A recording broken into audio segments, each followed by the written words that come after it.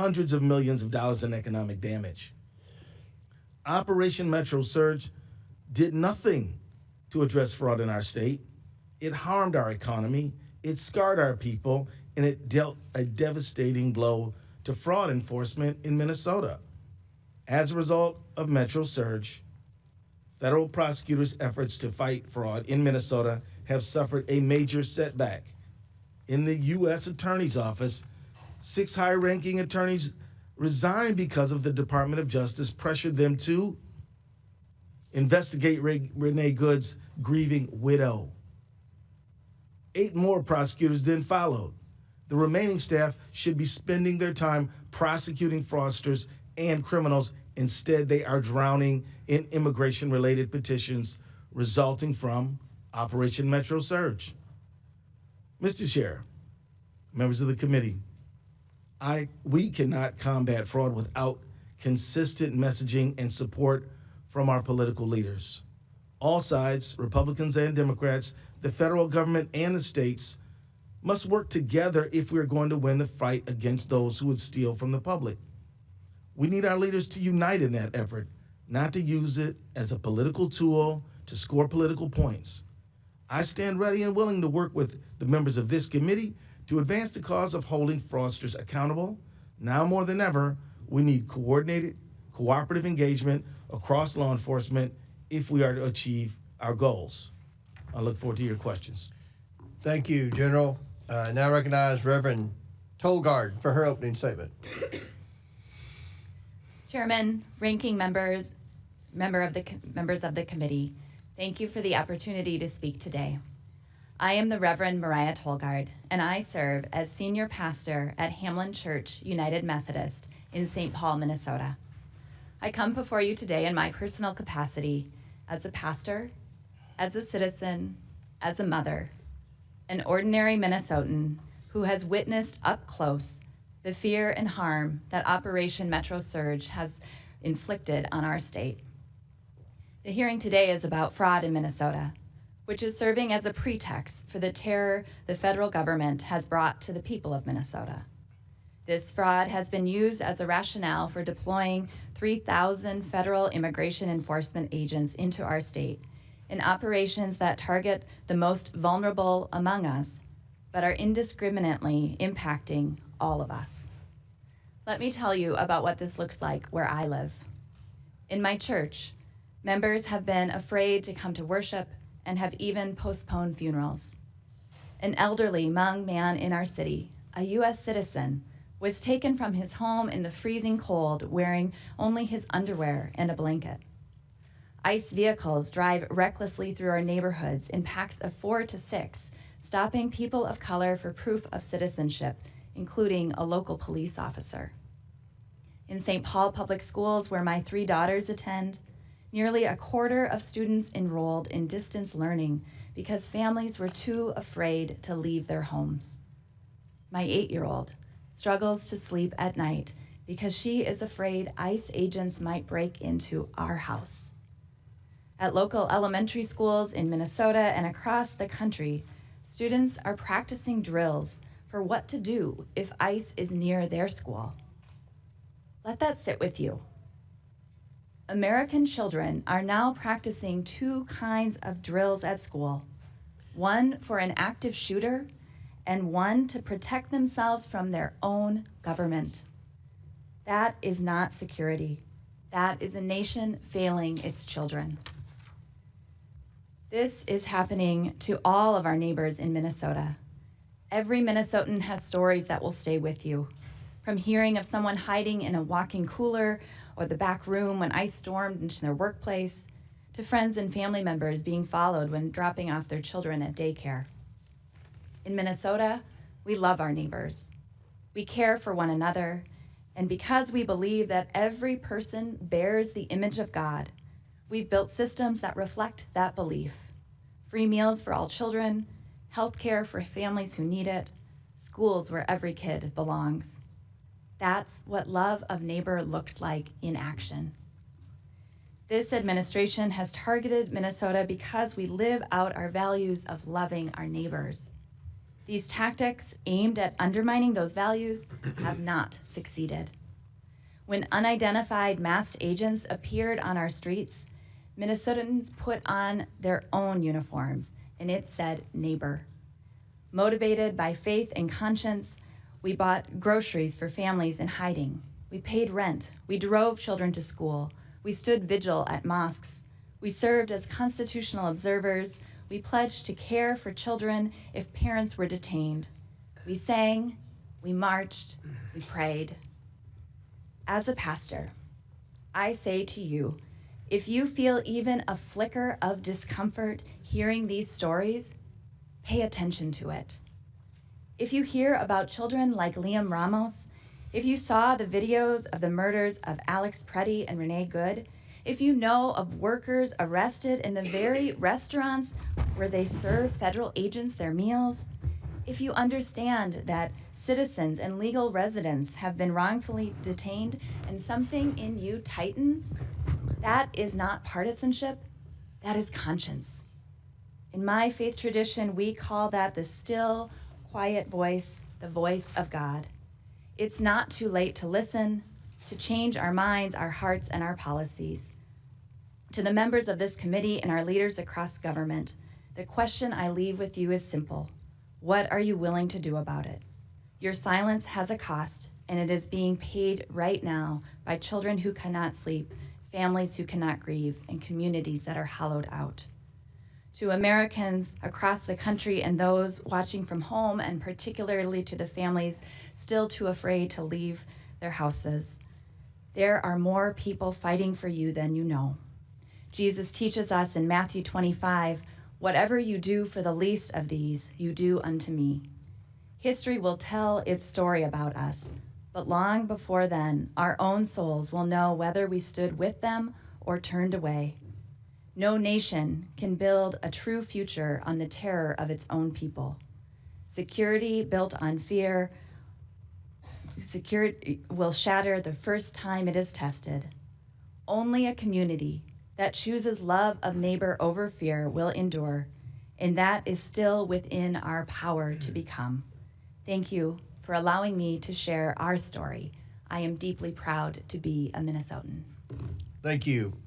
Without objection, Majority Whip Tom Emmer from Minnesota and Representative McCollum, also of Minnesota, are waived on to the committee for the purpose of questioning witnesses at today's committee hearing. Without objection, so ordered. And now, okay, I'd like to recognize Representative McCollum for a UC. Thank you, Mr. Chair. I would like to, for the record, have a unanimous request put in with the statement. Thank you. Without objection, so ordered. We'll now begin our questions, and Chair recognizes the Chairman of the House Judiciary Committee, Mr. Jordan from Ohio. Thank you, Mr. Chairman. Governor, why didn't you tell the truth? Why didn't you just tell the truth about the Feeding Our Future program? This program, my understanding, received $3 million the first year. Within a couple years was getting $200 million of taxpayer money. Whistleblowers raised concerns. As the chairman said, auditors raised concerns. Everybody raised concerns. March 30th, 2021, the payments are stopped. And a little over a month later, the payments are restarted. Why didn't you tell the truth about why you restarted the payments? Well, Chairman, we did tell you, and Feeding Our Future grew because of the pandemic. And I didn't ask that question. I said, why didn't you tell the truth about why you restarted the payments? The payments stopped because there were concerns, obviously, it wouldn't stop the payments. Then they're restarted a month later. What was the reason for restarting the payments? My understanding was the agency believed that the court had required them to make those payments. And that was false, wasn't it? You repeated that. You said that, didn't you? You said that's why the reason. You said the reason you restarted is because the court ordered you to do so. Is that right? I don't believe that is settled yet, to the best of my knowledge. Well, I think it is, because the court did something that I just don't. I don't know if I've ever seen it. They issued a statement saying you were wrong in what you were saying. This is from the court. It says, Feeding Our Future versus Minnesota Department of Education, correcting reports and statements by Governor Tim Walz concerning orders issued by the court.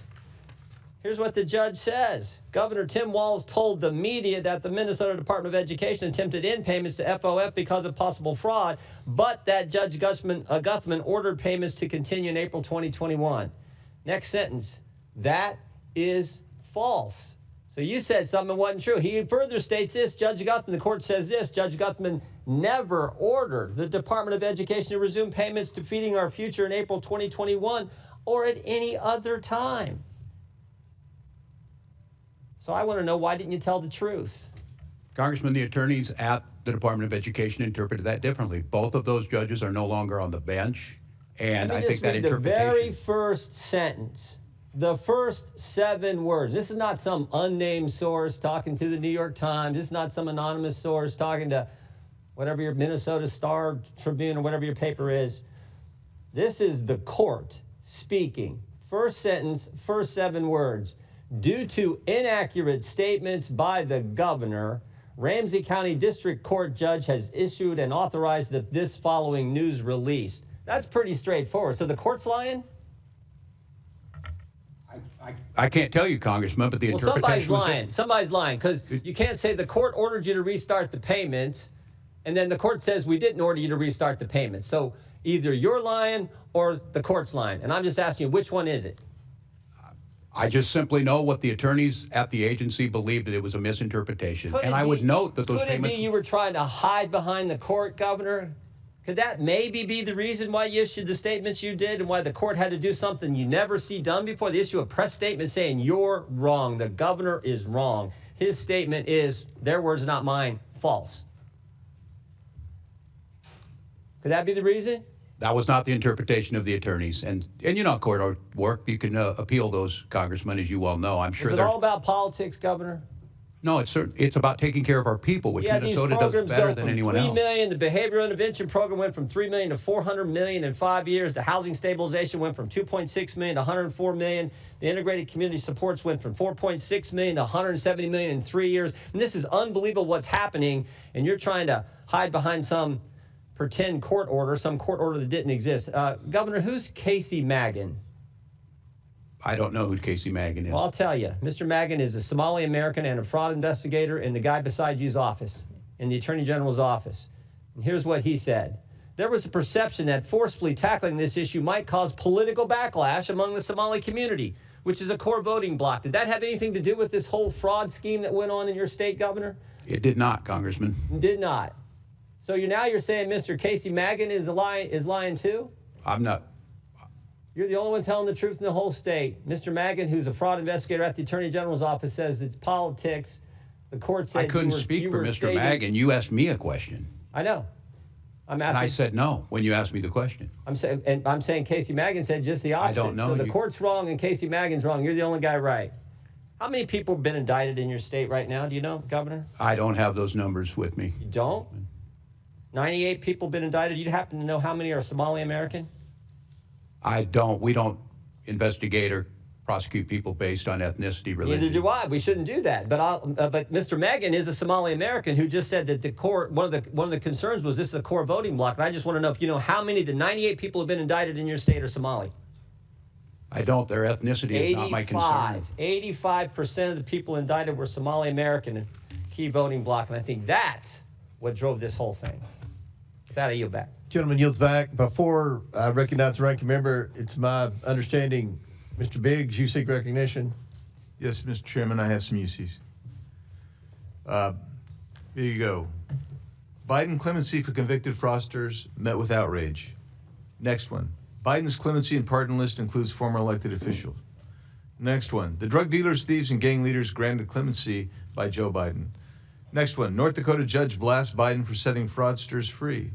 Next one. Victims shocked after Biden grants clemency to kids for cash. Next one. Who has Joe Biden pardoned? Without objection, so ordered. Chair now recognizes Ranking Member Garcia from California. Thank you, Mr. Chairman. And I want to thank, of course, our witnesses again for being here. Now, of course, over the past 2 months, countless brave Minnesotans have shared their stories of heartbreak and violence and terror, not just with us in this committee, but with folks across the country. Peaceful protesters are being shot in the streets. Children have been snatched from their schools. People dragged from their cars and tackled at work. And we know that parents, of course, have been missing work and children have been missing school. Now, Reverend Tolgard, I want the country to really understand the effects on kids.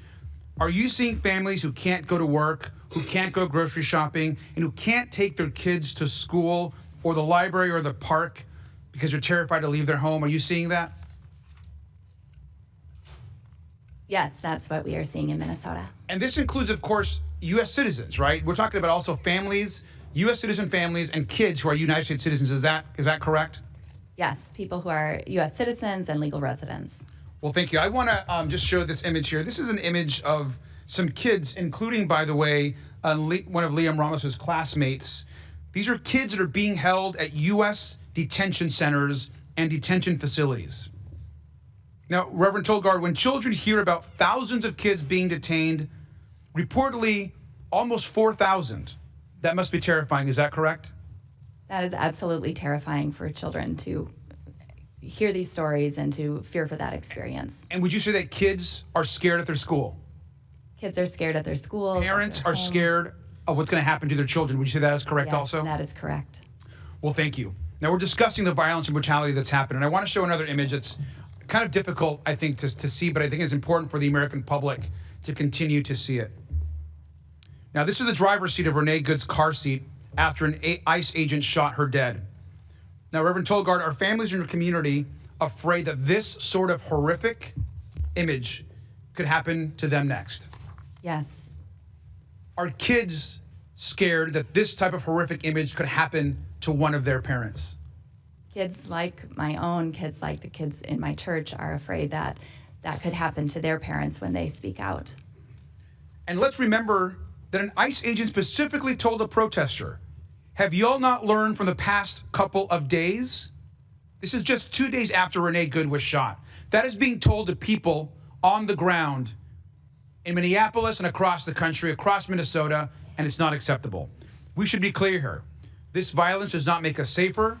It does not address fraud, waste, and abuse.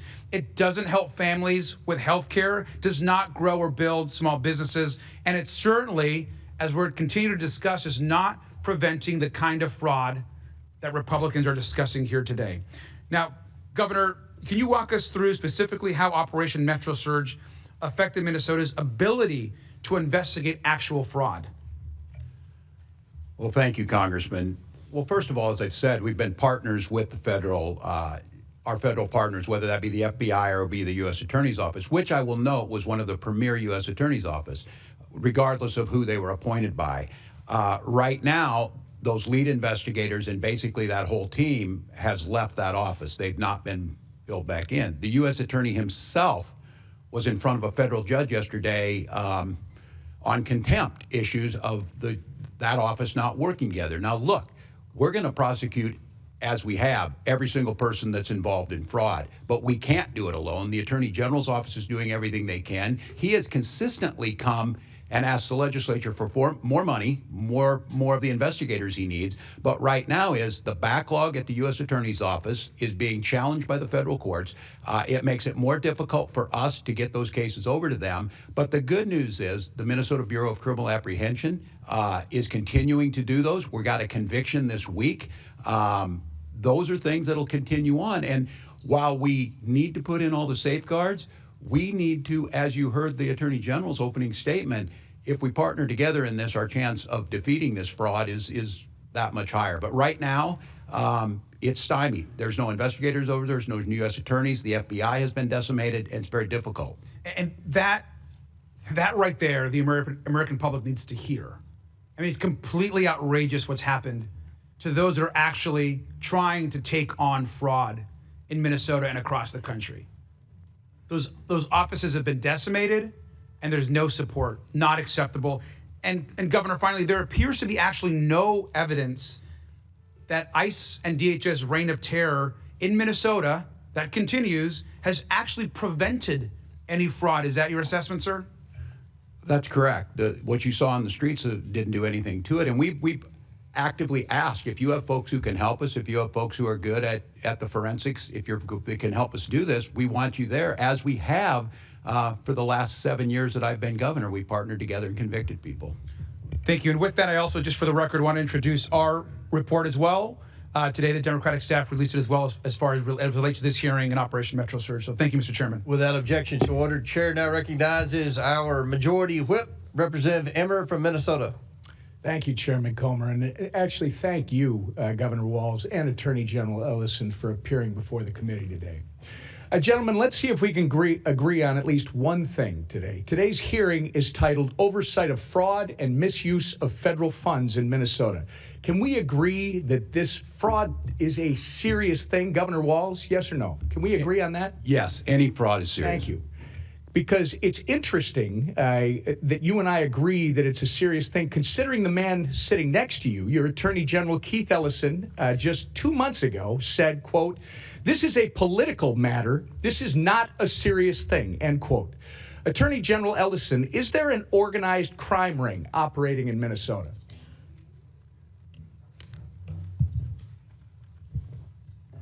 I'll answer for you, sir. Governor Walz believes there is an active crime ring in our state. In October, the governor said, quote, "We've got an organized crime ring in Minnesota. I think it's been going on for years." Moving on, Mr. Ellison, I, along with millions of Americans, have grave concerns over your alleged relationships with Somali fraudsters who have since been charged and convicted of federal crimes. I'm sure you are aware that over 90% of the defendants charged in the Feeding Our Future fraud case are of Somali descent. In fact, you have personal knowledge of these people. There's a 54-minute audio tape of your meeting with these criminals in December of 2021. And during your meeting, they complained to you about increased scrutiny of their nonprofits, and you told them, quote, "Of course I'm here to help," end quote. It's on the internet. Anyone can listen to you say that. Since then, you claim you were not aware of their crimes in the $250 million Feeding Our Future scheme, the largest pandemic fraud case in the nation. But just weeks after your December 2021 meeting, the FBI executed search warrants that you never would have requested in the Feeding Our Future fraud investigation.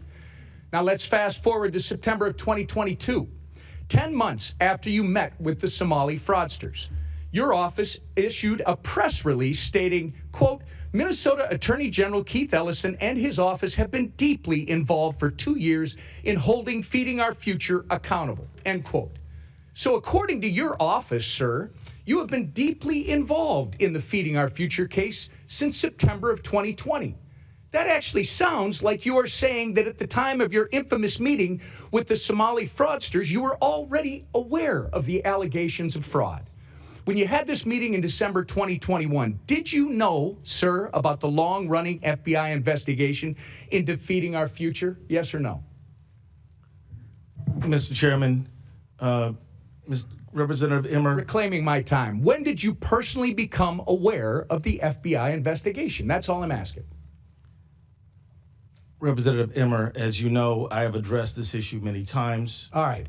Reclaiming my time. In that same meeting with the fraudsters, Mr. Attorney General, you took aim at the Minnesota Department of Education. You stated that the Minnesota Department of Education had fought the nonprofit in very disgusting ways, in a very racist, xenophobic, and Islamophobic manner. You actually asked for the names of all these folks who are just hung up and offered to call the Minnesota Department of Education to, quote, demand some explanations. We now know that when you made these comments, the Biden DOJ was working with the Minnesota Department of Education and that their work exposed the massive fraud ring. Pretty bad look for you, sir. Either you were oblivious to what was going on under your nose, or worse, you were trying to obstruct the work of the Minnesota Department of Education. So I can see the time is getting short. Mr. Chairman, we are left with two questions. One, what did Governor Walz and Keith Ellison know about the fraud? And two, when did they actually know it? I would suggest that if they do not give direct and truthful answers to both these questions at this hearing, then they both need to be put under oath in a deposition. This is a serious thing, Mr. Attorney General. You are the only one who thinks protecting taxpayer dollars is political. Mr. Ellison, my concern is that you actively obstructed this investigation in exchange for campaign donations, a quid pro quo. If these concerns are proven to be true, you should be disbarred and you should go to jail. I yield back. Gentleman yields back. Chair now recognizes Ms. Norton from Washington, D.C. Thank you, Mr. Chairman. It is critical that the federal government support people who need assistance with food, housing, and health care. Unfortunately, as long as the government provides these services, there will be bad actors trying to take advantage of them. We need to prevent and identify these fraudsters so that social services can reach those who need them. However, we cannot recklessly deny help to many people who need services because of a few bad actors. My Republican colleagues have now held 2 hearings to talk about fraud in one single state, but they have completely ignored the fact that the Trump administration is the most corrupt administration in history. If Republicans really cared about fraud, abuse, and holding criminals accountable, they would call them out. Donald Trump for firing 17 inspectors general. These internal watchdogs are the front line of rooting out waste, fraud, and abuse of federal agencies. The Trump administration has also retaliated against whistleblowers and allowed administration officials to engage in serious conflicts of interest that often cross the line into outright corruption. We need inspectors general, whistleblower protections, and rules prohibiting conflicts of interest to protect federal programs and make sure that people can get the services they need. Across the country, Americans are struggling to afford their health care, premiums, and groceries. The Trump administration should be strengthening the social safety net, not cutting the safeguards that catch the fraudsters taking advantage of it. And I yield back. Gentlelady yields back. I'll now recognize myself for 5 minutes. Governor Walz and Attorney General Ellison, my questions are going to be simple and direct. Governor Walz, you were inaugurated as governor on January 17, 2019, and have served in that role through 2 terms ever since, correct?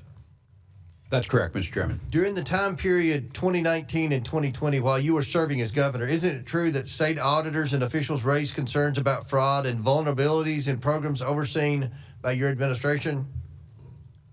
I can't confirm that, but I'm assuming we have always ongoing OLA. I'll take that as a yes. Those warnings were communicated to senior officials in your administration, including yourself, correct?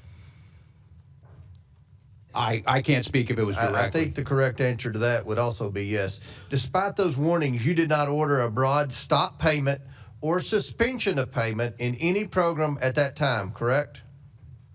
We're not going to stop payments of Feed Children until we have the proof that things happened. In 2019, we did start taking action. I went to the legislature. Okay, Governor Walz, when fraud concerns were raised early in your tenure in the Child Care Assistance Program, did your administration stop payments at that time? The Child Care Assistance Program and the answer is no. When fraud concerns were raised... Would you like me to answer or not, Chairman? Well, it's yes or no. I want you to help. You've already answered the question. You said you didn't ever stop payments, and that's what the problem is, and that's what the Democrats are complaining about. Oh, my gosh, Trump stopped payments. Well, my God, you lost billions to fraud in Minnesota. That's what this hearing's Mr. about. Chairman, you didn't stop payments because you didn't want to rock the boat. And when fraud concerns That's not were correct, raised... Chairman. When fraud concerns were raised in Medicaid, home and community-based services, did your administration stop payments? No, you did not. When fraud concerns were raised in non-emergency medical transportation, did your administration stop payments? Chairman, if I could mention what a stop payment meant by what the administration did last week is 400,000 children without health care. Are you stopping payment if one person? We believe that's your fault and the Attorney General's fault because you do nothing about fraud, even though everyone in America sees our Medicare error rate is lower than your state. Fraud. You have been defrauded. You have not been good stewards of the taxpayer dollars. And the Democrat position is, well, keep the money flowing. The American taxpayers have had enough. I think that's a fair characterization. They want their taxpayer dollars spent wisely. We all support social programs. That's not a fair characterization. But if you're going to waste the money to fraudsters, then we have to stop and recalculate. We're not. We're putting them in jail when we can, Chairman. And some of these programs are crafted in such a way that there's a procedure to follow. And I'm with you. $1 is too much. I don't think there's a lot of difference here if you want to help us get at this. The question is it a sledgehammer or is it a scalpel? I understand there's no political upside. Well, let's get into what we've talked. You eventually did pause payments in certain programs, but that wasn't until late 2025 after the federal government stepped in. Is that correct? I don't think that's a fair characterization of stepped in. We've been partners in this and working on them. But let's move on. And that decision occurred only after large-scale fraud had already taken place for years. Now, Governor Walz, employees inside state agencies raised concerns about fraud and improper payments for years. Is that correct? Inside agencies, we've been prosecuting them for years. Yes. But they have raised concern. Agencies have raised concern about fraud in Minnesota, correct? Each of those, yes, when they do and they're prosecuted. Some yes. of those employees faced retaliation after raising those concerns. Is that correct? That is not correct, Chairman. Okay. Minnesota has strong whistleblower protections. Attorney General Ellison, you are the chief legal officer of the state of Minnesota, correct? Yes. Your office advises agencies on compliance with federal and state law, correct? Yes. Retaliation against whistleblowers reporting fraud is unlawful, correct? That is right. At any point during your tenure, did you tell state agencies to stop payments due to credible fraud allegations, yes or no? Sir, we prosecuted over 300 people in the Medicaid fraud area. 300, I would predict is a drop in the bucket, but you've never said to stop payments. That's it's one of the highest rates in the country, sir. Well, you have one of the highest fraud rates in the country in Minnesota.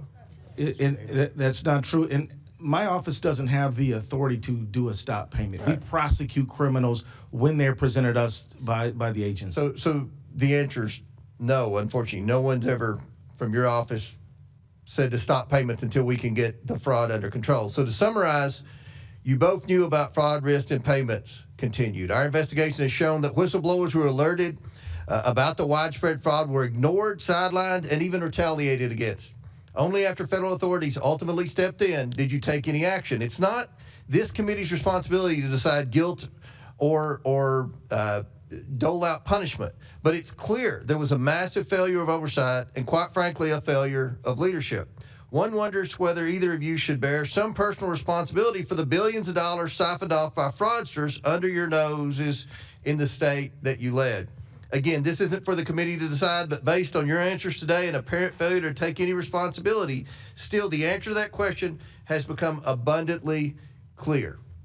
And now Mr. Chair, I seek unanimous consent to enter items into the record. All right, before I recognize Mr. Lynch, Ms. Randall, you have a UC? Thank you. I ask unanimous consent to enter into the record November 12th, 2025 article from ProPublica entitled How Trump Has Exploited Pardons and Clemency to Reward Allies and Supporters, which shows President Trump rewards those in his good graces. I also seek recognition to insert into the record a Washington Post article from December 19th, 2025 entitled Trump's Pardons Wipe Out Payments to Defrauded Victims, which shows that President Trump lets criminals and fraudsters walk free. And I also seek unanimous consent to enter into the record an article from May 29th, 2025 from ABC News titled Trump's Flurry of Pardons Includes Some to Campaign Contributors.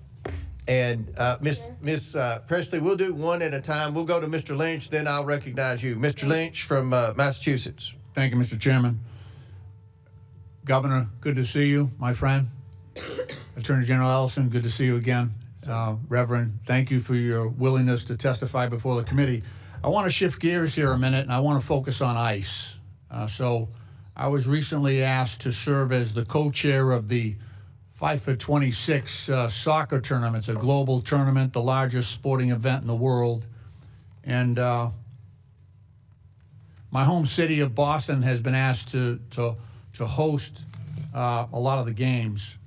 In Boston, we'll host teams from Morocco, Ghana, Bolivia, Iraq, Scotland, France, England, and Suriname. We'll also host over 3 million foreign national visitors who are coming into Boston for these tournaments. And we recently learned from the Trump administration that ICE will play a key role in the security operations during those games. So we've got all these people flying in, foreign nationals, a lot of different countries, South America and elsewhere.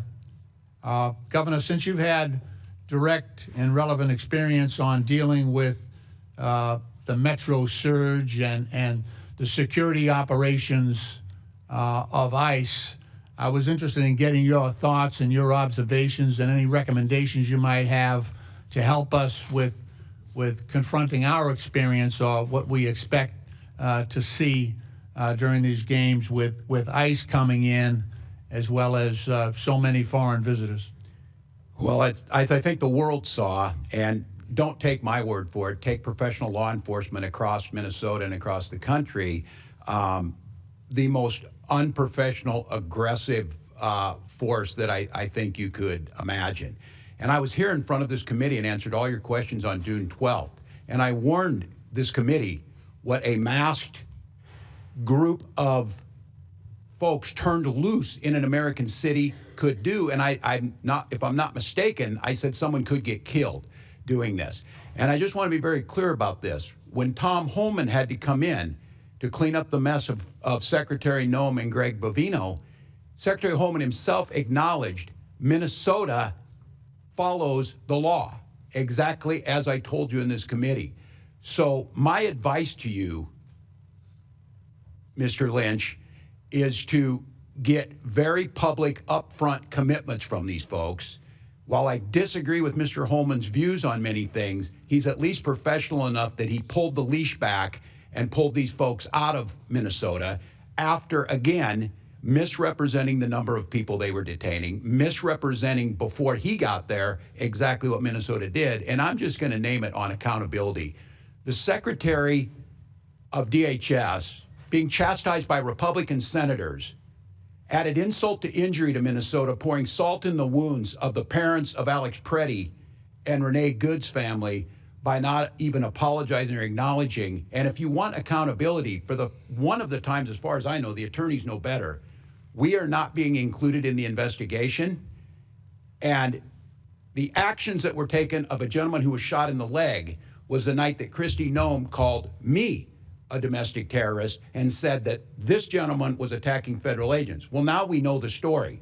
They lied. They are now under investigation, they being the federal agents. So look, I'm with you. I want your help on fraud. Why would I not want money to go to the programs I care deeply about, feeding people, clothing people, housing people?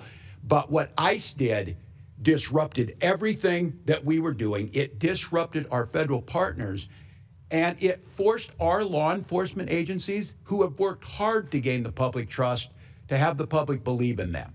So my advice to you is, and especially when the world's coming to see this, let Boston's finest lead. Let the people of Massachusetts lead. Let the 10th Amendment stand for something and allow us to be able to do this. The people of Minnesota will hold us accountable if they don't feel we're doing a good enough job. But to demonize and retribution against a state, in the words of the president, in the words of the vice president, have done nothing. So, Mr. Lynch, the world should be looking forward to coming, but I would get it up front, and I would make sure that Boston's police department are in the lead. Thank you. Attorney General Ellison, we need coordination between law enforcement agencies. This is a big job. What are your views on that likelihood of cooperation from ICE? Well, I hope you get the cooperation that you need. In Minnesota, we don't have a good record of cooperation, which is interesting because so many times in the past, we have had great cooperation between local federal enforcers and local state ones, and we've just worked seamlessly. Nowadays, that has all changed, and that's quite unfortunate. Thank you, Mr. Chairman. I yield back. Thank you for the courtesy. Gentleman yields back. Ms. Presley. Thank you. I ask unanimous consent to enter into the record a February 2026 letter from 200 state lawmakers urging Congress to exercise its oversight authority and demand the administration immediately restore full child care funding that it had frozen for 5 states. Without objection, it's ordered.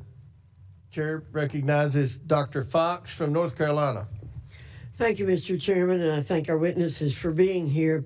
Governor, you've reminded people that you were here last June. At that time, I reminded you that the Feeding Our Future scam made Minnesota ground zero for the largest COVID-19 fraud scheme in the nation. $250 million in federal taxpayer funds were taken out of the mouths of hungry children, and as the FBI noted, they were, quote, funneled into luxury homes, cars, and lavish lifestyles while families struggled. You assured me then that you wholeheartedly supported the federal government's effort to bring those responsible to justice. I appreciate your sentiment, but a person's actions matter more than their words. Governor Walz, when did you first become aware of the fraud in Feeding Our Future? A specific date, please. Well, Congressman, it's good to see you. And having served in your job for 12 years, I can tell you my job is a little different as governor. For 7 years, I take a lot of meetings. I certainly wouldn't specifically state, but I think during that pandemic, I think by late 2020, we started to see the irregularities. They were flagged. And I will note that we cooperated. State officials were aware of the fraud in early 2020. So you're asking when I, in my office, the governor became good, and I don't have a specific date. Okay. But what I would say is we provided witnesses, documents, the U.S. Attorney and the FBI, and 79 of those people have been prosecuted going back to 2022.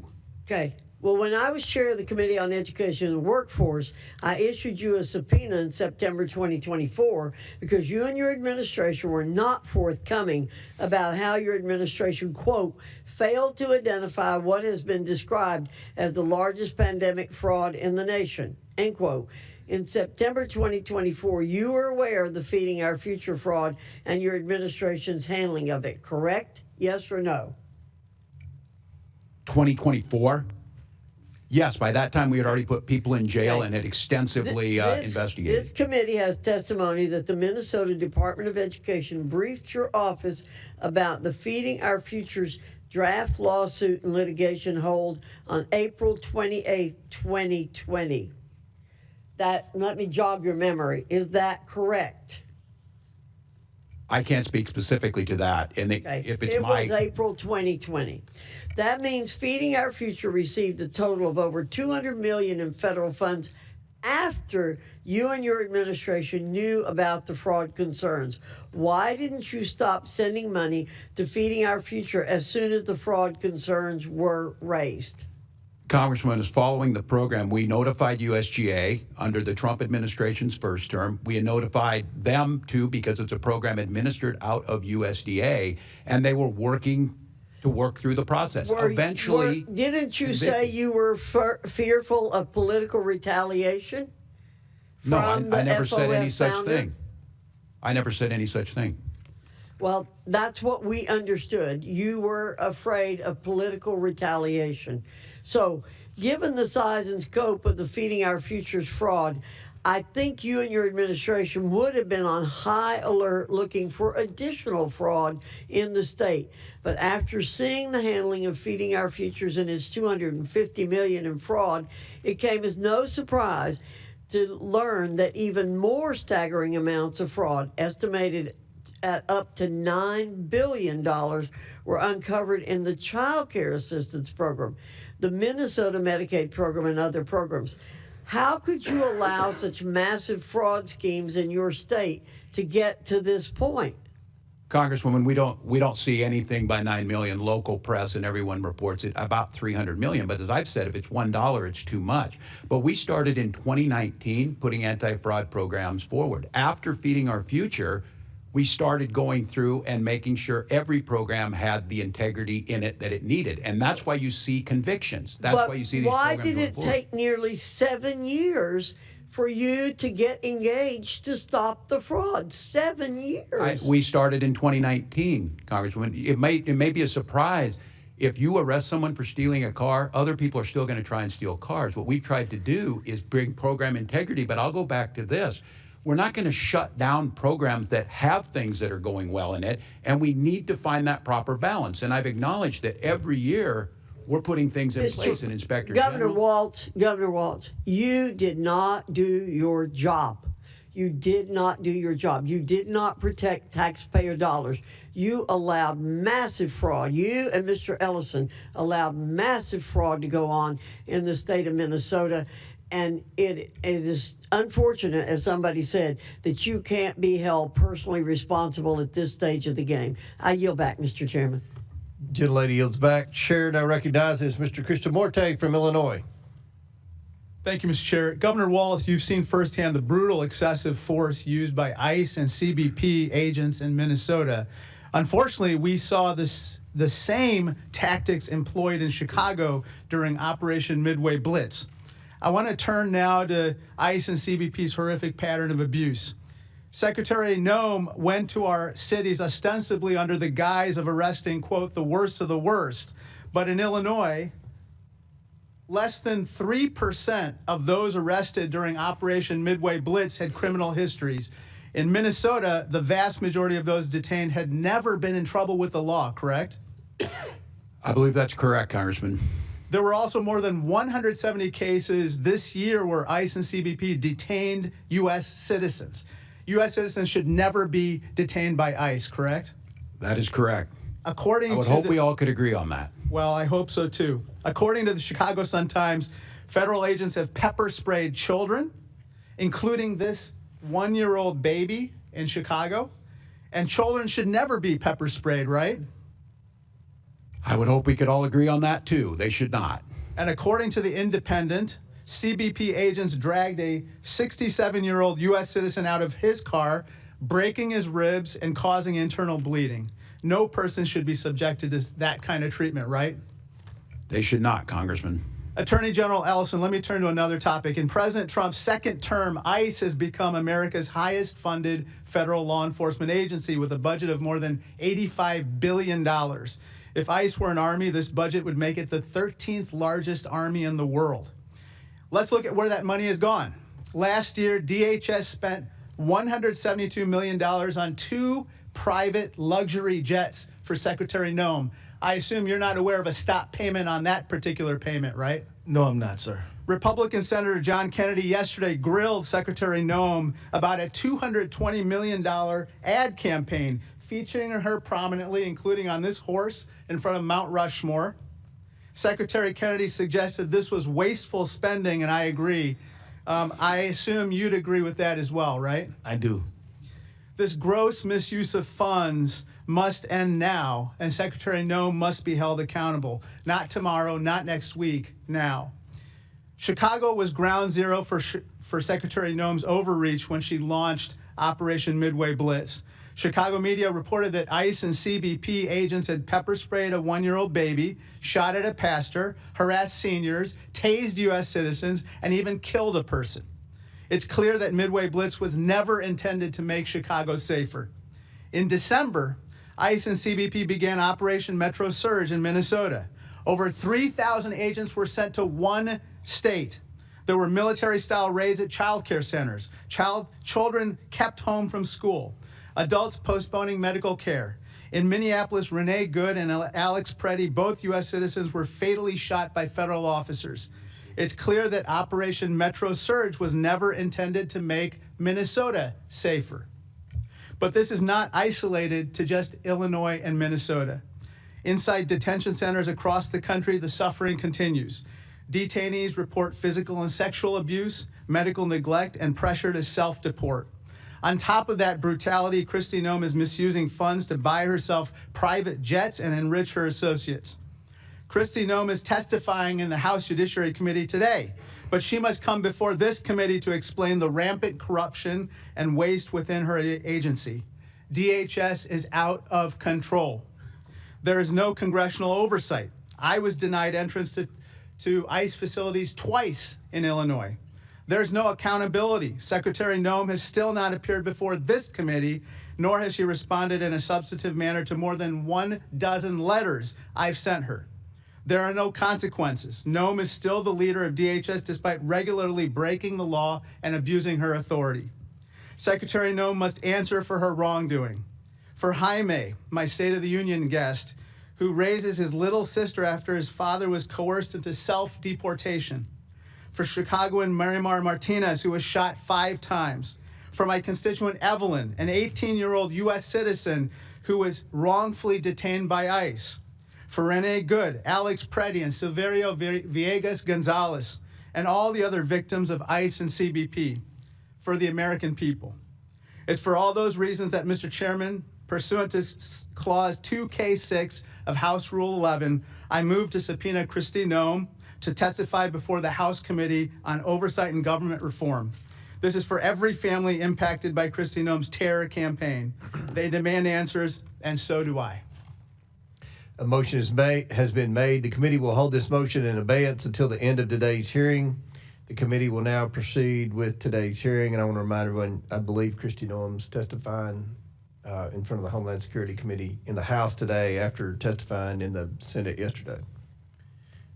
Chair, before I recognize Mr. Cloud, I believe Mr. Higgins has a UC.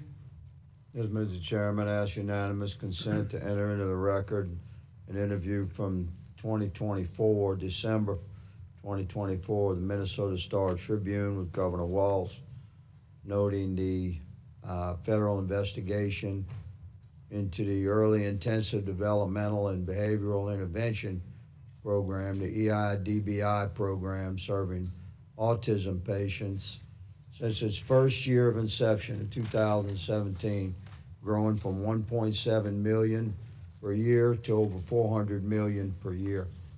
Unanimous consent. Yes, sir. Without objection, so ordered. Chair now recognizes Mr. Cloud from Texas. Thank you, Chairman. Thank you for holding this hearing. This hearing was designed to be a hearing looking into the massive expansion of some of the social programs and the fraud that was contained therein.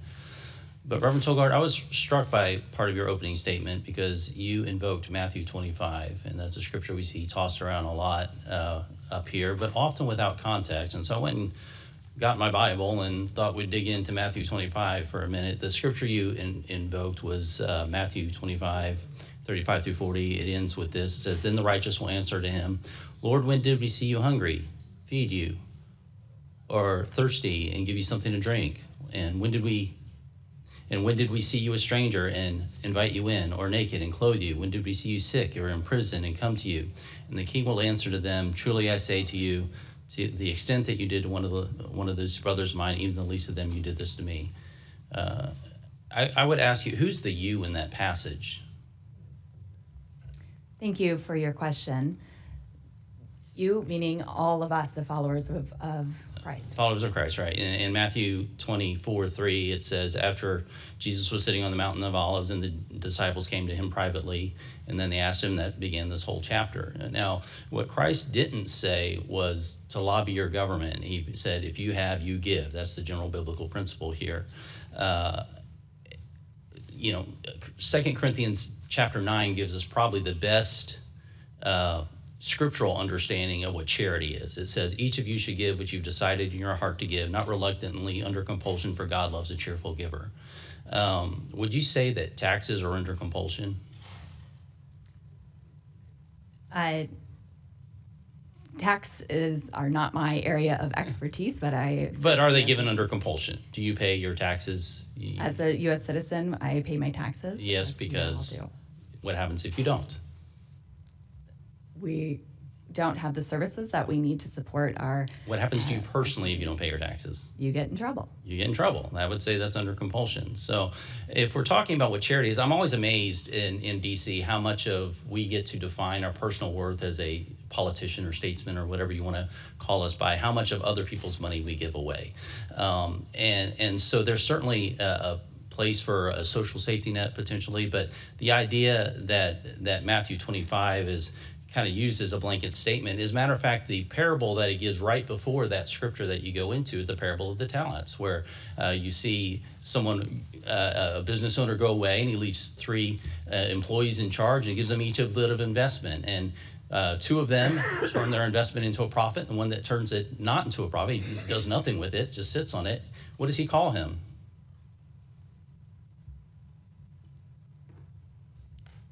You're a pastor, right? Yes, I am, sir. I don't have He that. calls him a wicked and a lazy servant. And so, scripturally speaking, God expects us to do something with what he's given us. Now, Romans 13 talks about the purpose of government. Scripture is replete with, there's different institutions that each have a different thing. The primary job of raising our kids and taking care of our families and the institution of the family. The government has a different one. It says, for the one in the authority is God's servant for your good. But if you do wrong, be afraid. For the rulers do not bear the sword for no reason. They are God's servants to bring agent of wrath on the wrongdoer. Would you say that someone who commits fraud is doing wrong? We all are against fraud. Right. Is fraud theft? Would you agree that that's theft? Yes. As the 8th commandment says, thou shalt not steal. Would you recommend that someone in your church go into debt to give an offering in your church? No. Okay, so we have a massive program of fraud that's being paid for by taxpayers, and it's not really us paying it, it's really our kids and our grandkids that are paying it, and yet we continue to see this massive expansion, all under the taken out of context of what charity is being defined as. It's interesting, I find it odd that the left continues to bring up Matthew 25, because at the very beginning of that, right before he goes in that scripture that we talked with, it says, Matthew 25:32, all the nations will be gathered to him, and he will separate the people from one another as sheep and goats. He will put the sheep on his right and his goats on the left. And the king will say to those on his right, come in, you are blessed of the Father, take your inheritance to the kingdom. And those on his left, he will say, depart from me, you cursed, into the eternal fire prepared for the devil and his angels. So I would caution those who begin to use Matthew 25 to do so in the proper context, understanding that we have multiple biblical institutions, and they each have a purpose. The context here is vast. Mr. Chairman, I'd like to submit the entirety of Matthew 25 into the record. Without objection? Mr. Chairman, I also have a unanimous consent item. Without object, does anyone object to? Thank you. It's a Huffington Post I didn't recognize you yet, Mr. Does anybody object to Mr. Cloud? Without objection, so ordered. Now I'll recognize Ms. Randall. Thank you, Mr. Comer. I'd like to enter into the record an article from the Huffington Post yesterday. Troops being told Trump's been anointed by Jesus to cause Armageddon in Iran. Without objection, so ordered. Well, we do want it. Let's recognize Mr. Connor, then I'll get Mr. Waukesha. Mr. Connor from California. Thank you, Mr. Chairman. Governor Walz, when I went to Minneapolis and was at Alex Preddy's memorial, I was struck that by the people there. I expected a lot of folks who were immigrants, and I expected or folks who were children of immigrants who looked brown like me. And there at the memorial were 4th and 5th generation Minnesotans, most of them white Americans, talking about how they face tyranny, how when they go to church, they were being followed by ICE agents. When they go to give a meal to an immigrant, they were being followed by agents. And I just had so much hope for our country seeing them there. And I want to thank Minnesota, as a Californian, as someone who grew up in Pennsylvania, as an American, for their character, for their courage, for what they have modeled in a multiracial democracy. And my question for you, I've been having served as a congressman, a governor, what is it about Minnesota that we can learn? What is it that leads to this kind of inclusive feeling about immigrants in our nation? Well, thank you, Congressman, and thanks for your work on many fronts.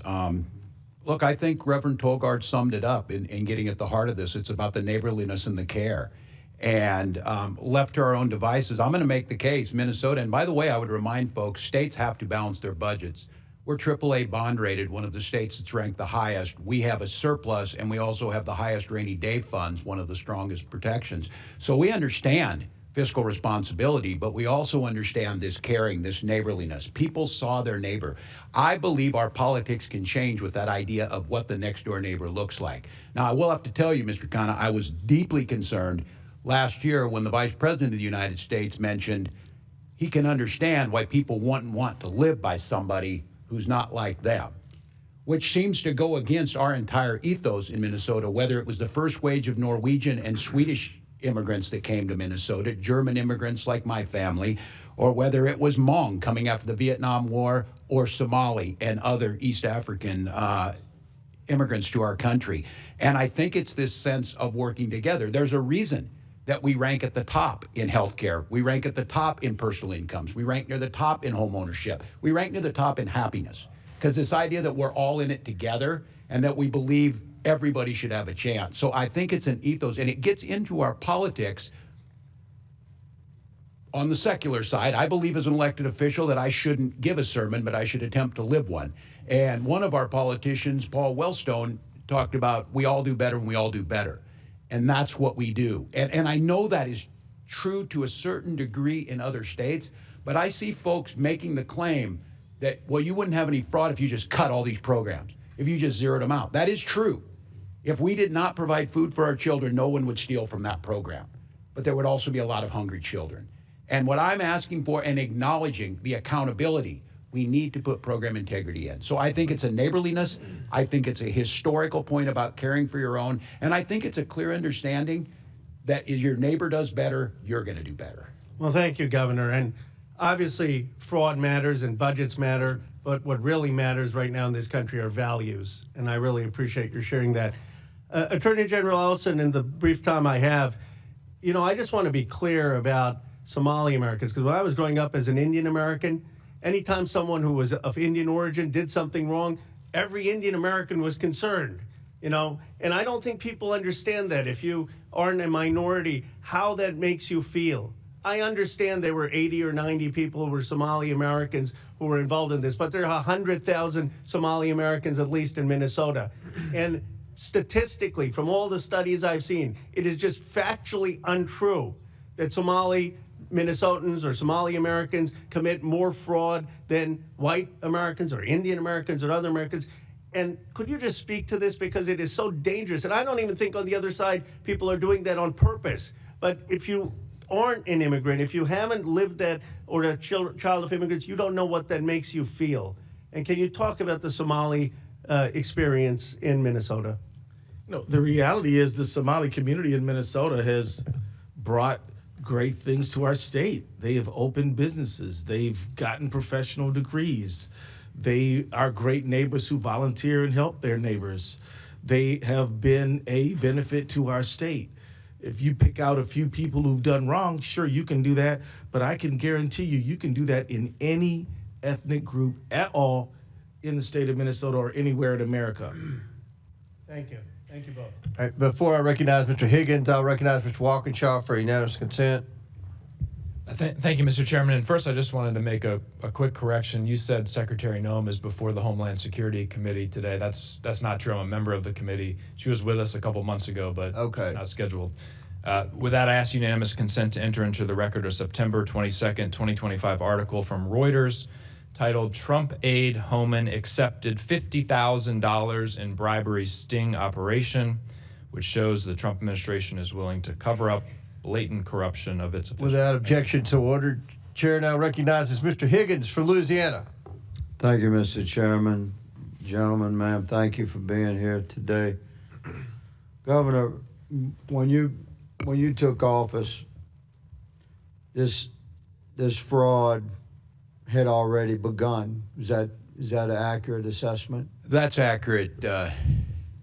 Yes, Higgins. So what we're trying to get our heads wrapped around here as a nation, and we're doing our best as a committee, I'm quite certain on both sides, to just sort of focus our attention on what needs to be focused on. You had massive fraud in the state of Minnesota.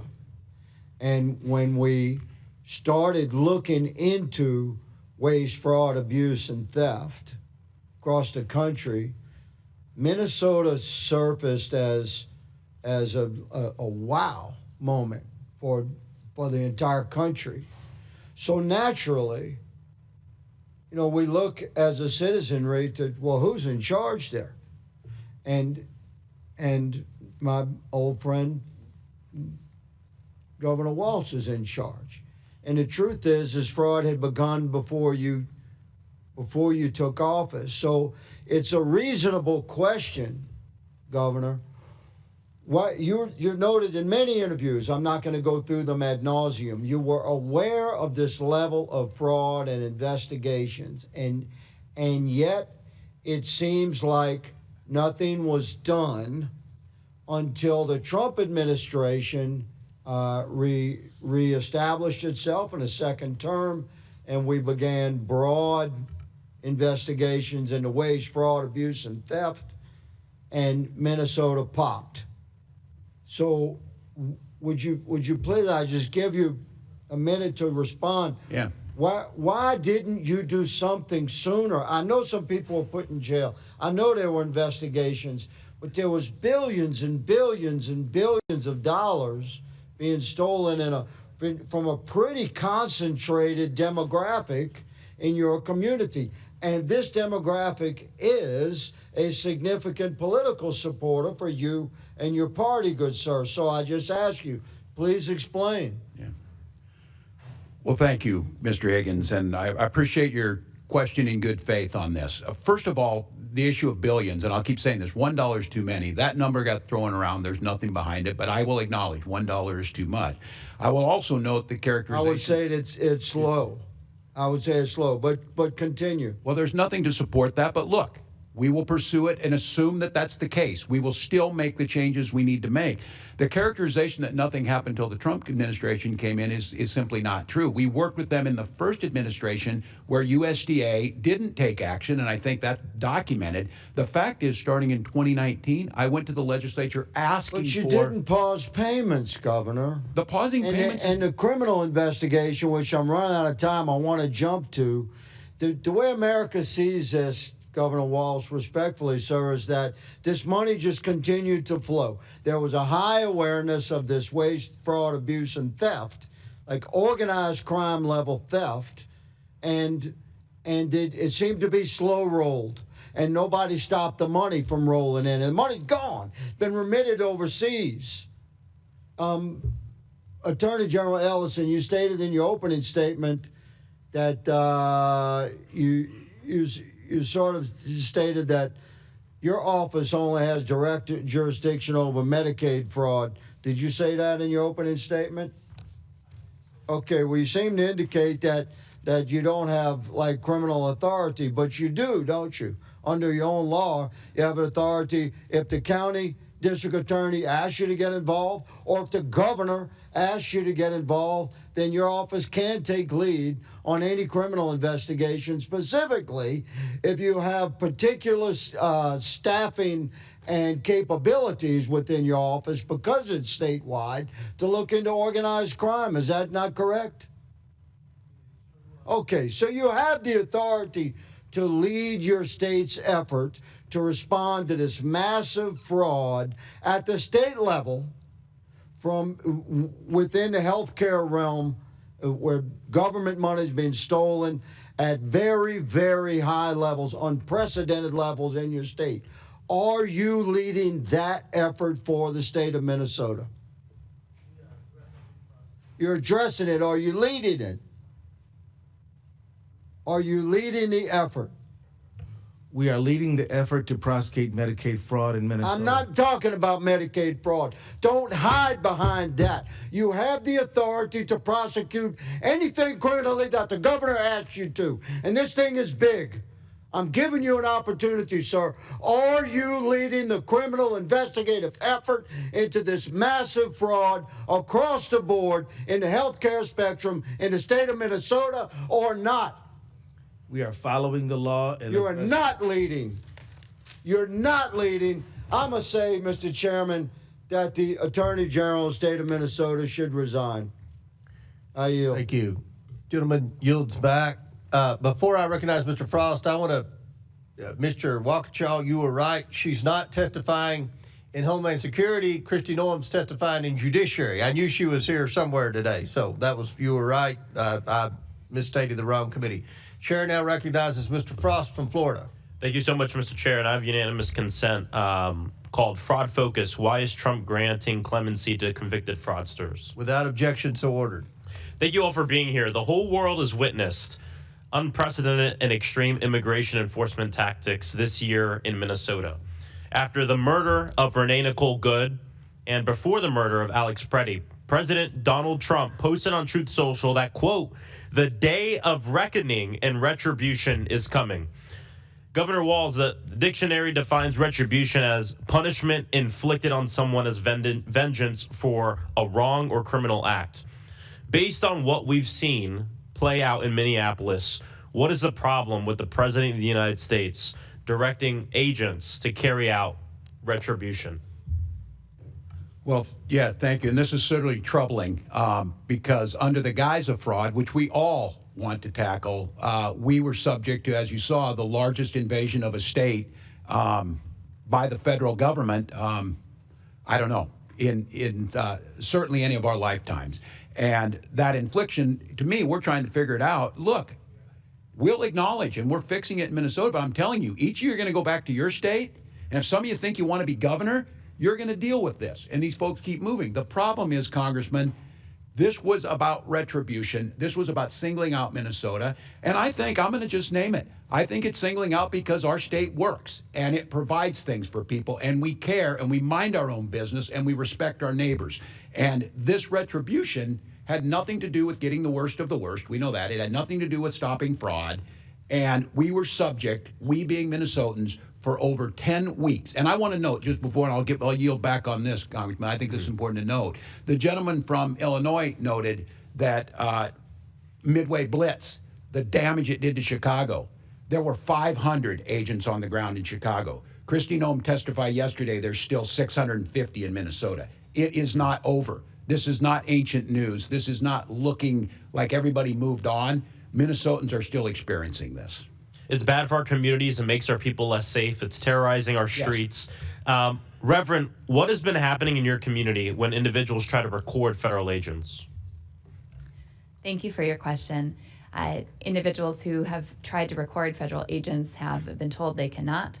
They have been asked for taken pictures of their license plates. They have been followed. They have been subject to fear intimidation tactics by ICE agents. And one of the only reasons that really the world knows about what's going on in Minnesota is because of our Constitution and the right to be able to record law enforcement and federal agents. Those videos and the videotapes have been in part the reason why we know what's going on. Trump administration officials have suggested that observing or identifying federal agents is, quote, doxing or, quote, assault. We know federal agents have followed observers to their homes. We know protesters have been pepper sprayed. We know people have been violently detained who were filming them without bystanders having cameras who know how the murders of Renee Nicole Good and Alex Preddy by ICE agents would have been handled by this administration. They have already tried to lie about these murders, even with footage. After Alex Preddy was murdered, Stephen Miller said he was, quote, a domestic terrorist who tried to, quote, assassinate federal law enforcement. Kristi Noem said that he committed an act of domestic terrorism, and the President of the United States said that he was an agitator and perhaps an insurrectionist. Reverend, the last thing I want to get to that I think is really important. I grew up in the church, and I used to wear one of the What Would Jesus Do bracelets, mainly because I used to curse a little too much when I was little, and then I would, like, snap myself when I cursed. Either way, nowadays, I think less about what would Jesus do, and I think more about what would happen to Jesus in this country. And I just wanted to give you a moment to talk about what you think would happen to refugees Mary and Joseph as they come to our border. Would they be separated from their child? I mean, what does this look like? Such a good point, Congressman. And yes, Jesus was himself a refugee, as were his parents. And yes, I fear that they too would have experienced the harm and cruel treatment that Minnesotans have been experiencing at the hands of our government. What do you say to the people who hide behind the Bible and wrap themselves in the flag to say that what is going on in our country right now with ICE, terrorizing our communities, ripping our neighbors, ripping families apart, what would you say to people like that? I think, again, Matthew 25, where are we in this moment? It should be on the side of the least, the widow, the orphan, the hungry, the homeless, and that as people of faith and moral conscience, history will tell what side we stood on, but our actions today will show true love of neighbor. Thank you. I yield back. Yields back. Before I recognize Ms. Mace, Mr. Grofman, I believe, has a UC. Yeah, I'd like to submit for the record Hit the button. I'd like to submit for the record something called Minnesota Financial and Compliance Report on Federally Assisted Programs for the year ending June 30th, 2024. Without objection, so ordered. Chair now recognizes Ms. Mace from South Carolina. Thank you, Mr. Chairman, and good morning, gentlemen. Thank you for being here today. Governor Walz and Attorney General Ellison, you have presided over one of the worst government fraud scandals in American history. This was money intended to feed hungry children, help kids with autism, provide food and shelter and health care to the needy, and more. You both allowed billions in these American taxpayer dollars to be pillaged and plundered by Somali pirates. You knew this was happening, you chose to do nothing about it, and in some cases, you even enabled it. Attorney General Ellison, you even profited from this fraud by taking campaign donations from these Somalians after pledging to help quash the investigation into them. I find your behavior despicable. My questions this morning, my first go to Governor Walz, and I hope you learned some lessons from your last hearing with me on the Oversight Committee. Have you learned anything since I did, then? that if I didn't speak up, 2 of my people would be dead, Congresswoman, and I warned you. Okay, Governor Walz, what is a woman? Have you learned that lesson? Do you know what a woman is? I'm the governor of Minnesota, Congresswoman. Do you know what a I'm not woman here is? to be your prop for your obsession. So I if you taught middle can't school define your what a obsession. woman is, you certainly can't define what fraud is. If you can't even define what a woman is, you can't define fraud. How much money was spent on autism in Minnesota in 2017, Governor? I don't have those numbers in front of me, Congresswoman. Did you prepare for this hearing today? Did you I do did. any preparation I for take this hearing Congress today? seriously. And you've seen the numbers about autism fraud in Minnesota. So we're going to do some Minnesota math with you today, okay? Are you ready? How much money was spent on 2017 for autism in Minnesota? How much? I don't know. I wasn't the governor. Okay. Did you not just say that you prepared for this hearing today? $1 million, okay? A quick Google search or using your AI could tell you $1 million was spent. How much money was spent on autism in Minnesota in 2024? I don't have the number in front of me. As Were you governor in 2024?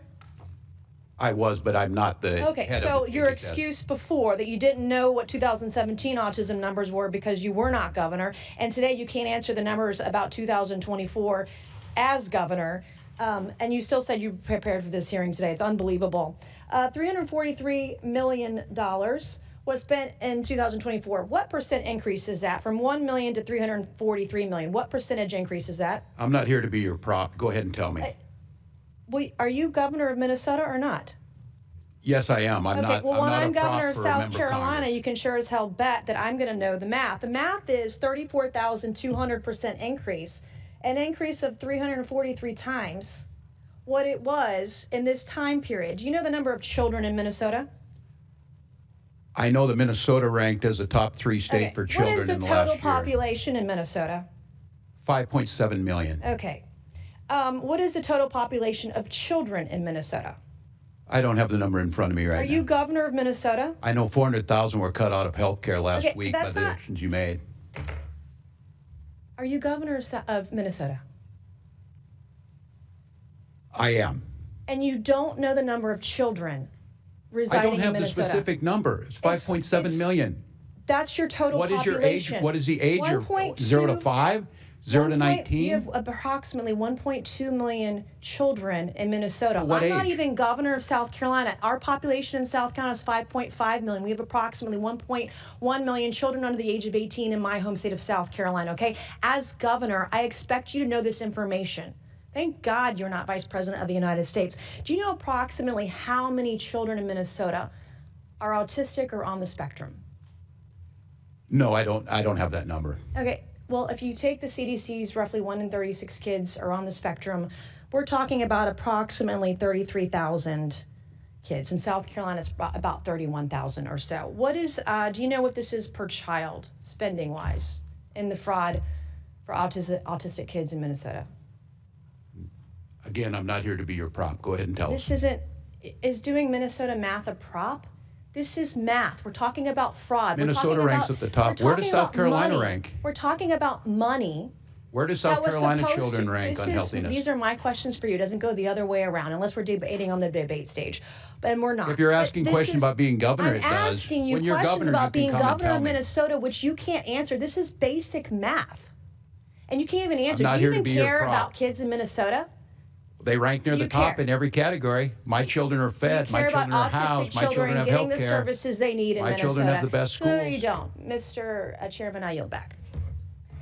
Mr. Chairman. Your lady yields back. Mr. Chairman. Who's Miss Bobert? Yes. Mr. Chairman. Oh, Miss Mace. May I make my two motions? Proceed. Okay, thank you. Mr. Chairman, I move that the committee issue a subpoena to the Honorable Pamela Jo Bondi to appear before the committee for a deposition regarding the department's handling of the investigation into Jeffrey Epstein and his associates and compliance with the Epstein Files Transparency Act. A motion has been made. The committee will hold this motion in abeyance until the end of today's hearing. The committee will now proceed with today's hearing. Mr. Chairman, I move that the committee issue a subpoena to the Office of Congressional Workplace Rights for the awards and settlements paid pursuant to Section 415 of the Congressional Accountability Act prior to December 12, 2018, with only redactions allowable for the personally identifiable information of victims, alleged victims, and witnesses. Thank you, ma'am. A motion has been made. The committee will hold this motion in abeyance until the end of today's hearing. Mr. Chairman, I seek unanimous consent. Oh, Mr. Chairman, can I have one thing before? Chair recognizes the ranking member. Thank you. No, we'd just like to see Mrs. Mace's motions in writing, which would be great. Okay. Now, before I recognize Ms. Lee, do you have Ms. Randall? Thank you, Mr. Chair. I ask unanimous consent to enter into the record a December 11th, 2025 article from The Guardian titled Somalis Are the Scapegoat. Fear Rises as Trump Targets Minneapolis Community, which describes the Trump administration's xenophobic attacks. Without objections ordered. Chair recognizes Ms. Lee from Pennsylvania. Thank you, Mr. Chair. For the past few months, Democrats on this committee and in the Senate have been holding hearings on the unconstitutional actions of the Trump administration. So we've heard from, in that time, whistleblowers, industry experts, and survivors of abuses of federal agents. They spoke about warrantless searches that they have been subjected to, including federal agents bursting into their homes with guns.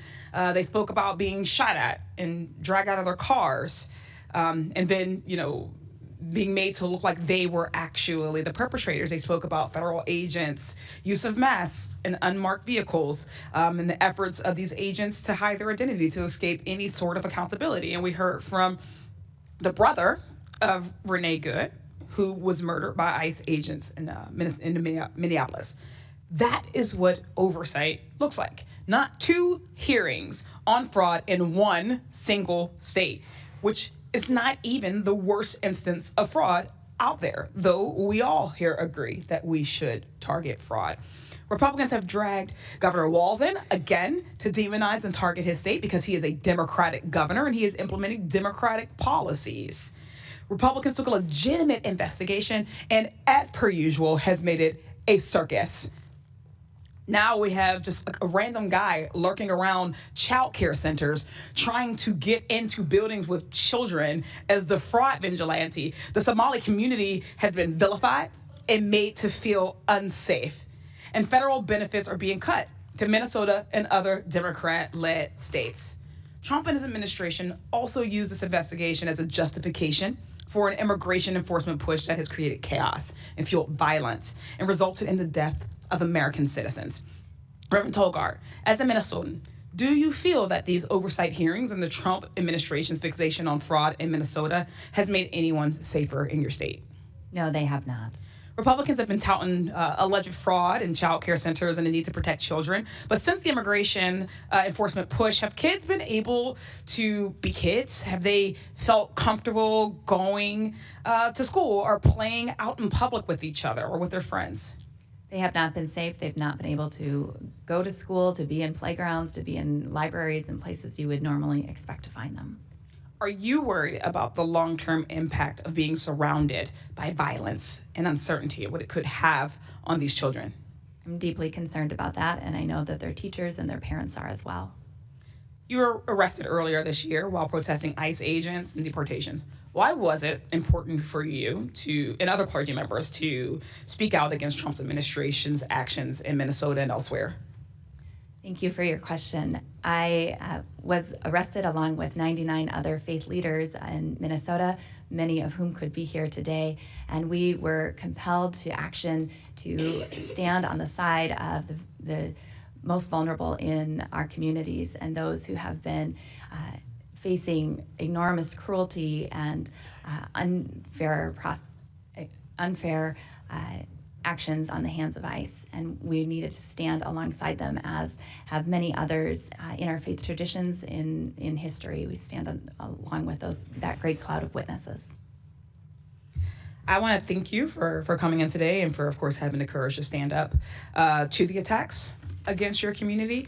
This, as we can all see, was never truly about fraud. It is a part of a greater effort by Trump and Republicans to gut social services, roll back civil rights, to villainize and make others out of people who they don't want to have and enjoy the same civil liberties and rights as others in this nation. They want to strip away and have been stripping away healthcare and education, childcare funding that millions of people rely on. This investigation and these actions have only been used to harm, not to help people. And rest assured, this will not stop in Minnesota, just as it didn't stop in Chicago before that or LA before that.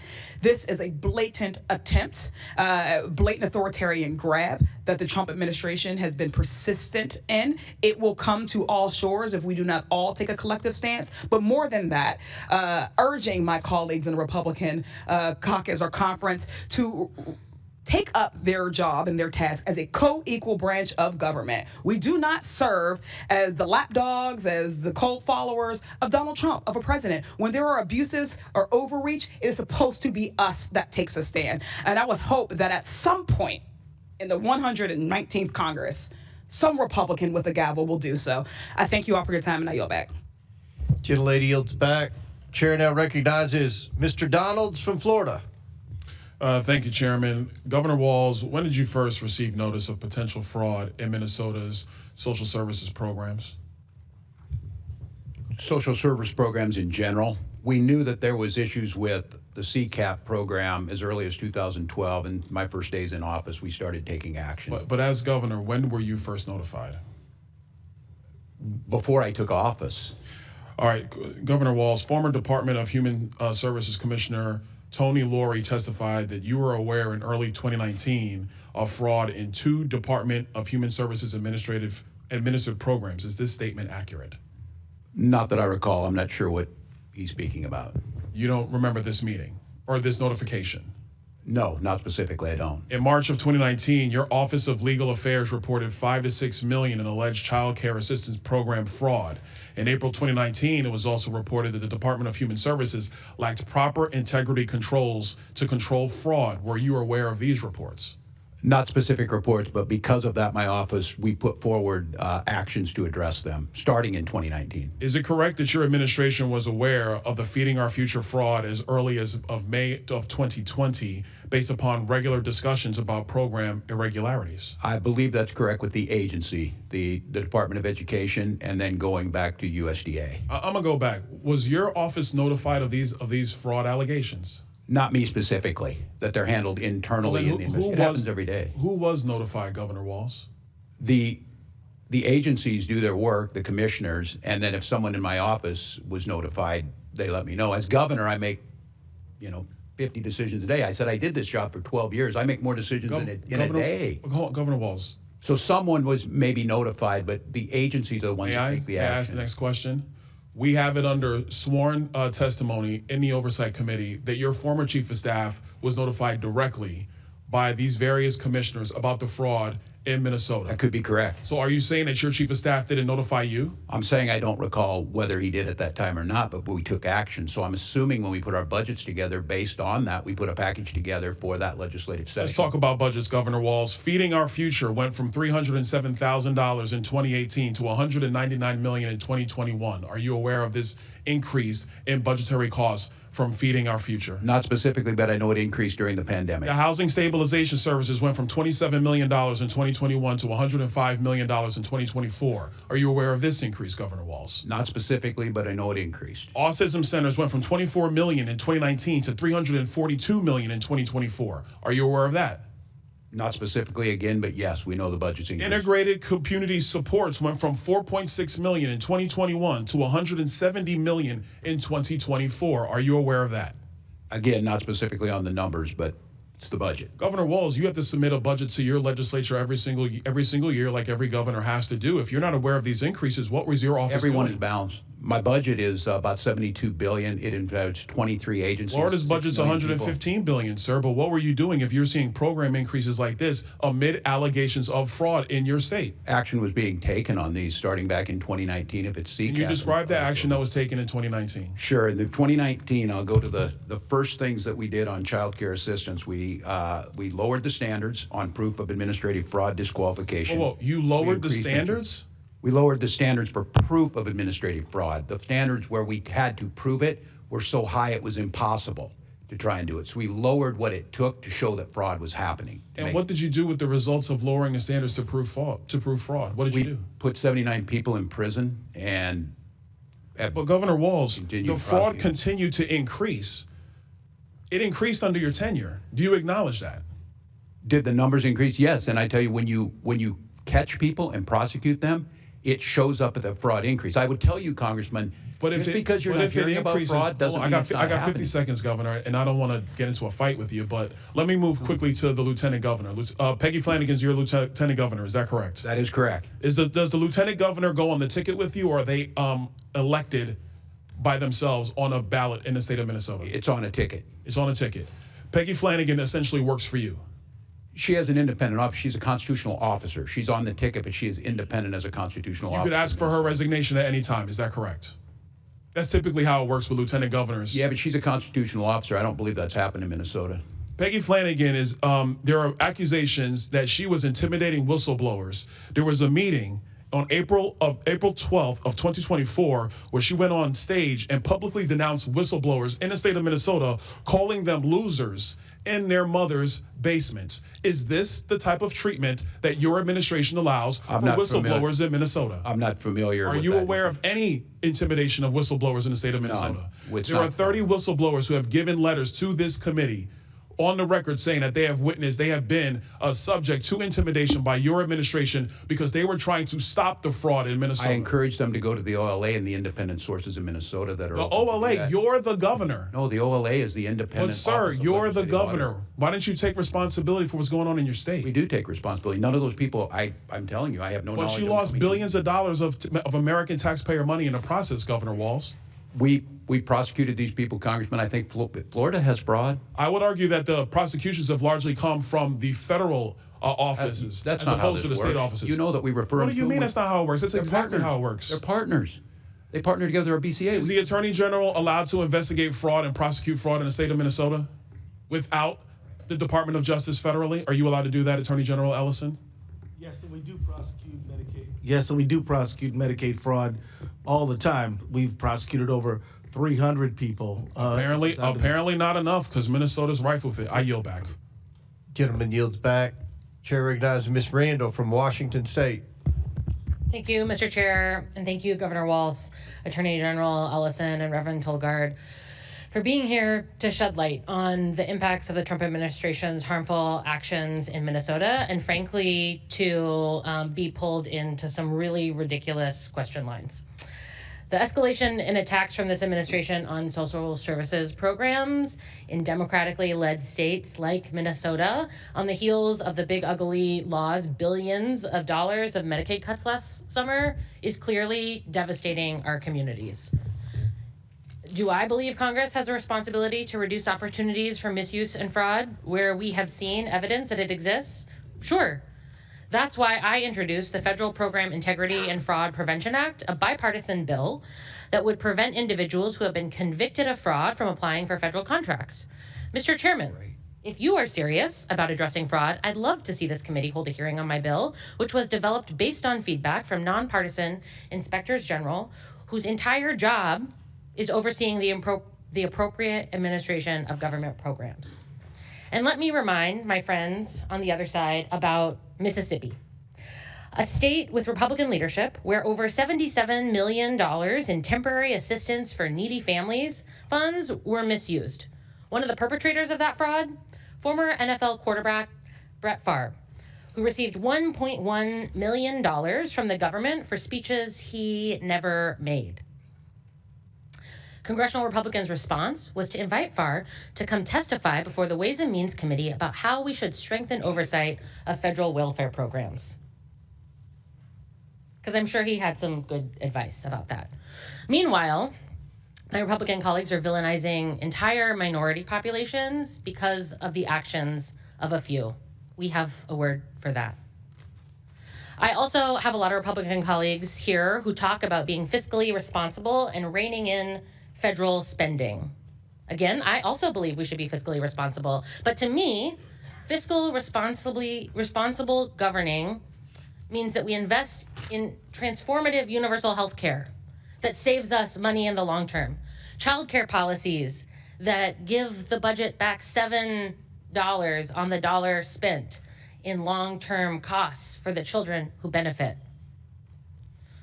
Policies that will actually save our country money in the long run and contribute to strong society and strong economy.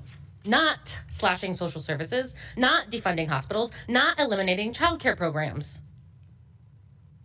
Governor Walz, why do you think the Trump administration is so obsessed with fraud in Minnesota when its own agencies have found other states with even worse problems?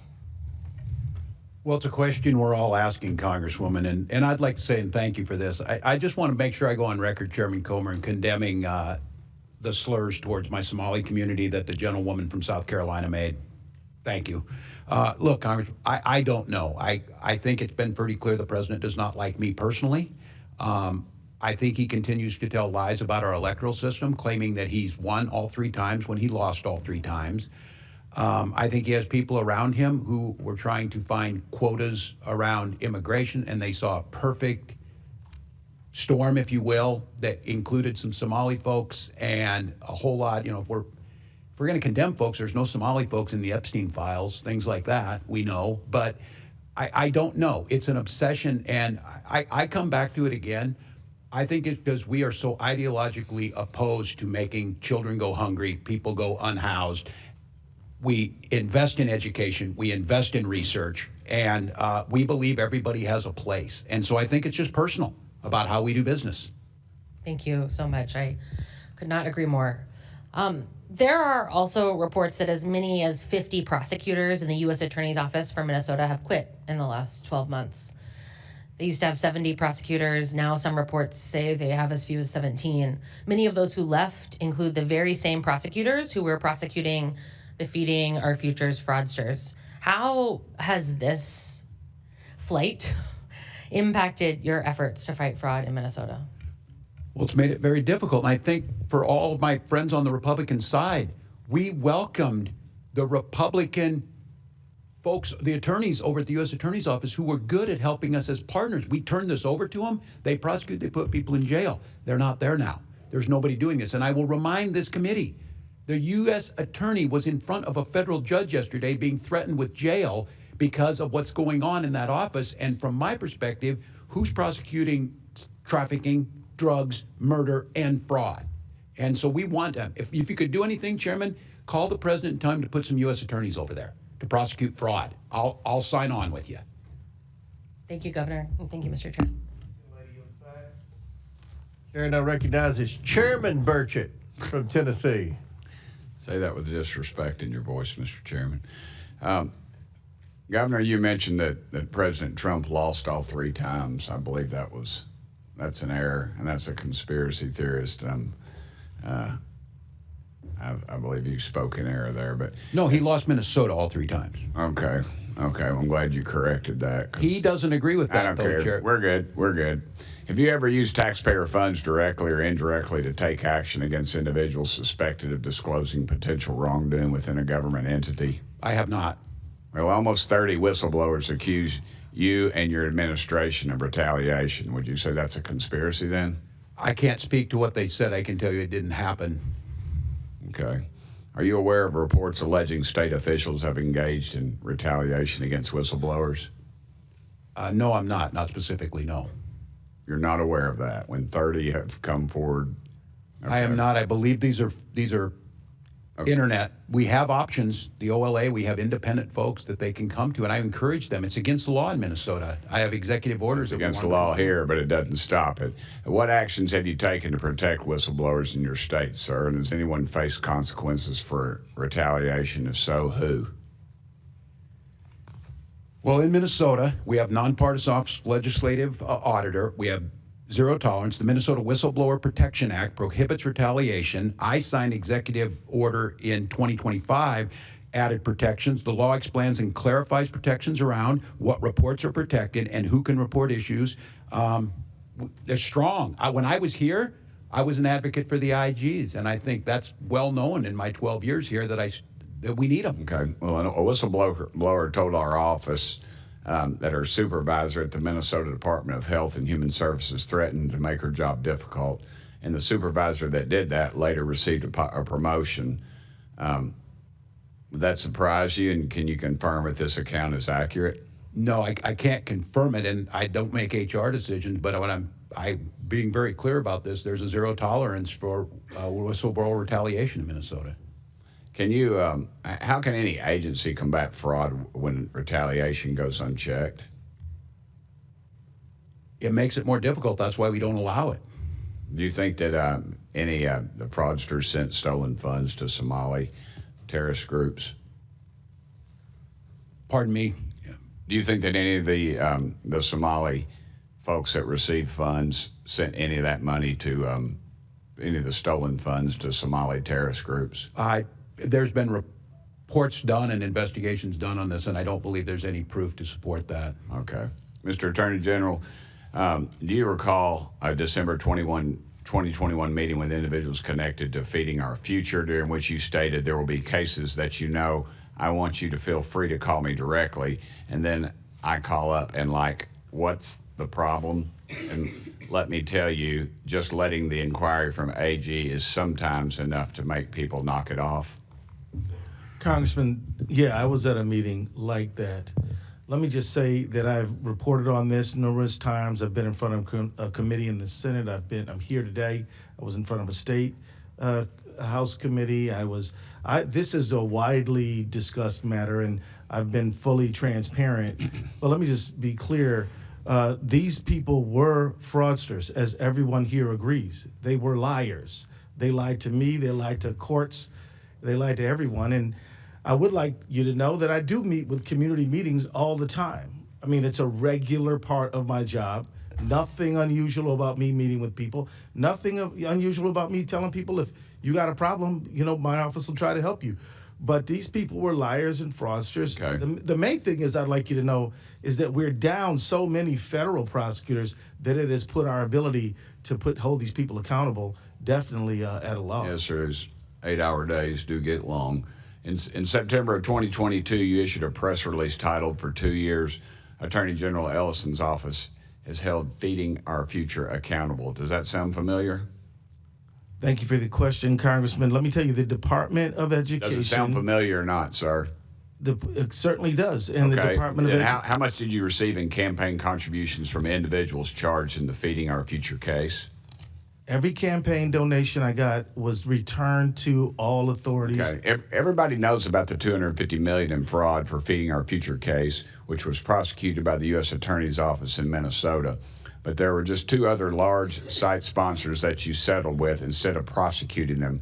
Why did you not prosecute Partners in Quality Care or the Gar Family Services?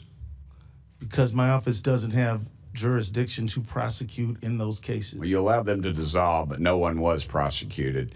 And PIQC They still is may accused, be, sir, PIQC is accused of $300 million in fraud as significant assets, yet no charges and no attempts to recover taxpayer money. I'll remind y'all, $19 billion. I was a state legislator, and I can remember when our state budget was $19 billion.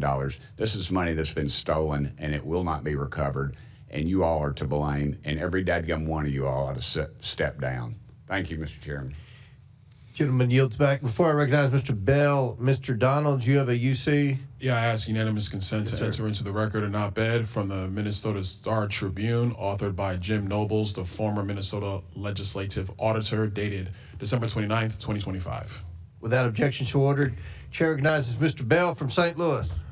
Thank you, Chair, Ranking Member, and our witnesses for being here today. My Republican colleagues have called this hearing today once again to divert the public's attention from the dangerous threats that they themselves have created for the American people. They have chosen to turn a blind eye to the escalating public safety crisis in Minneapolis, Minnesota, fueled by the deployment of ICE agents under the direction of President Trump. On December 1st, 2025, this administration launched Operation Metro Surge under the false pretense of promoting public safety in Minneapolis. Since then, we have witnessed several deaths, including the brutal killings of Renee Good on January 7th, 2026, and Alex Preddy only a few short weeks later on January 24th. News reports state that in 2026 alone, there have already been 8 additional deaths at the hands of federal agents. We are now living in one of the deadliest periods on record, with more deaths carried out by ICE agents in recent years than at any time since 2004. Under this administration's direction, masked agents have inflicted trauma that will remain in these communities and neighborhoods. There's a lack of accountability and justice. Survivor stories have been suppressed, false narratives have been told, and federal officials have refused to cooperate, even going so far as to block state investigators from accessing evidence. A.G. Ellison, as the chief legal officer for the state of Minnesota, what level of cooperation would you expect from the federal government during an investigation of this magnitude? Congressman, I would expect the kind of cooperation that we're used to experiencing. I mean, in all of the time that I've even been a lawyer, which is now 36 years, state-federal cooperation was exactly how we did business all the time. We are very proud and love working with our FBI agents, DEA agents, ATF agents. It's a regular thing. This is what's strange and unusual. And has the lack of cooperation and unclear communication from the federal agencies undermined the investigations into the death of Renee Good and Alex Preddy? It certainly has. We have been denied access to critical evidence in this case that we would need to evaluate this matter based on a use of force analysis. Which is befuddling to me, because as a former prosecutor, I've led serious and thorough investigations in pursuit of justice. I can say that what we have seen by DHS, DOJ, and the FBI is the complete opposite of a detailed and thorough investigation into the wrongdoing of ICE officials. And let us be clear, despite what President Trump would have the public believe, those agents remain on the streets of Minnesota. These actions are not isolated incidents. We've seen similar events taking place across the nation in Illinois, North Carolina, and California, to name a few. We have heard directly from survivors about the cruelty and mistreatment they endured by ICE agents, and we have seen the individuals appointed under President Trump to head these operations evade justice and not be held accountable for their actions. We can't stand by and allow this to continue. Those responsible for these actions must be held accountable, and survivors and their families deserve answers and justice. Which is why, Mr. Chair, I move that pursuant to Clause 2, subsection K6 of House Rule 11, the committee shall subpoena Greg Bovino to testify before the House Committee on Oversight and Government Reform. A motion has been made. The committee will hold this motion in abeyance until the end of today's hearing. The committee will now proceed with today's hearing. I yield the remainder of my time to the ranking member. I'd like just to provide just a few of that time to the Reverend who wanted to make some additional comments about something that was said earlier in the hearing. You have 30 seconds. Thank you. Just following up on Matthew 25, I am so proud of the countless ways that Minnesotans, Christians, and people of other faiths and moral conscience have stepped forward to show love of neighbor and to come alongside those who are suffering most in this time. There is no greater example of living out the teachings of Christ and caring for the least among us than what we've seen in Minnesota these past few months. Thank you. I yield back. Gentleman yields back. Before I recognize Mr. Perry, I have a unanimous consent to enter into the record an article from Alpha News where U.S. Attorney Rosen stated, and I quote, "We have more than adequate staffing to carry out the fraud. We have been reinforced in dramatic numbers by the Department of Justice and by other departments of the federal government." He also said fraud investigations are increasing in pace. Fraud prosecutions, you will see, are going to be dramatically increasing in pace. According to Rosen, if you're committing fraud in the state of Minnesota, it's really not a good time to be doing so. Just wanted to enter that article into the record without objection, so ordered. Chair now recognizes Mr. Perry from Pennsylvania. Thanks, Mr. Chairman. Governor, good to see you again. You're an Army guy. I'm an Army guy. What's, as governor, one of your primary responsibilities? Keep your citizens safe, right? I think we could probably agree on that. We might not agree on much, but we could probably agree on that. And I heard you talk earlier about working with federal partners. Now, there's a lot been discussed here about fraud of various kinds, but I want to talk about something that seems to me, quite honestly, a dereliction of duty, or certainly a huge lapse in judgment. And you were governor in October of 2023, right? I just want to make sure That's we're correct, on the same page here. And you signed the Minnesota Driver's Licenses for All Act. Is that correct? That's correct. That's correct, right? So now, look, I'm not going to hold you to knowing every single thing in these laws. There's a lot of paragraphs and wording and so on and so forth. But under your law that you signed, it prohibits the disclosure of information contained in the license or identification card applications for enforcing Title VIII of the United States Code. Just to make sure, are you familiar with what Title VIII deals with? I'm not specifically. Okay, so it deals with immigration, nationality, and aliens. Particularly, the law that you signed eliminates the requirement for Social Security numbers or proof of lawful presence. And furthermore, it's a violation under Section 14.4 of your code for anybody to research that. As a matter of fact, immigration status is classified as private under Section 13.18. So literally, the federal government, your partner, as you said, we work with our federal partners, can't use that driver's license information regarding people that are here illegally. Now, I don't understand the connection between the driver's license and the immigration piece, I guess. well, they can't because, well, let me make the connection for you. According to the Secretary of Transportation, 1/3 of Minnesota's non-domiciled commercial driver's licenses were issued illegally. Do you have a video ready to play for me? Can you play it now? This is what happens, Mr. Governor. This is what happens when you issue driver's licenses to people illegally. He is on the northbound lanes of 61 going the wrong way. You can see I'm going southbound on 61. He's in the northbound lanes on Highway 61. And crossing over there. And thank God, I don't know how much that thing weighs, 60, 80,000 pounds, 60 miles an hour. 18-wheeler. You can cut the video. He was licensed in your state under a law that you signed that precludes federal officials, your federal partners, as you call them, from determining whether they're here illegally. That guy that was driving that truck couldn't pass the test. He didn't pass the test out on the road.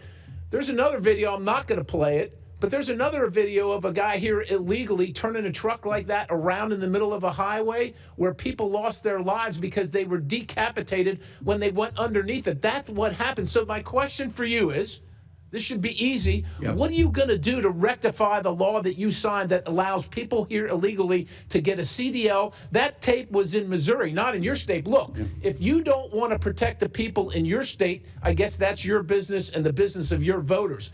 But that driver was driving in Missouri. And if he'd have hit a bunch of people, quite honestly, to me, you could have been held liable. Yeah. Well, Congressman, first of all, Minnesota ranks in the top 3 safest states by highway data from your own department. Highway data.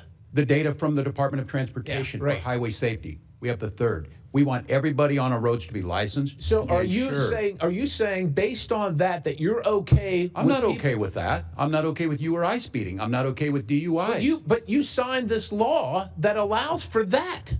You signed it. And you're going to do nothing about it? I can't speak to the specific on the CDL. What I can tell you is I can. I referenced your law. It says House of Representatives, State of Minnesota. And I know there's a lot of words here. Case. I just know our roads are safer. Exactly the sections that allow for this to happen and preclude federal enforcement regarding immigration and the illegality of people receiving CDLs under your state's Driver provisions. safety and immigration are 2 separate things. Anybody, had that been a citizen or not, it's still tragic, it's wrong, we shouldn't do it. What I'm telling you is in Minnesota, we have the 3rd safest roads in the country. So you're good. So you're good with this practice. I'm not good with that. Well, what are you good with? Because that's what's happening under your law. Well, I can't speak to the specific on if it's an outlier. We give license to people who then eventually... People get DUIs after we issue them. That happened last month.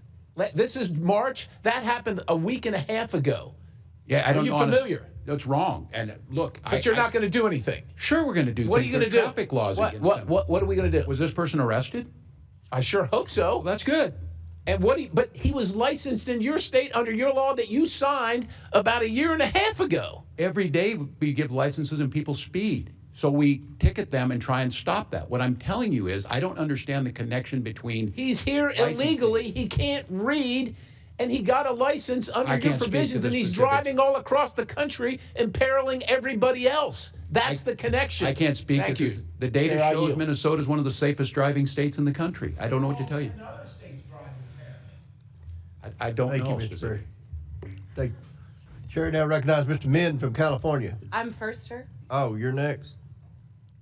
Okay. Is that okay, sir? I didn't have it on the list, but Oh, I should. I will yield to the ranking member. You can go ahead. I don't care. You sure? Okay. You can go ahead. I'll let her go. Next. I was tardy. I thank you, Mr. Min. I thank you, Mr. Chairman. Good afternoon, and thank you, witnesses, for coming today. So, what I've heard so far is feeding our future, $250 million stolen, 50 convictions secured, the prosecution was working. Then the administration froze $10 billion in child care across 5 states.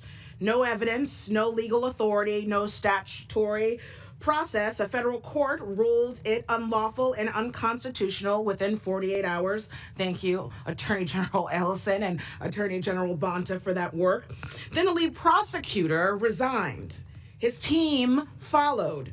Those prosecutions are now at risk. So the record shows they froze $10 billion illegally, lost in court immediately, and dismantled the prosecution, actually putting fraudsters in prison.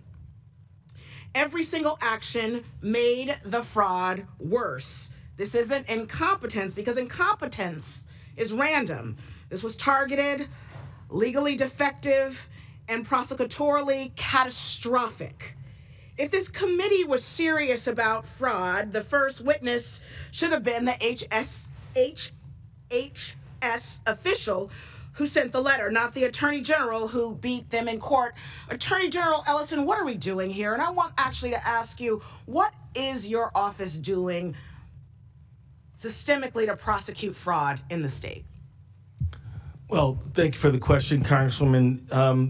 As I said, prosecuting Medicaid fraud is a very important work that we do. We do it every single day.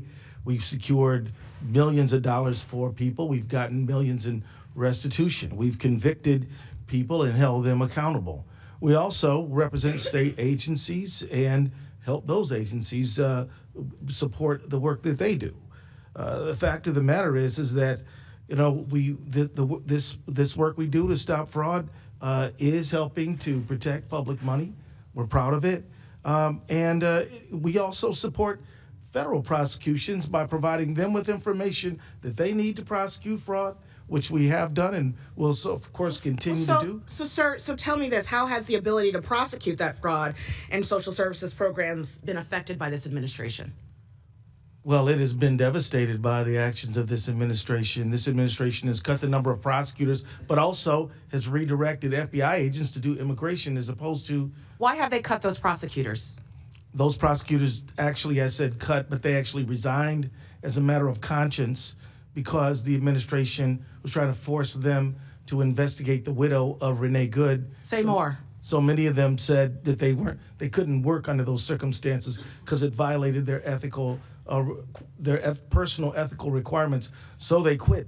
So they left their jobs that they had sworn to do en masse because they were conflicted with conscience. That's right. And may I add, Congresswoman, that we have had motions to dismiss for the violation of a defendant's right to a speedy trial granted by judges in Minnesota because there's not enough federal prosecutors. And, one of those was a person who was a violent offender who was being prosecuted for felon in possession of a firearm. Case was dismissed because there are not enough people to perform the functions of prosecuting people who commit crimes. So this is having a devastating effect on our state. And in addition to all that, Congresswoman. Well, so let me get this straight. Help me understand. 50 convictions secured, additional prosecutions in limbo. The administration's prosecutors have quit because the staging of how this all works, they believe, and they have said on record, is immoral. Why are we here? I've been wondering that, Madam. Because aren't you saying that you would love for the prosecutions that are dangling in the wind, you would love for those folks to face justice? Absolutely. Stealing public money is repugnant. So the ask would be then to the administration for what? With this committee here, I think your colleague, or the governor of your great state, said you want more federal prosecutors on this case. Yes, but it also, we should go back to the Hippocratic Oath of do no harm. I mean, it would be good to just stop doing things that shouldn't be done, such as demanding that prosecutors investigate Renee Good's widow. Right. That's right. Well, I want to thank you all so much for coming today. And to the Reverend, I was able to come to your state briefly. And like one of my colleagues said, I did go by the site of Miss Good's death. And it was heartening to see the solidarity in your community. There were about 150 Christians reciting the Lord's Prayer over and over and over. You all are showing us what good really means. Thank you so much for being here today. Right. And I'll yield back. Gentlelady yields back. Chair organizer Mr. Crane from Arizona. Thank you, Mr. Chairman. Thank you to our guests for coming today. I want to start with you, Attorney General Ellison. In an interview with CNN host Laura Coates, she asked you about whether or not you did enough to stop the fraud. Do you remember that interview, Attorney General? Congressman, I got to admit that I don't remember the details. Can we play the video, please? So, to refresh Mr. Ellison's memory. Are we ready to? It may take us a second on that. I'm sorry. Okay, I'll just tell you what you said when she asked you if you'd done enough to stop the fraud, and she mentioned the $9 billion. You said, "Of course we have done enough. We're doing more every single day. This is a political matter. This is not a serious thing." Do you remember saying that, Attorney General Ellison? I remember the conversation. What I remember was that I was lamenting the politicized nature of this very serious problem. You said it's not a serious thing. So now you're saying fraud is a serious thing. Okay, well that's not what you said on CNN, Mr. Ellison. You said this is a political matter, and this is a quote, "This is not a serious thing." So I notice you're changing your tune now that you're before the House Oversight Committee. I would have to. Do you understand, Mr. Attorney General, why this adds gasoline to the fire when Americans are so frustrated with this government for their out-of-control spending and the amount of money they pay in taxes and then to see $9 billion of it, an estimate of $9 billion getting stolen of their taxpayer dollars and being used to fund cars and vacations and homes and even fund terrorism. Do you understand how statements like that throw gasoline on the fire, sir? Congressman, I believe that you are mischaracterizing what I said. No, I actually read you the quote. I'm not And Mr. Crane, that mischaracterizing it all. video's ready if you still want it. It's up to you. Yeah, let's play it, please.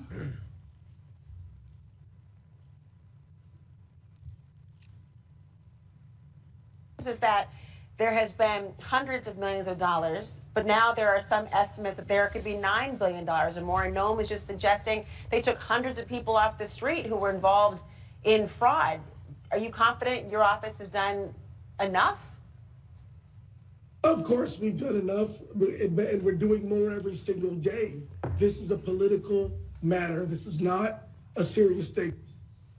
So how are you going to sit here, Attorney General, saying I'm mischaracterizing? I read word for word your quote. I then showed it to the entire dais, the entire audience here today. How are you going to sit here and say that I mischaracterized you? Congressman, I believe you mischaracterized me because clearly what I was referring to by not serious is that the serious issue of fraud is being politicized and converted into a political weapon. That is not a serious matter in my view. That is something that I believe all of us should take seriously, but we're not taking seriously enough. So, sir, I would say very clearly, fraud is a odious, horrible, malignant thing, and that's why it should not be turned into a political weapon. But we should come together on a bipartisan basis. The reason it's becoming political, sir, is because of statements like that when confronted with the $9 billion of fraud in your state as the top cop in your state that you're clearly not doing enough to address. I want to move on. Reverend Tolagard, you said in your opening statement that today's hearing is about fraud in Minnesota, quote, unquote, which is serving as a pretext for the terror the federal government has brought to the people of Minnesota. This fraud has been used as a rationale for deploying 3,000 federal immigrant enforcement agents into our state. Did you say that, Reverend? Yes. This is absolutely false. These federal agents were actually brought in to the state of Minnesota for a very specific operation to remove illegal alien criminals. It wasn't because of the fraud. That's being handled under a completely different agency and ICE and everything else. That's the U.S. District Attorney, okay? Did you know that? The administration has linked all of these things together. Well, they've linked the fact that you guys supported an open border that let in $15 to $20 million, and some of the fallout from that is fraud, like the $9 billion we're talking about today. Some of it are the rapists, the gangsters, the people that are committing fraud. They're burglarizing people, they're carjacking people. It's all kind of linked together. It's also linked to the SAVE Act, which many of you guys and my Democrat colleagues don't want to vote for, even though 83% of Americans support it. It's all linked together, but that's not what this operation was about. So you're bearing false witness in this hearing today, because that's not what that operation was about at all. What I'm here to talk about is the suffering of Minnesotans at the hands of federal agents, including children and their parents, and the great devastation and harm that it has caused across our state and across our wonderful communities. Have you spoken out about Lake and Riley or any of the American victims that have been raped, murdered, or killed by these illegal aliens, Reverend? I didn't think so. I yield back. Gentleman yields back. Now, Chair recognizes Mr. Min from California. Thank you, Mr. Chair, for convening this hearing. Let's start at the outset by just stating the obvious. Waste, fraud, and abuse are horrible. They're stealing from taxpayers. They're taking money and food out of the mouths of hungry kids. I have spent my career fighting against fraud. I started my career at the SEC, prosecuting corporate fraud, continued on as a law professor, teaching the next generation. And as someone on the Oversight Committee, this is a very, very important issue to me. Again, every dollar that is stolen from these programs is a dollar that's not just taken from us hardworking taxpayers. It is something that is meant for a better use. And so I appreciate the gist of this hearing, but as I pointed out in prior hearings on allegations of fraud in Minnesota, the singular and exclusive focus on the Somalian community in Minnesota seems very partisan and wrong, because we know there's massive fraud across this country, particularly in southern states, including states like Florida and Mississippi. Mississippi's still at trial right now over $77 million in welfare fraud. Federal prosecutors have recently arrested a Russian national accused of submitting billions of dollars in fraudulent schemes in Texas and Florida. And of course, Oklahoma and Alabama consistently rank as the highest states when it comes to SNAP fraud. And yet we've only focused on Minnesota. Why? As a freshman member, I've been here 14 months, but I've learned that their House Republicans are all single-issue voters with just a handful of exceptions. And that single issue, the only thing that you all care about is whether you're on Team Trump or not. And so when Donald Trump goes after Minnesota and falsely claims that he won the election there 3 times and that it was rigged against him, I pay close attention. When he says that he would no longer admit Somalians to this country because they contribute, quote, nothing to this country, I listen. That's a wildly racist statement, but it's going to reflect what Republicans are going to do, and that is why we're holding this hearing. I care about welfare fraud, and I care about the scumbags who rip off taxpayer money. But if this was about welfare fraud, we'd be also hauling in people like Mississippi Governor Tate Reeves and former NFL quarterback Brett Favre, who clearly knew about a scheme to send money to build a volleyball facility at the college his daughter was playing at, receive funds for $600,000 or more for work that he never did from the government, again, taking money from the mouths of children that are hungry. No, this hearing is not about welfare fraud. It's about placating Donald Trump.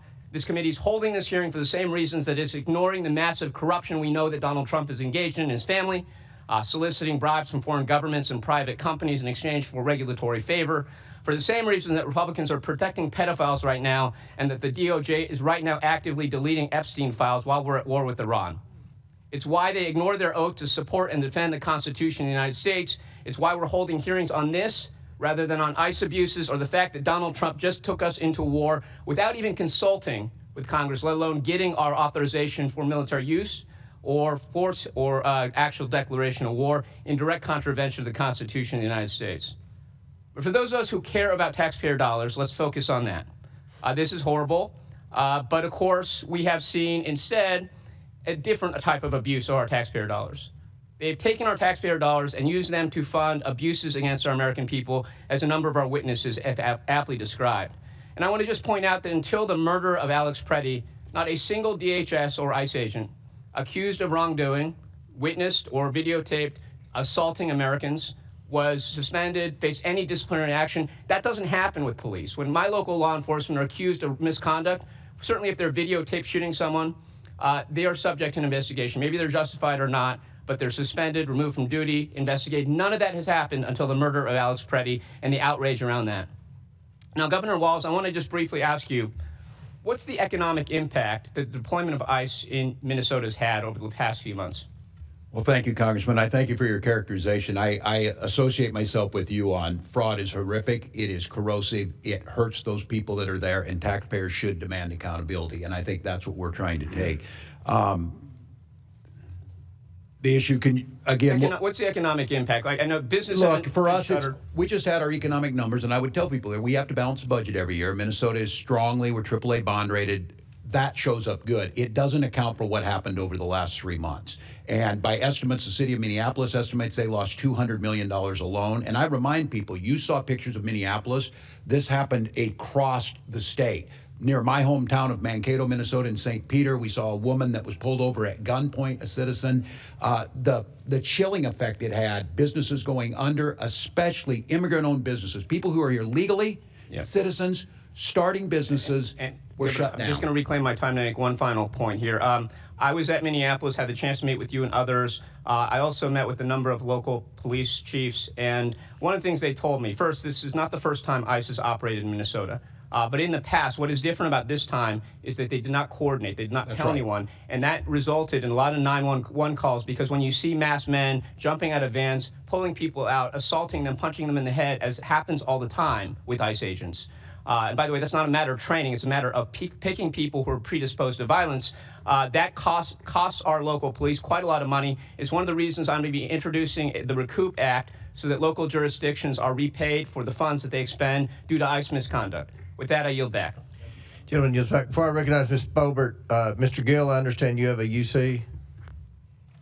Yep, thank you, Mr. Chairman. I ask unanimous consent to enter into the record a letter from the America First Policy Institute dated March 3rd, 2026, which details widespread and rampant fraud in Minnesota. Without objection, so ordered. Chair now recognizes Ms. Boebert from Colorado. Thank you, Mr. Chairman. I'm going to summarize some of the things that have already been said here today rather than ask these questions directly. The federal prosecutors that we have now charged nearly 100 individuals across multiple Minnesota fraud schemes, including Feeding Our Future and related Medicaid, daycare, and autism programs, with 85 of those charged being of Somali descent. Governor Walz, your administration's Department of Education and Department of Human Services failed to act on multiple early fraud warnings about Feeding Our Future, allowing the theft of at least $250 million in federal child nutrition funds that were supposed to feed hungry kids during the COVID-19 pandemic. Governor Walz, I'd like to turn to the demographics and policy choices that enabled this. Since you took office, the Somali population in Minnesota has grown substantially.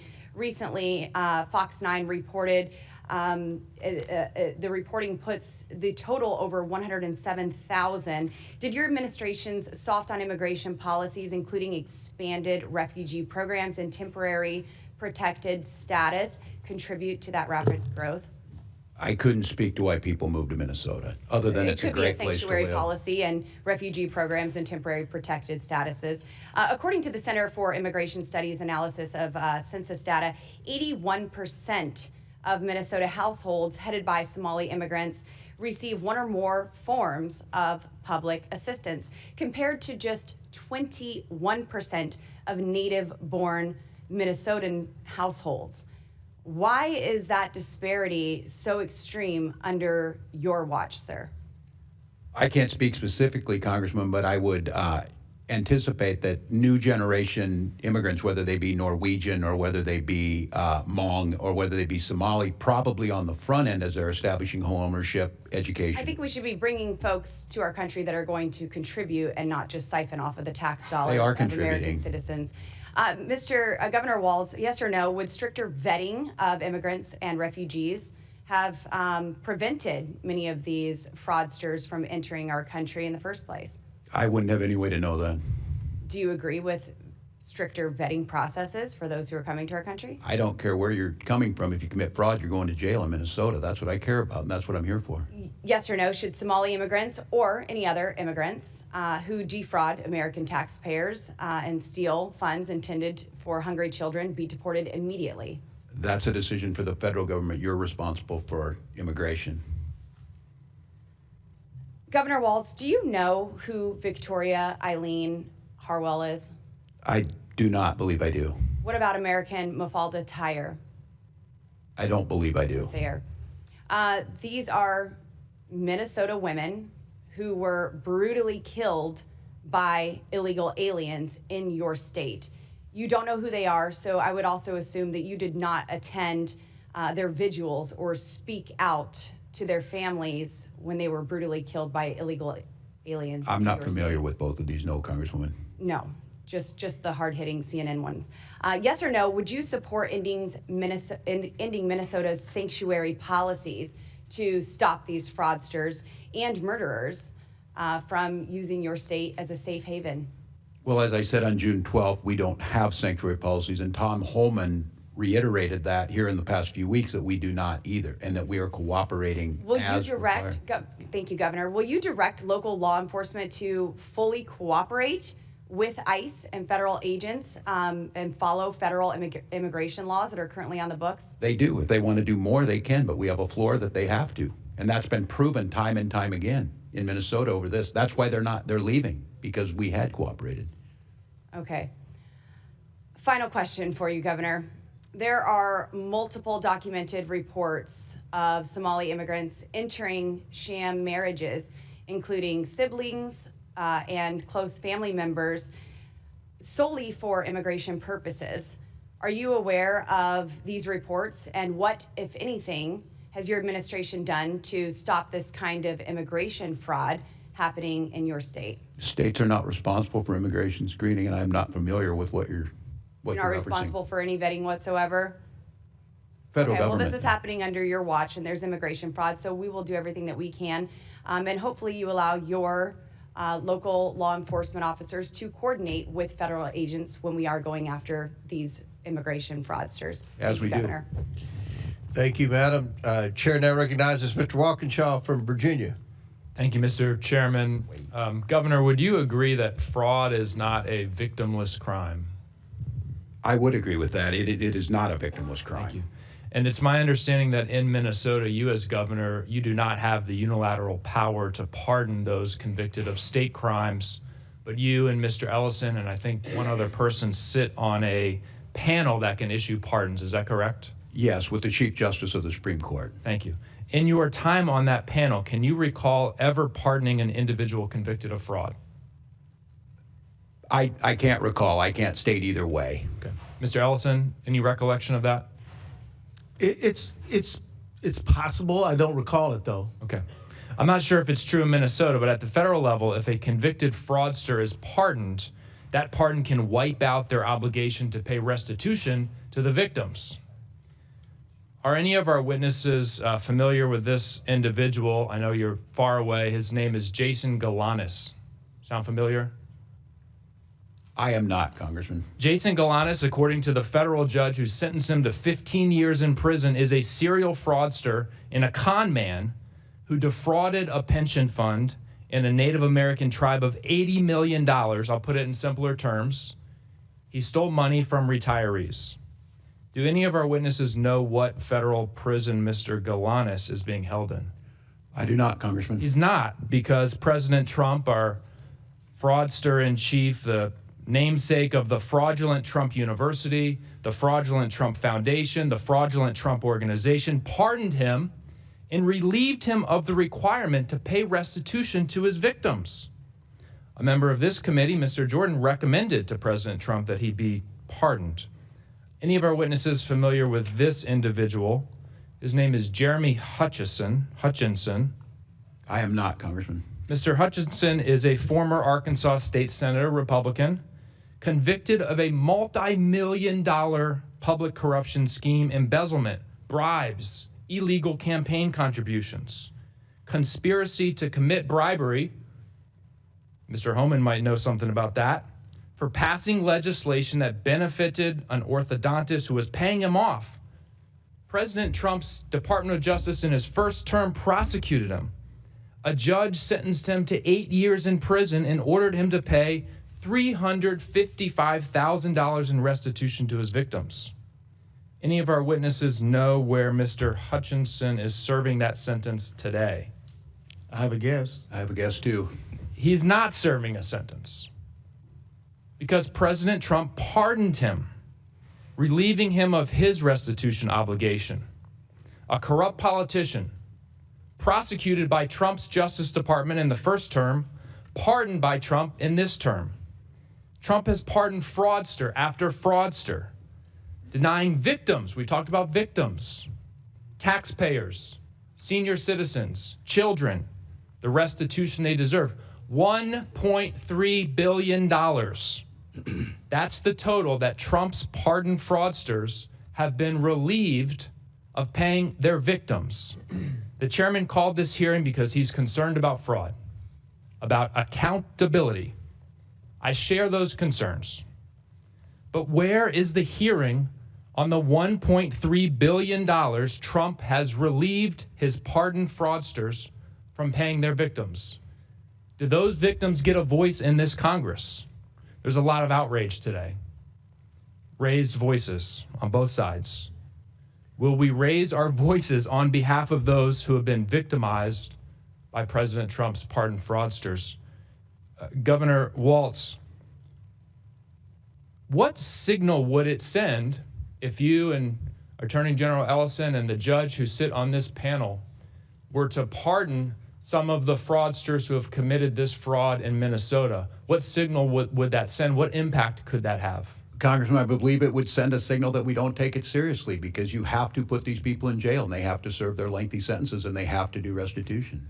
And just hypothetically here, if you were to pardon one of those individuals, how would you explain it to the victims of that fraud, the taxpayers across the country, those individuals who didn't get access to the social services they need because the money was stolen, how would you explain it to them? I don't believe I could.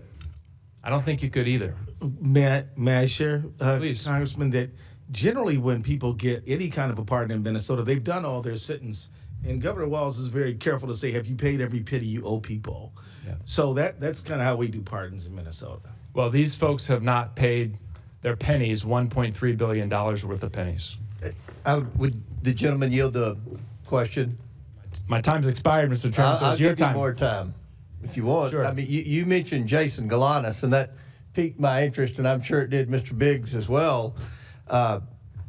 And I think, and you are correct, he did defraud an Indian or a Native American pension fund. Do you know who his partner was? I know all the background of it. The point is, he stole money from Would you people. state who his partner was? It was Hunter Biden.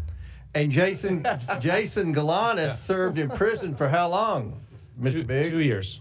No, that's incorrect. No, that's he false. served in prison for years. Many years. And they were equal partners, and Galanis blew the whistle during our Biden investigation, and he was raped. He was raped in prison right after that. So that's correct. Will the victims of his fraud get their money back? Why I don't did know. President Maybe Trump, ask Hunter Biden. Why You all did defend it. why But ask you weren't President here. Trump? You weren't Ask here in President your Trump. defense. You weren't here Ask during the Biden President Trump administration. to get the You've been victims here their about money 3 back. months, but you know more than anybody about everything. So, Chairman, Thank you, Mr. Chairman. the chair recognizes Mr. Biggs from Arizona. Thank you, Mr. Chairman, and I'm glad you brought it up because of the 10 partners in that fraud that you mentioned. 9 of them went to prison. Do you know who the one partner was that didn't go? Your buddy, Hunter Biden. That's right. Hunter Biden didn't go.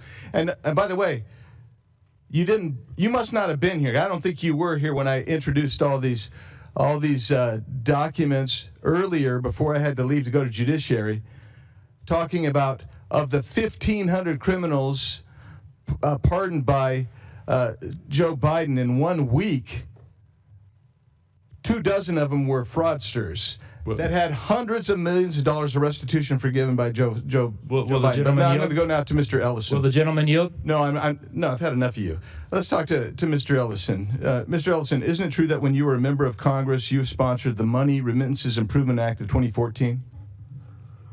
It was H.R. 4386. Do you remember that?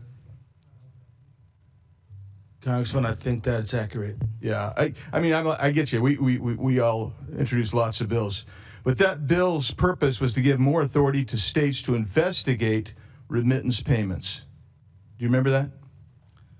Congressman, I believe that the purpose of that bill was to facilitate financial transactions for Minnesotans who needed them. Well, in reality, you shifted remittance payment investigations to the states, and that was supported by the Somali American Remittances Association. You may not remember that, but that was. Congressman, could you remind me, did that bill ever pass? H.R. 4386.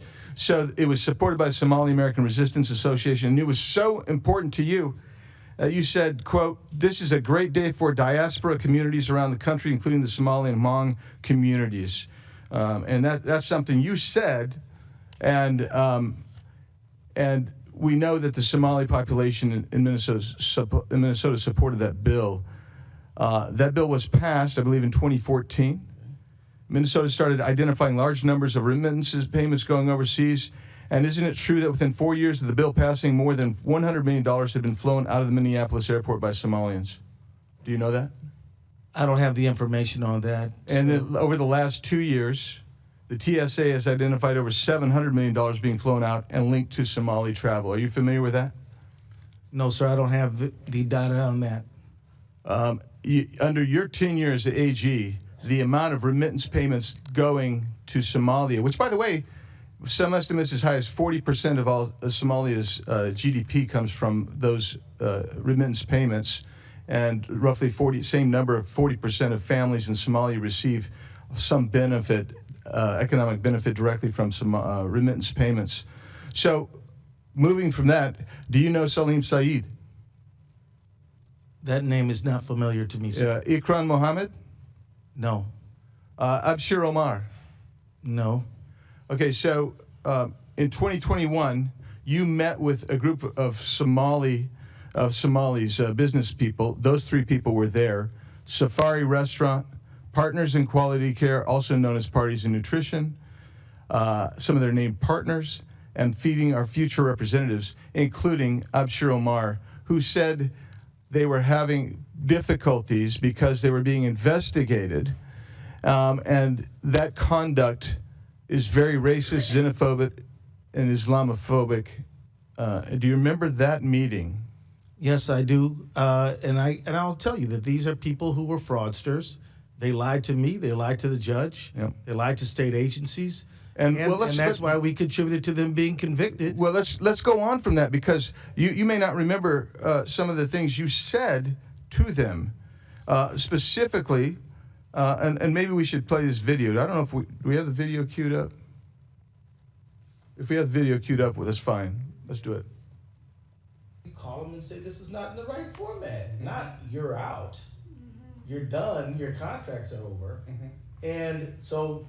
This has my attention. I'm extremely frustrated by it, but we are in the middle of a battle with the agencies now. And I can tell you this, Walz agrees with me that this piddly, stupid stuff running small people out of business is terrible. Because what you thought was terrible there was that these people were being investigated for fraud. And you later took $10,000 in campaign donations from these same individuals. Do you remember that? I would disagree with that characterization entirely, sir. I'm sure you would. No, because it's surely uncomfortable for you. But you took $10,000 from those same people that were ostensibly supposed to be investigated. Yeah. No, that's actually inaccurate. No, it's not inaccurate. Well, it is. First of all, you're entitled to say it's inaccurate, but the facts are the facts. And my time's expired, Mr. Chairman, but I do have some UC requests. Go ahead. Thank you, Mr. Chairman.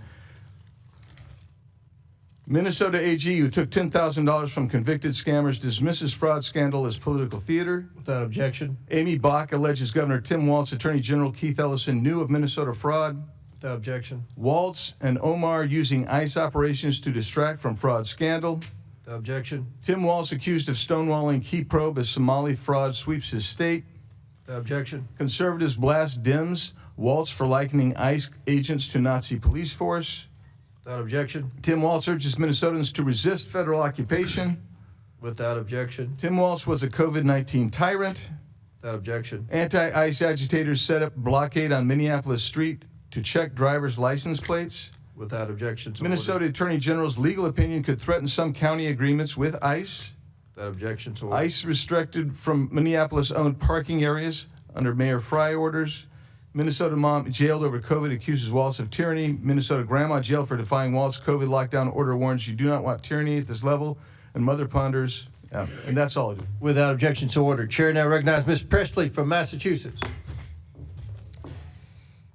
I've been in Congress now for almost 8 years, and one of the most meaningful moments that I experienced here was in the Committee on Oversight and Reform under the great Chairman Elijah Cummings.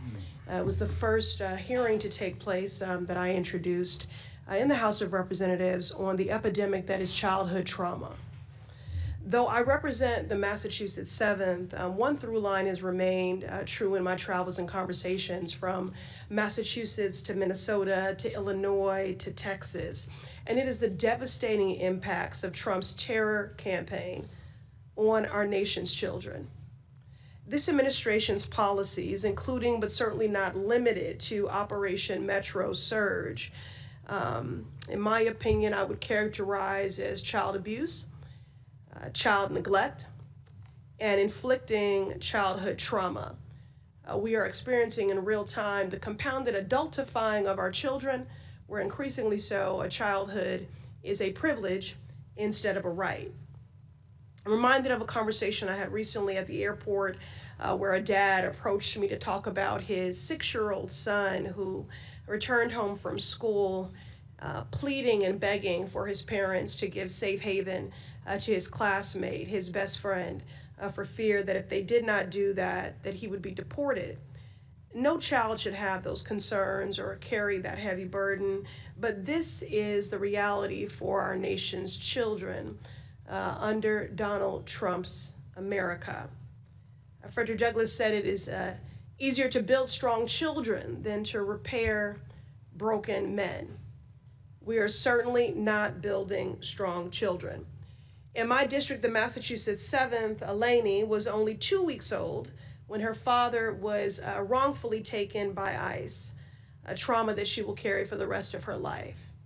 Again, so far I'm speaking about the pleas of a 6-year-old and the policy, the family separation of a 2-week-old. In Minnesota, Liam Ramos was only at the age of 5 years old, was detained by ICE and sent to Texas, and he'll carry that trauma for the rest of his life. There are the children that are directly impacted. Then there is that secondary trauma for those who have bore witness. While in Minnesota, I met with parents who have had to establish parental patrols armed with whistles and orange vests and their cameras to try to keep their children safe. Green Street Elementary, it was just across the street from one of the murders that occurred in broad daylight under Operation Metro Surge. Around the country, the children of Renee Good, Keith Porter, Geraldo Campos, and dozens of other children whose parents were killed by ICE agents will carry that trauma the rest of their lives. Trauma in their bodies, their classrooms, their sleep. It shows up in the ways they cling to their parents at school drop-off, in the silence of a child who used to speak freely, in nightmares that no child should be visited by.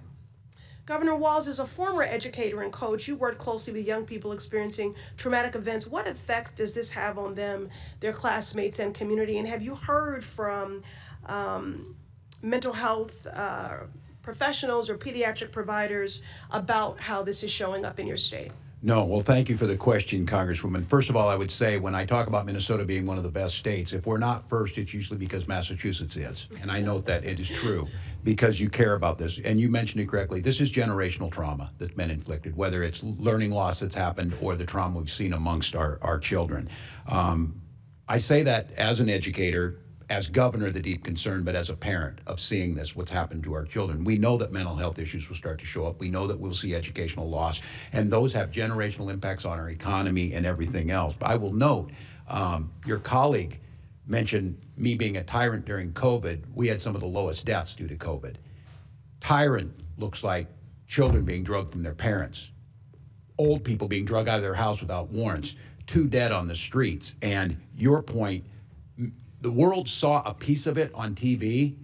I can tell you none of us are going to be the same, Congresswoman. We are going to deal with this, and we are going to put money into social service programs to address it while we tighten up fraud protections, because the idea is you have all these generous programs, yes, and our people are healthier. Our people are more educated. Our economy's stronger. So thank you. Thank you. I ask unanimous consent to enter into the record a February 2026 article from Hechinger Report titled Parental Stress, Raids, and Isolation. How immigration enforcement traumatizes even the youngest children. Without objection to ordered. You know, as I close, I've always taken issue with the myth that children are resilient. Something that people say because I guess it brings them comfort. The false notion that if you hurt kids, they will automatically heal. It allows policymakers to inflict harm and then to look away. But children are not collateral for reckless and godless policies, and they should not be ignored. Rather, we should center children to understand the impacts of all these policies. And Governor Walz, with these remaining seconds. I'm sorry, ma'am. Okay, well, I yield. All right, thank you. Chair now recognizes Mr. Sessions from Texas. Mr. Chairman, thank you very much. To my 2 former colleagues, I would welcome you back, and I know that this is something that is not as easily done, and I recognize that. I want to thank our Methodist preacher for being here. I want to put in some context what you've heard today, and that is probably to both of you, not a lot has changed up here. We're still trying to play the gotcha game. We're still people are trying to do their job. That's what we are trying to do here. We come back and talk about children, yet we forget that President Biden, President Obama had tens of thousands, 800,000 children that were lost by them that President Trump is still trying to find. We talk about not trusting ICE. which is a federal component, and yet the Boston bombers caused chaos. I can't imagine why we wouldn't want to form up a relationship instead of saying ICE is no good, we don't want you. It is the federal component. So with all that said, in fairness to each of you, you've heard what we've said today. So I would ask you, Governor, and then I will say it right up front. I was kind of hoping that you might show up, or both of you might show up, because you're Methodist preachers here, and say, we didn't do everything right. We think there were a lot of things done wrong. We think we want to learn. We come and ask that you understand that this is something that happened in our midst. My Methodist preacher, I'm a global Methodist. My Methodist preacher meets with me pretty often and makes sure that he knows and I know. I look for balance. I look for fairness. I look for objectivity. And I know you've not been placed in a very good position now, but I got 3 minutes left. Governor, what did we do wrong here? How do you want to set that record straight? Because otherwise it's going to be a he said against you guys. And I want you to tell me, where did we get it wrong on this side? Well, Congressman, I appreciate that, and I do say... and you and I are friends. We are, and I've said it publicly before. We disagreed on some issues, but we had a lot of conversations on the floor. Look, I think I agree with you. As governor, I've taken accountability for this. I'm not going to run again. I need to spend the time fixing this. This does undermine trust in government. Do I wish there were things that could have happened earlier? Yes, but in this job, wish didn't do it. I'm looking into where I see it. I can tell you this, Congressman, that the safeguards we're putting in place are going to make a difference. I think other states can use them. I think one of the things is, I asked if helping in the partnership piece of this, understanding that this happens in all states. I'm certainly not proud this happened. I certainly understand it happened on my watch. Whether it predated me or not, I'm here. I think some of the things is there's some legal changes we need around Medicaid eligibility issues that you're talking about that actually might get at this, because I would hope, Congressman, you and I agree, these programs are valuable and they need to go to the people who need them. And we need to stop the fraud that's in there. And I'm trying to explain to you what we did from the beginning. These people continue to be a moving target, and they are very sophisticated. Is there still a problem? Is there still fraud happening? Is there still a problem we'll say in Minnesota? I know we're not. I think there's more work to be done. Yes, I will tell you that. And we're working on it. I have a package that I introduced last week. One of the things that I think is going to be helpful, and I know you're working on it up here, is the ability to use AI. It's the pre-screening. What you don't want to hear from us is, and I don't want to hear, that we're arresting people after they did it. We need to stop it before it happened. And I agree with some of that. We're moving. We do need to arrest them, however. We do. But if we're just continuously chasing our tails, it's like I said, if you arrest. Well, I'd like to keep working with you, because we've got to stop this. And so I would welcome that. If you put together a list that we can send to other governors and say, here's what we did. That's General. That's fantastic. Congressman Sessions, let me just say thank you for your question. I absolutely think there is more that all of us can do to protect the public dollar and get the money where it was intended to go. There are all kind of ways to make sure. Yes, we're talking about the lessons learned. Are you going to show up today and take, as the governor did, and say, we made a mistake, I owe an apology to people, we believe that what you've tried to do today to defend, I'm not trying to put you in a corner, General. I'm trying to get you, because we're sitting here trying to get to where we're going to go. I can assure you, Congressman, that I am here to work to improve this system, and there are improvements that can be made. And your offer to work on a bipartisan basis to solve this fraud crisis, I am all in. And if we can get out of fixing the blame and get to fixing the problem, that would be an enormous thing for me. And I thank you for asking. Well, it's my hope that you will know that being here today, we're doing our job, other people doing their job, but we've got to get to where we can then say, and here is the problem, and we'll take. So Governor did, I accept responsibility, and let's get on to fixing this, because tomorrow is a new day. Mr. Chairman, I appreciate the time. Yes, sir. I yield back my time. Thank you. Chair recognizes my friend, Ms. Tlaib. He says that, but then he cuts me off. Thank you all for coming here. I think it's really important. And, you know, Reverend, I can tell that you care deeply about your community, and it takes courage to come before this committee, especially when you hear so much to me, just misinformation, also embedded in racist tropes about your community. And so I wanted to ask you, I think a lot of Americans, when you think about it, what compelled you to speak out and join hundreds of other faith leaders at the St. Paul airport to protest against the violent ICE occupation of your community? Thank you for the question. Yes, I am here just as I was that day at the airport because I am representative of so many Minnesotans who are actively engaged in the work of neighboring. And I'm also here as I was that day because there are so many Minnesotans for whom it is not safe to speak out today. And I'll tell you, we're learning a lot. I think the whole country is learning a lot from all of you and your neighboring and showing love and showing up for your community. And I know it took a lot of courage for even some of the elected officials to stand up and say, not on our watch. We talk about the fearlessness that is needed sometimes to fight for our rights. And some people will continue to gaslight folks and call us domestic terrorists, to surveil us more, to try to bully us and intimidate us to silence. And I just want the Minnesota people to know, I know my district sees you all, and we say continue it. You are freeing all of us when you continue to speak up, and you're protecting all of us as well.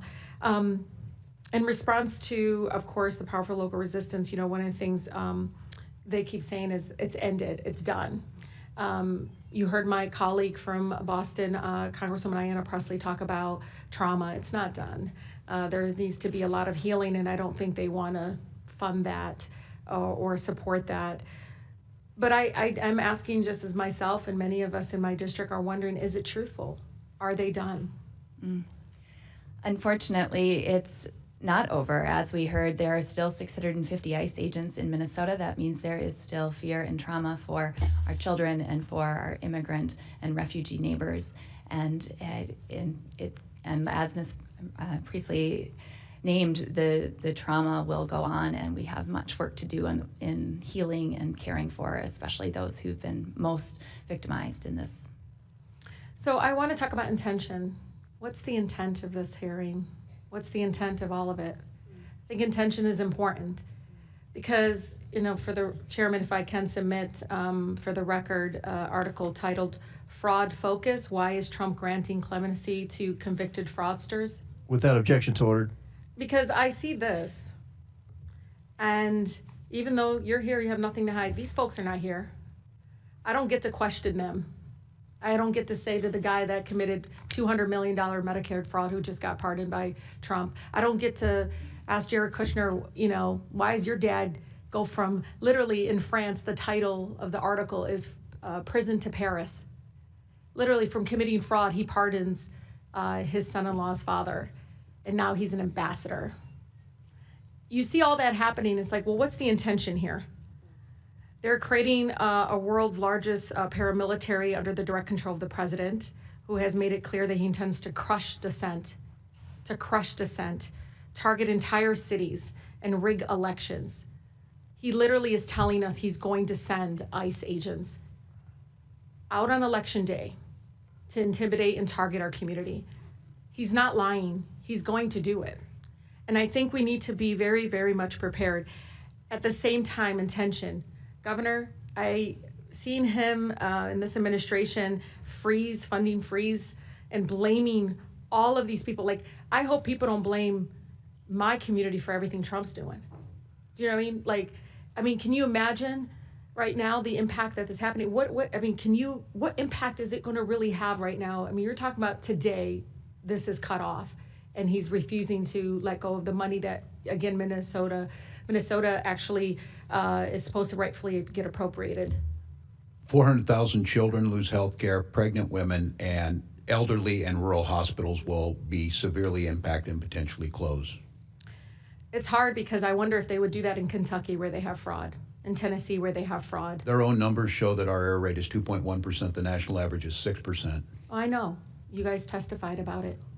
Attorney General, even though, you gave everybody else 30 seconds, I need to ask you, you're here today. What could you be doing right now? You're Attorney General. You do what today if you were at work? instead of here, to be honest. I mean, can you explain what's back home that you have work to do at home? Like, what can you be doing instead? Microphone, please. Have is a Medicaid fraud bill that I'm trying to get passed to increase The legislature is in session. The legislature is in session, and I'm supposed to meet with House caucus leaders tonight, hoping to make that so that we can do more to stop fraud. Yeah. So that's one thing I could be doing among 20 others. Well, I'll tell you, you know, I'm always reminded, and please bear with me, Chairman Cromer, our amazing, former chair, Elijah Cummings. First hearing I ever had as a freshman was on the high cost of prescription drugs. It was incredible. It was powerful. It was real. And the intent there was, let's make sure people that get sick are taken care of. I'm just so tired of these hearings that are just politicized in a way that is not consistent. Because if he's doing this, why are you targeting innocent people? Thank you.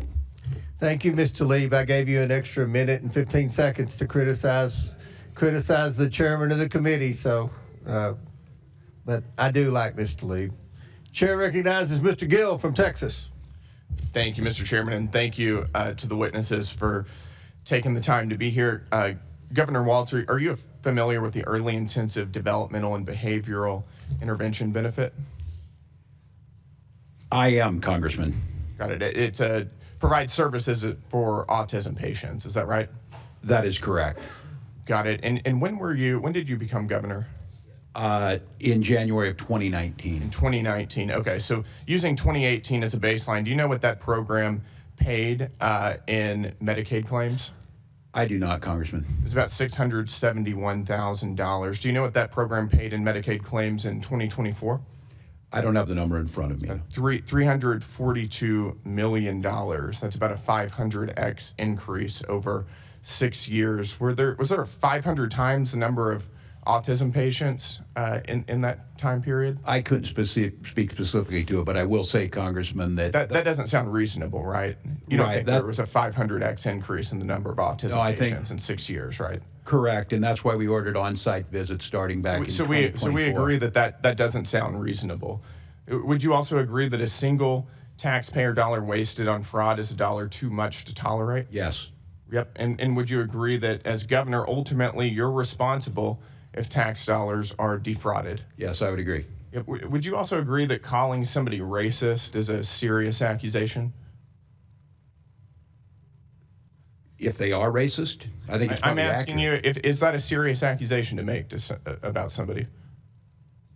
I think it's just an observation of reality. All right, well, let's go there. Is it racist for a government official to identify fraud?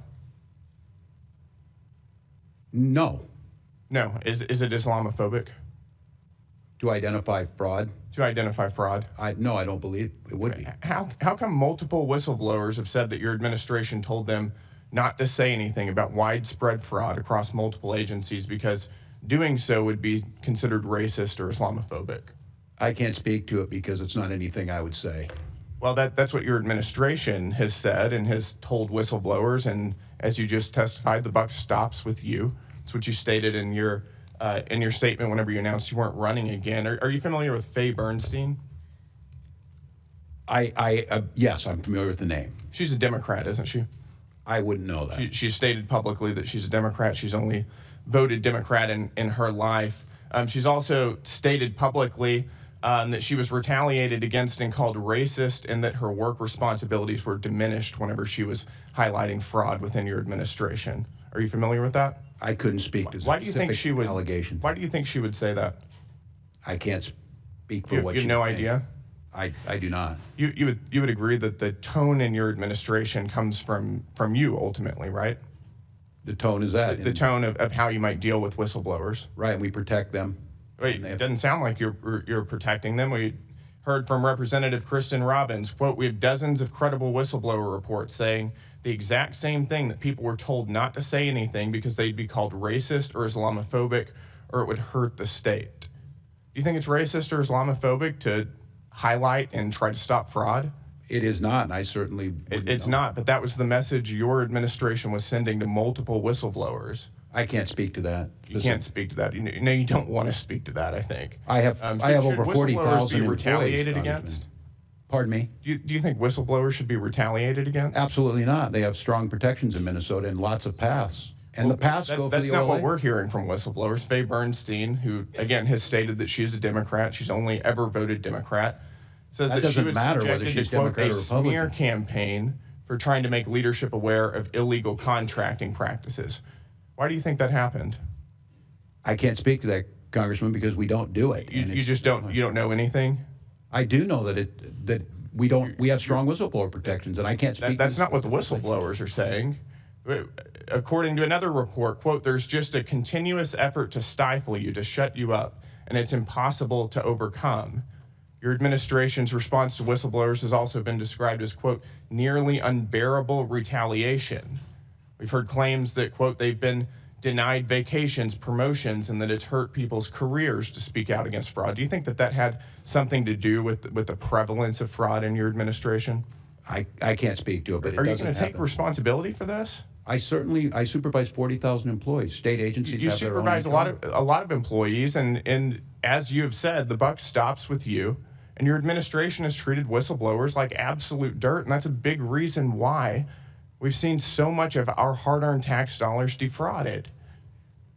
Look, Congressman, I told you we have strong protections. We have an office of This committee has legislative spoken auditor. to nearly 30 whistleblowers, And they most came of which to are the- current employees in your administration who have intimate knowledge of what's been going on, who have all stated that they faced retaliation for calling out fraud.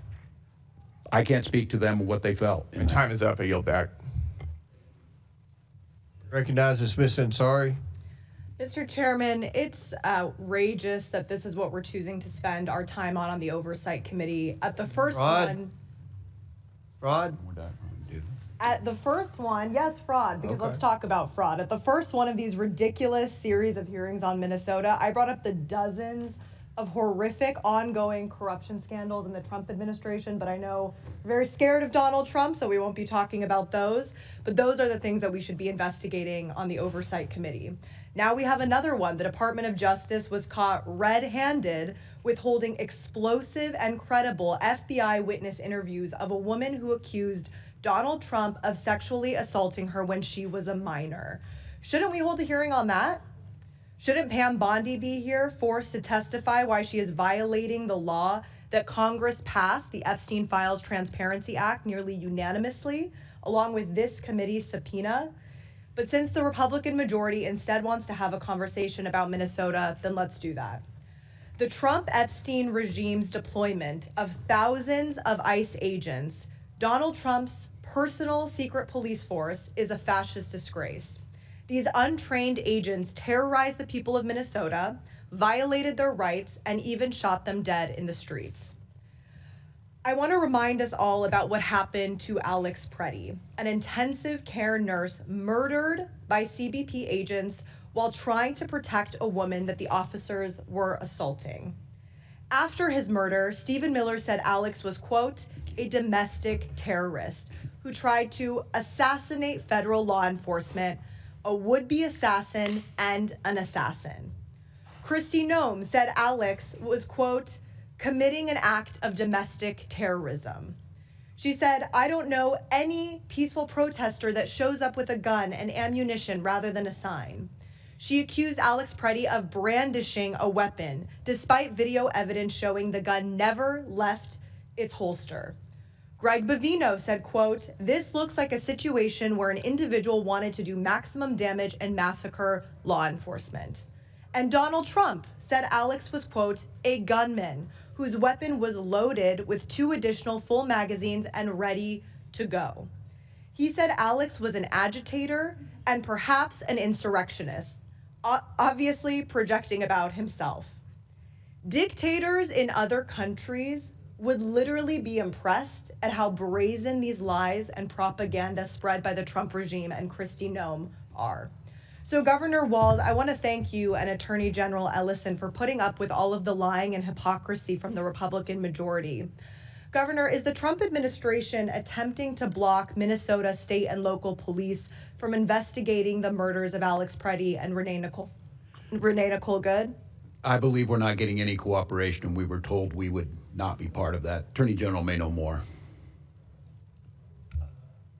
Yes, Congresswoman, we have been told that we would not have access to investigative file, which would include evidence that would be relevant to the investigation in both cases. And even there's one case, shooting incident that that was non-fatal, and that one has also we've been frozen out on that one as well. So two follow-up We had to go to questions. court to get the evidence preserved.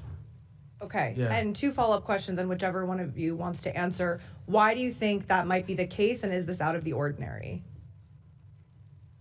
It is wildly out of the ordinary. I can tell you that our local FBI, ATF, even before Operation Metro Surge, you heard about ICE matters, but you didn't hear about it nearly as much as we do now. This is an extraordinary departure from what we know. And we routinely work with federal partners, and we never had problems until now like this. I would just speculate that they need to take accountability for it, and I think they understood what the world saw, that this was improper, and it needs to have justice for these families, and it doesn't appear. I hope those questions are being asked of Secretary Noem today. And Governor Walz and Attorney General Ellison, are you committed to getting to the truth about the murders of Alex Preddy and Renee Good? Absolutely, yes. Yes, I pledge to their families we do that. Thank you.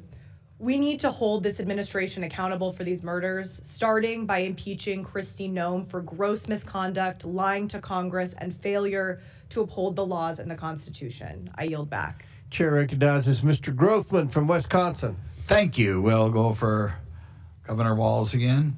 A major focus of today's hearing has been the misuse of federal funds distributed through the Child Care and Development Block Grant. This program is supposed to be helping working families afford child care, and I think the taxpayers expect these programs to be protected from waste and fraud.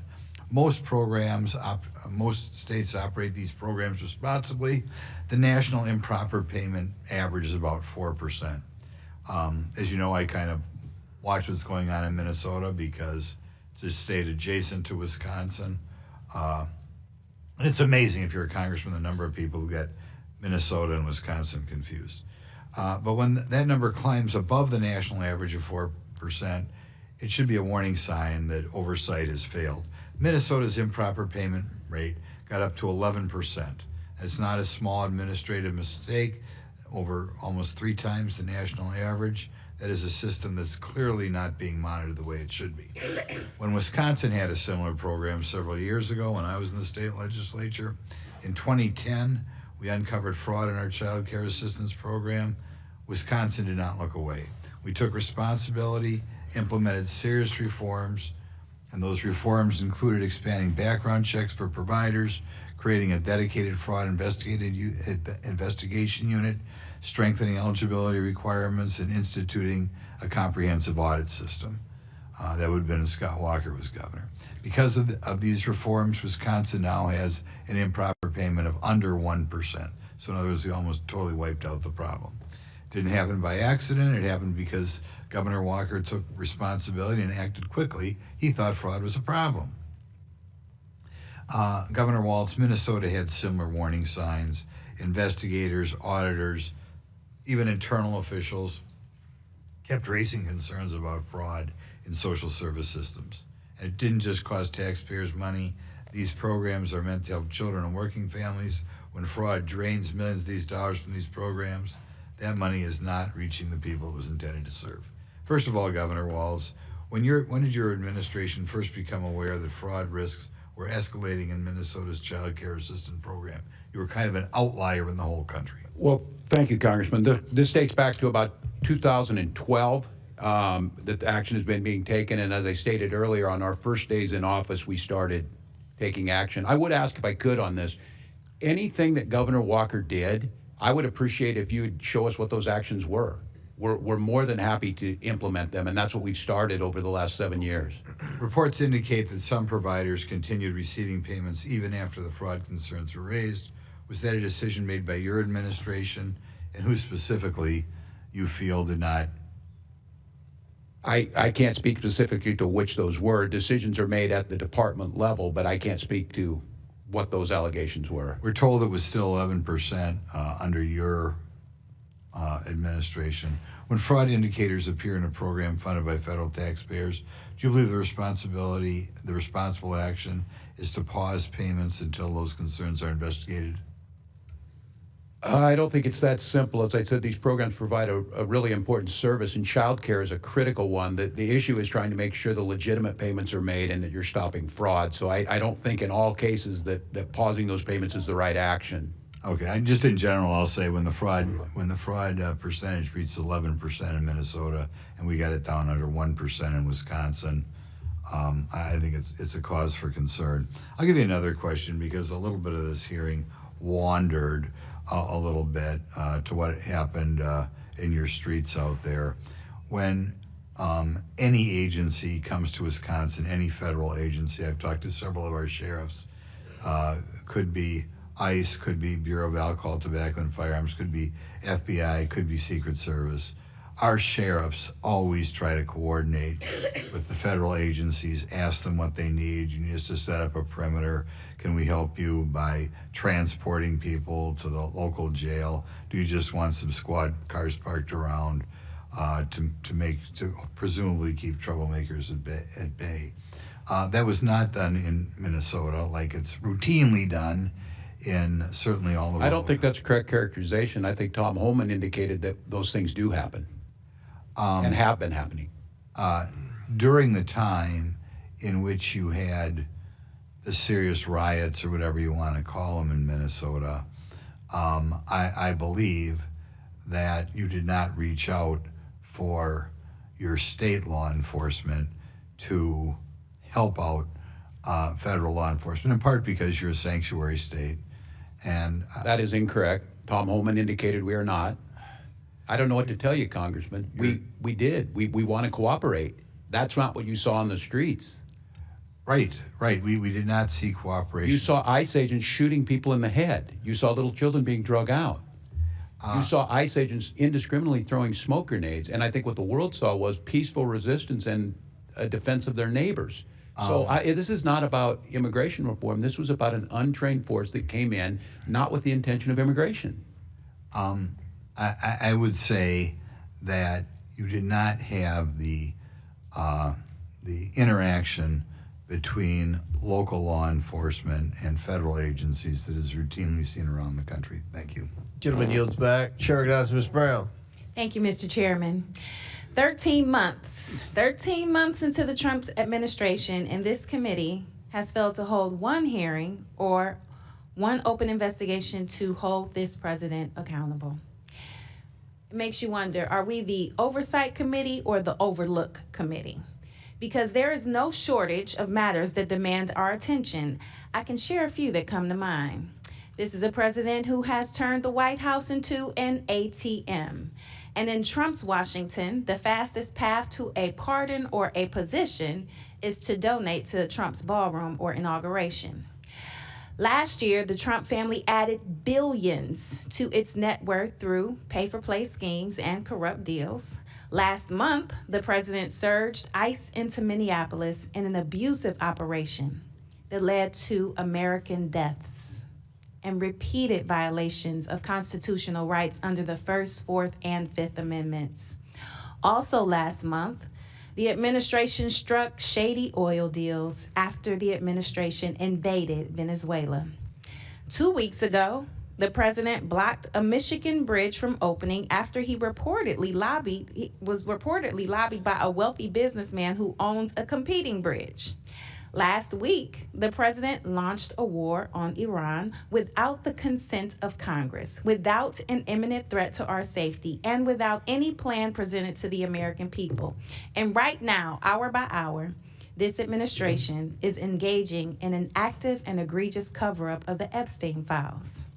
Yet today, my colleagues on the other side of the aisle are once again showing they are more interested in partisan politics than good governance. If you are serious about fraud, you investigate it, you prosecute it, you strengthen safeguards to prevent it. What you don't do is weaponize it. You don't denigrate entire communities with racist smears. You don't unleash abusive enforcement actions that undermine trust and due process. You don't illegally cut off all Medicaid funding. which will lead to innocent and sick Americans dying.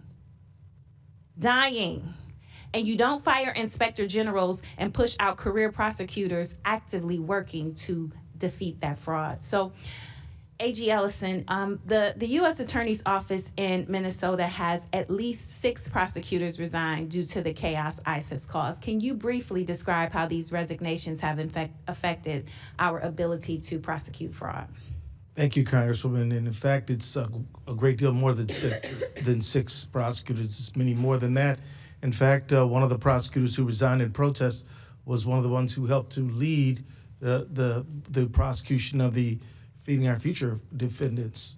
They 57 have been convicted. So the loss of those people is dramatically harming our effort to prosecute fraud, because in Minnesota, we have 87 county attorneys, the AG does Medicaid fraud, and the federal government prosecutes fraud that is germane in its jurisdiction. It operates as a web together. So it's not like the feds are doing it and nobody else is. They're doing the ones they're supposed to do. We're doing the ones we're supposed to do, and the counties are doing the ones they're supposed to do. If you take the feds out, that leaves an enormous gap, and it means, and criminals are shrewd. I mean, the reality is that fraudsters are pretty smart, and some of them are clever and know that if there's no federal, the prosecutors' numbers are depleted, you're going to see worse behavior. And I do fear that, which is one of the reasons why we need to pass stronger legislation in Minnesota to help my office prosecute Medicaid fraud. Thank you. And there's deeper hypocrisy here. Donald Trump was found guilty by a jury of his peers on 34 felony counts of fraud.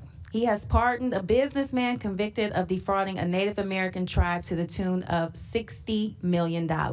He has pardoned a Florida CEO convicted of running $1.3 billion Medicare and Medicaid fraud scheme. He has pardoned a nursing home executive who pleaded guilty to a $38 million tax scheme. I could go on and on. In fact, over half of the president's pardons have been for wire fraud, securities fraud, tax fraud, bank fraud, and healthcare fraud. And several of these pardons have come after massive political contributions to the president. In many cases, these pardons meant victims will never see a dime of restitution. House Judiciary Committee Democrats estimate the pardons for fraud-related crimes could deprive victims of more than $1 billion owed to them and American taxpayers. So this president is pardoning his wealthy donors and taking money out of the pockets of hardworking Americans. He is handing out get-out-of-jail-free cards to fraudsters while shamelessly using fraud as a pretext to go after perceived political enemies. What I believe is simple. Whether you are a president, a billionaire, or a regular American who has committed fraud, you should be held accountable. And with that, I yield back. Gentlelady yields back. Chair recognizes Mr. Palmer from Alabama. Thank you, Mr. Chairman, for holding this hearing. I appreciate the witnesses being here. I do want to respond to something that was said earlier by one of my colleagues across the aisle about fraud in Alabama, and he actually raised the question, why isn't the governor of Alabama here? It's very simple. Alabama actually did something about the fraud and SNAP benefits. We acted on that immediately. I would argue that if the state of Minnesota had done that, this hearing wouldn't be necessary.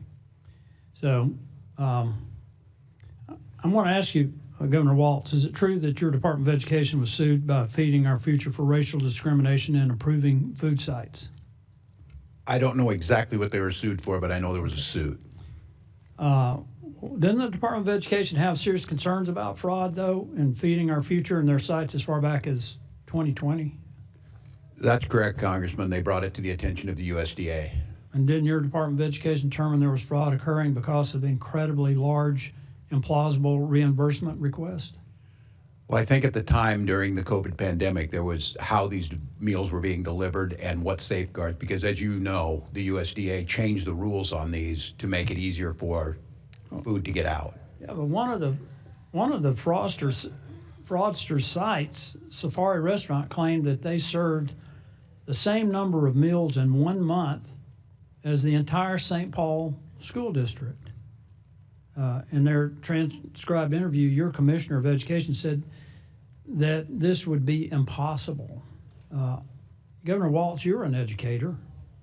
Is it plausible for a single restaurant whose owner has already been convicted and is in jail for fraud was actually serving that number of meals?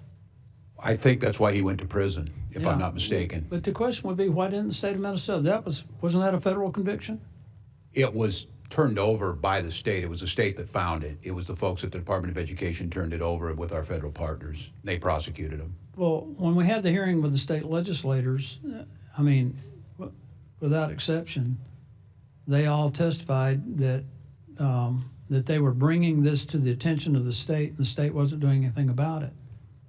Those legislators run the committee, Oversight Committee. They never held a single hearing until just very recently, and the chairwoman of that committee is running for governor, so I can't speak to why, but I can tell you that we certainly But you tried can't to address. politicize this, something that was reported years ago. I mean, you could argue that she anticipated that you would resign or retire or however you want to characterize it, but I doubt that was the case. I think I want to be as respectful as I can be, and you know, we've served together. I'm not one of these guys that's trying to score political points. I try to solve problems, but I don't think we can have a transference here of intention for one legislator that you say is running for governor when these issues were raised years ago. And prosecuted years ago. Well, not all of them, because the fraud continued, and it's run into the billions of dollars now. I mean, the two people that were convicted in federal court, that was $250 million.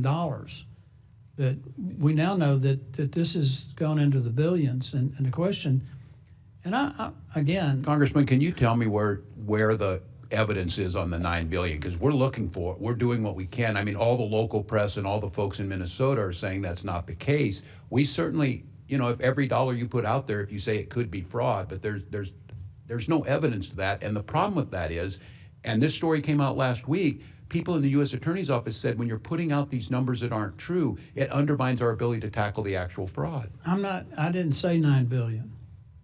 I said that I think it's run into the billions, and it's not just in Minnesota. We've had, during COVID, the fraud was massive throughout the country, yes, particularly in the payroll protection plan, in the enhanced unemployment. I think it begs the question, Mr. Chairman, of why we haven't been more aggressive in going after this all over the country. The fraud that was mentioned by my colleague was SNAP benefits, and that's in California, his own state. It's $180 million, but to California's credit, they're doing something about it. So that's the issue here. I'm not interested in scoring political points. I'm trying to stop the fraud. I appreciate that, Congressman. To get to a place where the public at the state and federal, in terms of state and federal spending, has confidence that we're properly managing the money, and wherever fraud occurs, that we're aggressively pursuing it. I think that's the question that's been raised about how your administration handled this. Mr. Chairman, I yield back. If I just say, that's fair enough, Congressman. I think that spirit is what we're trying to get at. I do think it's nationwide. I think we should share information. I think we're being as aggressive as possible, but fair enough. Mr. Chairman, I'd like to seek recognition for a unanimous consent request. I ask unanimous consent to enter into the record a June 17, 2025 memorandum from the House Judiciary Committee Democrats titled House Judiciary Committee Democrats Memorandum regarding President Trump's pardons cheat victims out of an astounding $1.3 billion in restitution and fines, allowing fraudsters, tax evaders, drug traffickers, and keep ill-gotten gains, which estimates that Trump's reckless pardons robbed victims and let perpetrators walk away without paying $1.3 million in restitution. Without objection to order. Chair recognizes Ms. Stainsbury from New Mexico. Good morning, Good afternoon, as it is. Mr. Chairman, thank you for having this hearing. I know it's been a long morning for everyone here as witnesses today, and it's been a long several months for the people of Minnesota. We thank you for your service.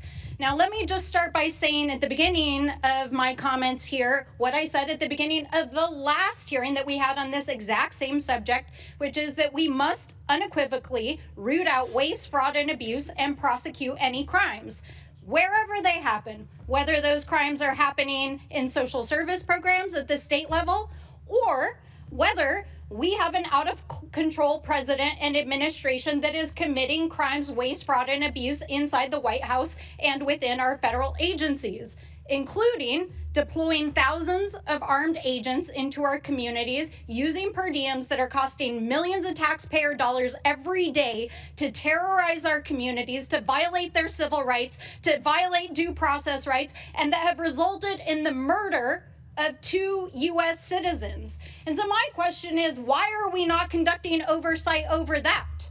2 U.S. citizens that have been murdered by the federal government. Renee Good, a Minneapolis mom, murdered. Alex Preddy, a Minneapolis VA nurse, murdered. Nurul Amin Shal Alam, a partially blind refugee in Buffalo, New York, dead after being left in a parking lot by DHS without even a pair of shoes on. The kidnapping of children like Liam Ramos, and an administration that has launched an unauthorized war in the Middle East with 6 service members dead and over 160 school children and their teachers dead and buried yesterday. Never in my life have I seen a greater disregard for the Constitution, for the rule of law, for the carelessness for human life and basic human dignity and senseless cruelty than I have seen in this administration, whether that is at home or abroad, and they can't answer the most basic questions about why. And meanwhile, people who should be investigating these crimes are partying and drinking on taxpayer dollars. We've got the U.S. DOJ AG refusing to release the Epstein files or even acknowledge their basic human dignity.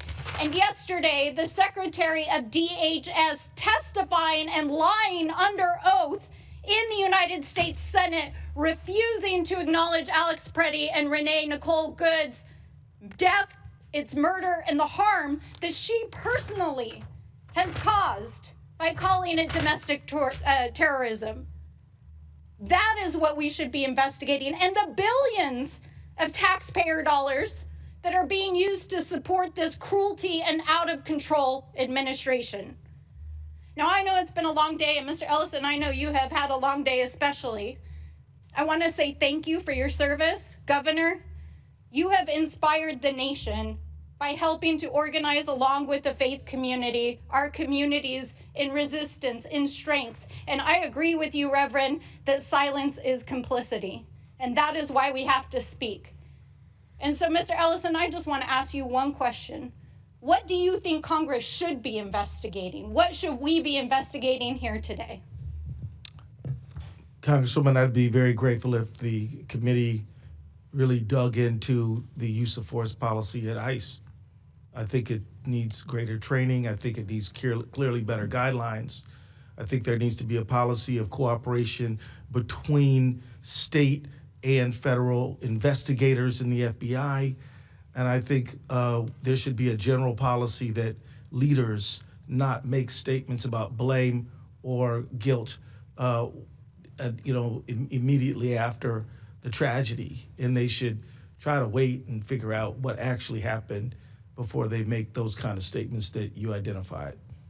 Thank you, AG. And I'll just say this, I've heard a lot of political theater here today. I think it's disgraceful. Our job as the Oversight Committee, our job is to oversee the administration and the agencies that it executes on, and we are failing the American people, and this administration is failing the world. With that, I yield back. Gentlelady yields back. I might add that it's my understanding the Homeland Security Committee is investigating the 2 deaths in Minnesota. Chair now recognizes Mr. Fallon from Texas. Thank you, Mr. Chairman. Governor Walz, do you believe the 70,000-strong Somali community as a whole has made a positive impact on your state? I do. So you'd be of the opinion, fair to say, that the Somali community has successfully assimilated and is making Minnesota better? Yeah, I believe they're on that path, okay. Yes. I'm just curious by what metric you'd come to that conclusion. I just looked at some hard data. And do you have any idea what percentage of the native-born Minnesotans, all races, live in poverty in your state right now? I don't have specifically. I'll share it with you. It's 8%. For the Somali community, it's 52%. How about receiving food stamps? I don't know. All right, I'll run it down with you. It's 7%, and then compared to 54% in the Somali community, and then don't have at least a high school diploma for all Minnesotans. It's 5%. Somali community, it's 39%. One family member at least on Medicaid, it's 18% for Minnesota, 73% for the Somali community, and receiving welfare of some form, it's 21%. And that's 81% for the Somali community. Governor, do you happen to know what the percentages of all those who have currently been charged in this staggering social services fraud scheme were native-born Minnesotans? What percentage? I do not have that. I think it was 85 out of 98, which comes out to 13% Minnesotan and 87% Somali Minnesotan. So I think this is an instance, perhaps, of where woke gets slapped by data. Governor, there's been billions stolen over 7+ years right under your nose, and really there's only 2 explanations. It's either you were in on it or you weren't smart enough to see it. It's either criminal negligence or wild incompetence. And the only way this kind of fraud can reach this scale is if there's people in power that are colluding and collaborating and willfully blinding themselves to the realities around them. And in oversight, when we do investigations, it's rare for us to have whistleblowers because they face retribution and punishment and resentment, and they can be ostracized, and it's difficult and it's uncomfortable, and sometimes it's even dangerous. So when we have when we're having an investigation and we have even a couple of whistleblowers, it's very valuable to us because they provide invaluable insight. Do you have any idea how many whistleblowers are working from Minnesota are working with the Oversight Committee?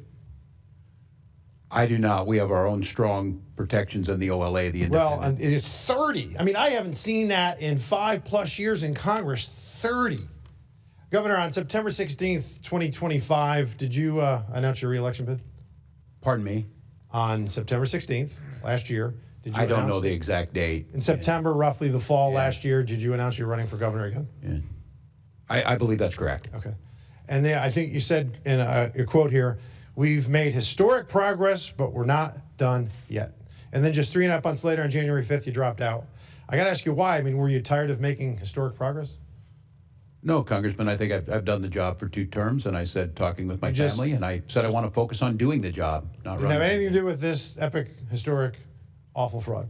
It has everything to do with trying to do the job right for Minnesota. The facts are your leadership, and really your lack of leadership, has been responsible for one of the largest ripoffs of the American taxpayer in our history. And you traded, I believe, political expediency, the currency of political expediency, for your integrity.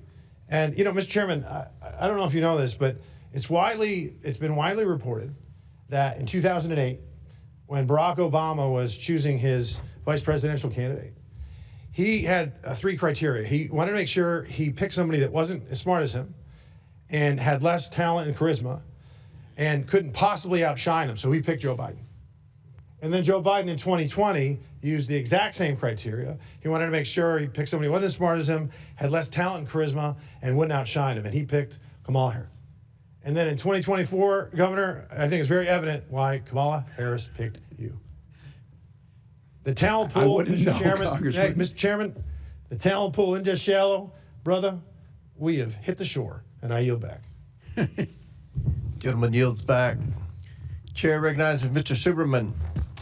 Thank you, Mr. Chair.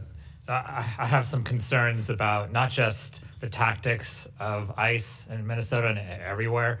I have concerns about the fact that Renee Good and Alex Preddy were killed, and there has been no real investigation by federal law enforcement. And federal authorities. And so I would ask Attorney General Ellison, do you know if the FBI is actually investigating what happened?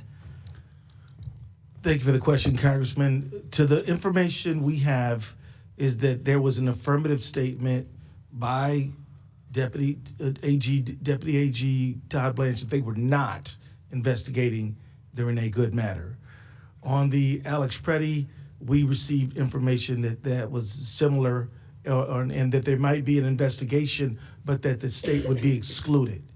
So in the first one, they're not doing an investigation and we can't have the information. And the second one, they might be doing an investigation and the state cannot be part of it. And I know this is asking for your opinion, but why do you think they would want to exclude the state in the Alex Preddy investigation? Well, I don't want to speculate as to what somebody's motives might be, but I can just tell you this. It is a sharp departure from the norm. Normally, we investigate these things jointly, and when somebody doesn't want another investigator there, sometimes you might wonder if there's something that they don't want to come out. And it's my understanding that the federal government is better positioned to do such an investigation and to be able to prosecute such crimes because there might be federal immunity. My understanding, federal agents are typically immune from state prosecution if their actions were directly tied to official duties. What is your understanding of that? So my understanding starts with the Supremacy Clause in the U.S. Constitution, and then there's a line of cases. The first one is something called In re Nagel, and then there's a number of cases after that. What it says is that if a federal agent arguably commits a crime and is indicted or charged, that that agent, the federal agent, would have a affirmative defense of saying that I was doing my job and I was doing it in a necessary and proper way. What I was doing was necessary and proper. If they can meet both of those criteria, a court might grant their motion to dismiss. If they cannot, the matter is going to face a jury. And matter of fact, there was a case involving, you may remember the case involving Randy Weaver in Idaho. That case actually was cleared by the Ninth Circuit to go to trial, but the local authorities decided not to pursue it. And to prosecute Renee Good and Alex Preddy, you would need evidence, right? Has the FBI or anyone given you or been able to cooperate with you on any evidence in this case? No, at this point they have precluded the state from access to the evidence, but there's a lot of other evidence out there, and we're also pursuing all options to get access to the evidence. Do you think with what you have now, you could prosecute Renee Good and Alex Preddy at the state level? I think theoretically it's possible, but I would think it would be imprudent until you see the federal file, because when you're a prosecutor, you should know the whole file. You should have evaluated all the evidence before you make a charging decision or bring a matter to the grand jury. Because my concern here is that not only are these terrible things happening to U.S. citizens, but there's no accountability, right? There's no mechanism. There's a cover-up for the people who are at ICE and other law enforcement who do the wrong thing. And it's making everyone at those agencies look bad. It's making our country look bad in the international stage. And so, we have legislation at the federal level. I'm a co-sponsor of the Stop Excessive Force and Immigration Act. We're trying to do things tangibly to make things better. We need some support on the other side of the aisle, but certainly we're going to push forward anyway. I guess I would end by saying, well, what would you ask Congress to do to help get the accountability that we're looking for? And I'll ask either one. I think that for anyone, Republican or Democrat, hoping to get public trust restored to immigration agents, there must be clear protocols regarding recruitment, training, and protocols on the use of force. There must be an investigation. States must be involved, and there's more to be discussed. Governor Walz, you have 5 seconds. I would agree with the Attorney General that it's about restoring faith, that people don't trust what they're doing, and we need them to be able to do their job. Thank you. I yield back. Gentleman yields back. I'll now recognize Mr. Ellison from Missouri and then Mr. Timmons from South Carolina. Thank you, Mr. Chairman. Governor Walz, we already know that the Minnesota medical assistance gives taxpayer dollars to people that are not here legally, illegal aliens. And we know that in large part, your sanctuary city policies or sanctuary state policies have exacerbated the fraud that we are seeing in Minnesota. We know that just from conservative estimates alone, that during the Biden administration, we had an estimated 15 million people come here illegally. Within your state alone, the estimates from the Migration Institute and Pew Research is that it's at least 130,000 people that are here illegally. And we know that $250 million was stolen for the Feeding Our Futures program.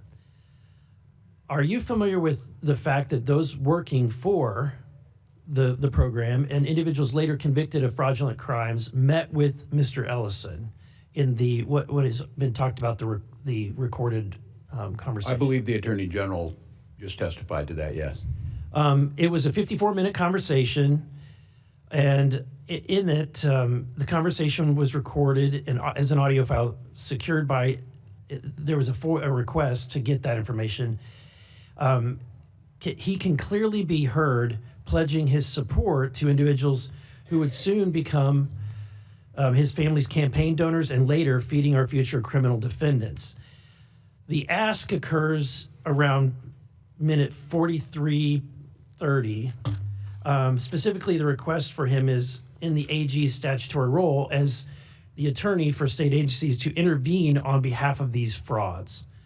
And at 44:26, Mr. Ellison assures the fraudsters, quote unquote, "Of course, I'm here to help." And at 45-minute mark, he says, quote unquote, "Let's go fight these people." These people meaning the agencies that were looking into the fraud. Have you listened to this audio? Today was the first time I've heard it. I'm familiar with it, and I don't know if I can validate that characterization. If this is true, do you have concerns? I'm not going to speculate on like I said, I can't characterize what it was. Certainly, you've heard the allegations that Mr. Ellison was working with individuals and that people were trying to reach out to him to try to avoid any kind of prosecution. I don't know if I would characterize it like that. I couldn't do that. How would you characterize it? I don't know. I wasn't there. I just heard the clip you had. How much fraudulent money has been recovered? Oh, I don't have the number in front of me, but I've heard the highest number is 80 million. I mean, that could be. I can't verify that. So it's reported that it's at most it's $80 million, and as we know, the amount that has been attributed to fraud in Minnesota alone is estimated, I think on the low end, the conservative side is $9 billion. I think the Trump administration says $19 billion.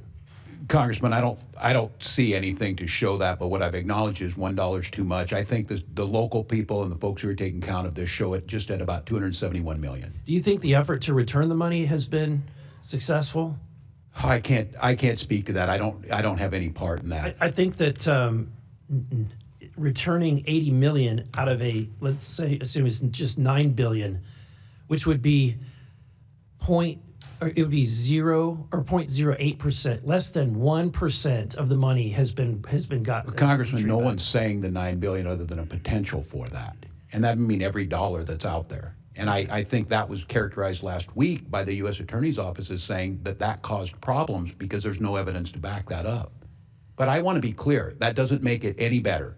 I just want to be clear. I hear you on the $300 million. There's more work. Would you agree there's more work to do? If you're at 1% or less than 1%, there's more work to do. I think if it's 99%, there's more work to do. Last week you stated to the press that you have fired people who weren't doing their jobs. Is that correct? What I stated is that people have been put into new positions, that we removed people from positions. So you did not fire anyone? People stepped away. Shuffled the decks on the Titanic. I think they left. They left state government. Okay. All right. Thank you, Mr. Chairman. I yield back. Gentleman yields back. Chair recognizes Mr. Timmons and then McGuire. Thank you, Mr. Chairman, and thank you to the witnesses for being here today. Governor Walz, under your leadership, Minnesota has become the poster boy of fraud in America. Between the Feeding Our Future scheme and massive widespread fraud in autism and child care programs, your tenure will be defined by immense negligence, costing taxpayers at least hundreds of millions, if not billions of dollars. In 2019, in the first months of your administration, your legislative auditor found serious weaknesses in the child care assistance program, including inadequate attendance verification, repeat bad actors cycling through the system, weak enforcement, and employees who feared retaliation for raising concerns. Those warnings were specific, they were actionable, and they were documented. And you were already in office at this time. If, as you say, the buck stops with you, Governor, it's unclear when the buck actually stopped. In your written testimony, you listed multiple actions you have taken to curb fraud, yet clearly they were insufficient. As Minnesota ended up with 14 Medicaid programs deemed high risk, representing over $18 billion in spending. The buck didn't stop when whistleblowers were silenced years ago. It only stopped when you realized the fraudsters were drawing attention from people that you couldn't intimidate into silence. Fraud of this magnitude does not happen overnight. It builds slowly, and it's the result of institutional failures and poor leadership. So, Governor, my question is simple. If the buck stopped with you, as you said, who failed between 2019 and 2022, and why were they not held accountable? Who failed in what, Congressman? This fraud has been growing until recently, and you have been governor for many years. No, well, thank you for the question, Congressman. And I would disagree with your characterization, obviously. And the legislative auditor, I don't know what the time period they investigated. Those are usually come months after they did it. We took office in January of 2019 and immediately started acting on what the OLA, the Office of Legislative Auditor, independent branch, started asking us to do, where we started changing the programs. That's not what the record reflects. The record reflects that there were all of these whistleblowers and they were being intimidated because alleged racism was the motivation behind the degree of enforcement. Congressman, I've never got a chance to speak to these folks. What I will say is that, and my time in Congress proved that, I strongest whistleblower protections we can possibly have. We have plenty of opportunities. We're not talking to every other state. We're talking to Minnesota because of the rampant fraud. So, look, is there no fraud in any other states? 3 members of the Minnesota State House of Representatives who all served on the Fraud Prevention and State Oversight Policy Committee gave transcribed interviews that confirmed that your administration was aware of the fraud happening in the state, yet chose not to act due to fear of political repercussions and intentionally silenced whistleblowers who have tried to come forward. Well, that's incorrect. Mr. Chairman, I'm going to insert this in the record. Roadmap to Program Integrity and Fraud Prevention. It's a report, Mr. Chairman.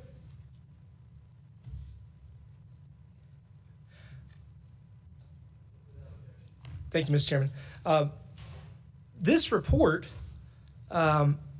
relays that several current and former Department of Human Services employees have described messaging from DHS leadership that emphasize compassion over compliance.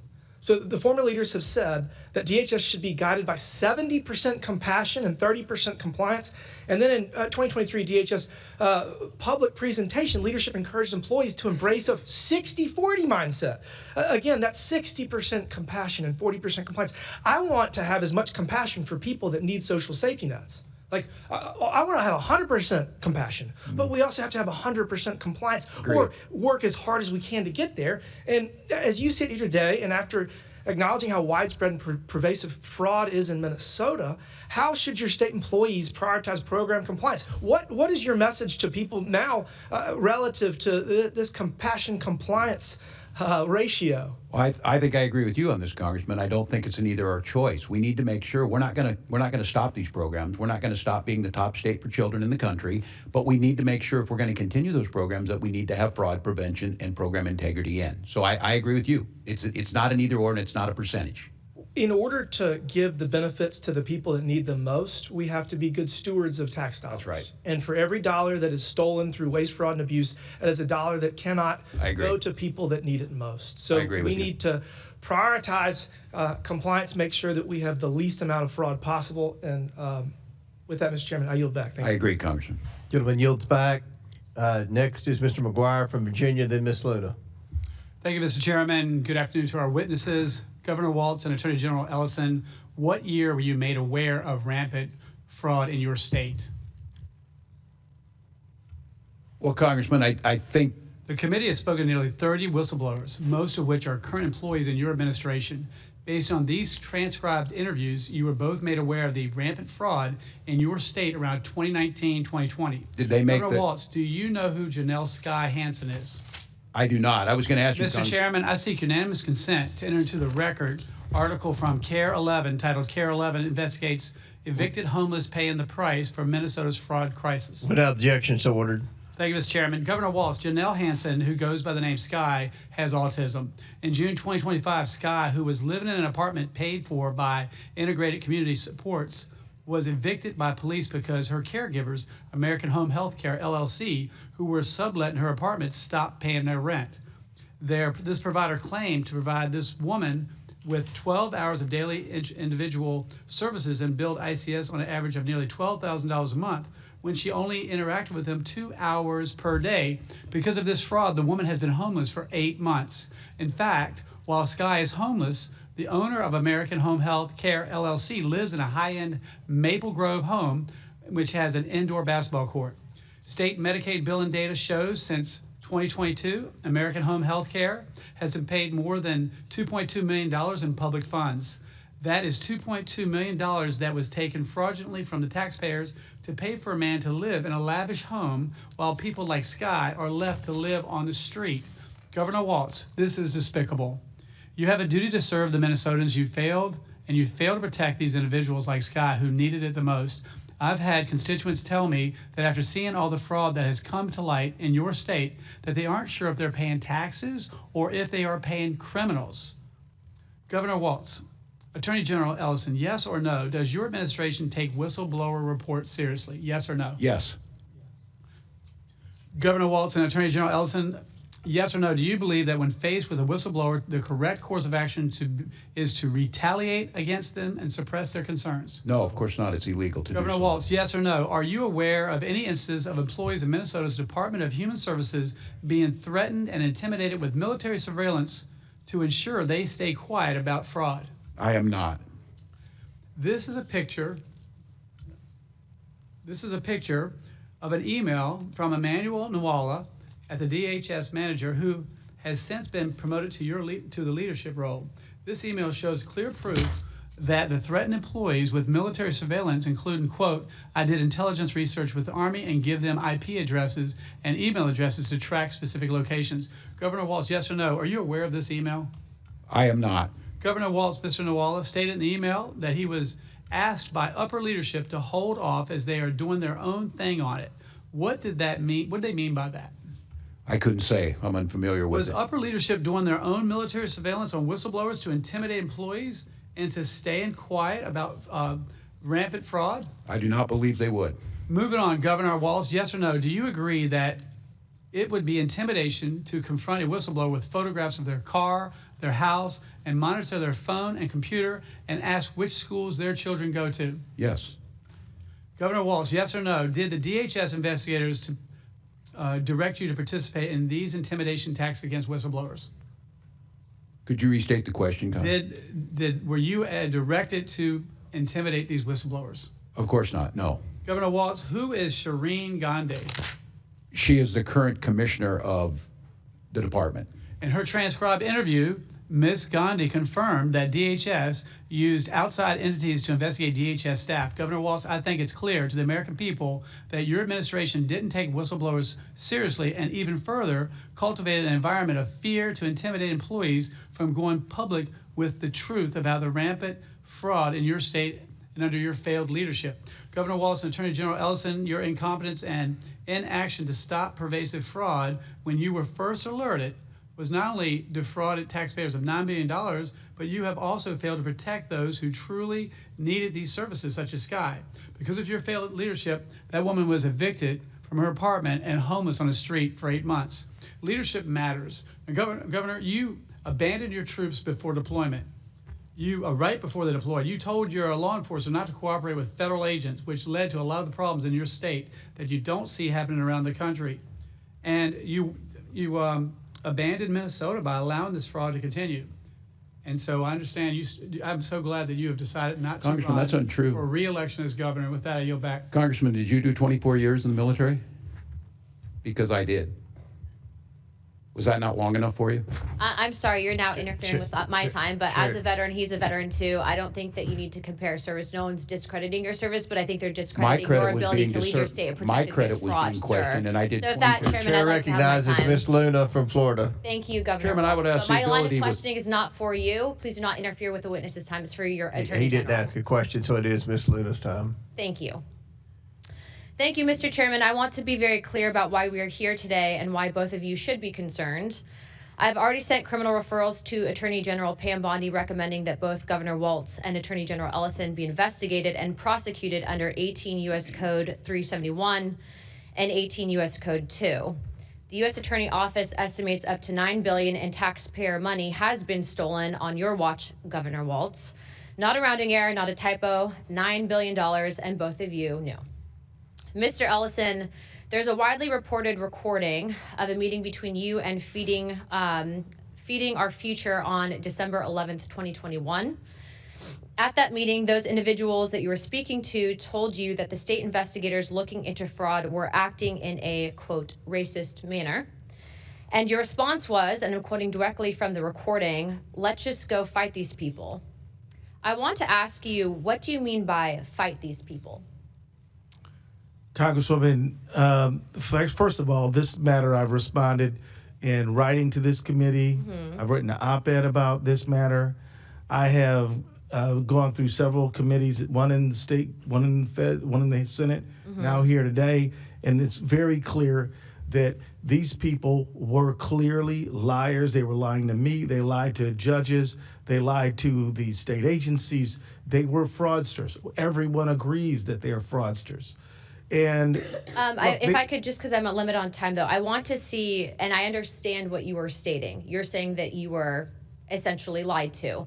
But in responding to them, and the reason I'm questioning on this is because I had the privilege of questioning some of your state legislators that were Republicans, and they did feel that both you and the governor were covering up what was happening with the fraud. So I want to specifically who are you referencing when you said fight these people? If you could, just keep it short. Was that your own state? Congresswoman, these people represented themselves to be business people who were having difficulty with the bureaucracy. Okay. They contacted me and they wanted to know what, can you possibly help us? What I did is investigate their claims and then work with the federal authorities to see 57 of them convicted of crimes, and about, I think, more than 80 now indicted. So these people presented themselves as someone needing help and honest business people. They were not what they claimed to be, and we helped them get convicted as they well should be. Thank you for clarifying, but just to be clear, it would be the bureaucracy, would you say, within your own state? Is that you were saying fight these people as in the bureaucracy within your own state, correct? Congresswoman, I was in Congress for 12 years. Thank you for serving. I did Congress. constituent services all the time. So I'm not going to get anywhere on people. this question. That brings me to my next thing. Do you believe that it is racist to investigate someone of fraud because they are of Somalian descent? Yes or no? Ma'am, I believe that anybody who commits fraud of any background should be investigated and held accountable. Okay, well, I would actually agree with you on that one, so thank you for clarifying. But to be clear, those individuals that you told the Department of Human Services were basically, it was racist, and if you were looking into it for fraud. You took that meeting, you made that promise, and then it turns out that the billions of dollars in fraud continued. And I hate to bring this up because I am a parent, but your own son also received donations from those same individuals. Imam Omar, the man that you invited you and is listed a partial owner of an entity that was used to launder over $40 million in Feeding Our Future funds. I would say that you did mislead the public. Whether or not you at the time realized what they were up to, the fact is that you were then presented with the evidence, and it does feel, and according to your own state legislators, that you did not take that seriously enough. In my opinion, if you have that... I would disagree, ma'am. I'm telling you what my opinion is. I don't believe that that was a question, but I do believe, based on the recording, based on the fact that you were personally tied to it, and based on the fact that your family then had ties to it as well, seems a little sus. Aside from that, though, you're telling the American people essentially that maybe you didn't know about it when dozens of your own employees were afraid as being labeled as racist or Islamophobic if they stayed silent. And so I just want to be clear about something. You've stated and you agree that anyone should be investigated based on, regardless of their background. But the fact is that your own employees came forward and were actually afraid of actually looking into that fraud because they did not want to be labeled as Islamophobic or as maybe xenophobic. So you dismiss this, as President Trump said, as politicizing the issue when $9 billion is not a political talking point. It's an embarrassment. The American people see what's going on, and this is fraud. I would say, and I would also advise the Attorney General to look into our criminal referrals. I do not believe that you guys could say that you didn't know what was happening because, frankly, even if, let's say, giving you the benefit of the doubt, you might not have known, you guys still chose to turn a blind eye to it. Thank you, Chairman. I yield my time. Gentlelady yields back, and before I recognize Mr. Langworthy, our last questioner, I want to say Congressman Jack is on the Rules Committee, and everyone knows that they put in long hours. He's actually managing the floor. If he doesn't make it back in time after Mr. Langworthy, I want to put into the record Representative Jack is leading debate on the floor, but will submit his questions for the record. So with that, I recognize Mr. Langworthy from New York. Thank you very much, Mr. Chairman. Governor, you have served as governor of the state of Minnesota for nearly 7 years. Why did it take you until 2023 to launch an investigation under an inspector general into this massive fraud that's been uncovered? I don't believe that timeline's correct, Congressman. As I said, we were making changes, and this has been being worked, and these cases have been brought forward years before. But your administration did hesitate for years to fully investigate this fraud. Was it because you were concerned about you're the de facto leader of the Democratic Party of Minnesota as a governor? Were you concerned about the political consequences within the Minnesota Democratic Party's voter coalition? Did that lead to you making that mistake? Because trying to listen to the answers today and come up with a conclusion as to why you would turn a blind eye to this for so long when so many people from your partners in government across the aisle, but also people at the street level, saw this fraud going on in plain sight. Well, we did not, and I know that the rest of the country saw this recently. And what I would ask you, Congressman, is what benefit would there be to that? Just assume there's no ethics involved, which I have a long history here of doing that. There's certainly no benefit in taking money from programs that I've advocated for that make Minnesota the best state to live. And so we worked it from the beginning. And look, these folks continue to move. They're a moving target.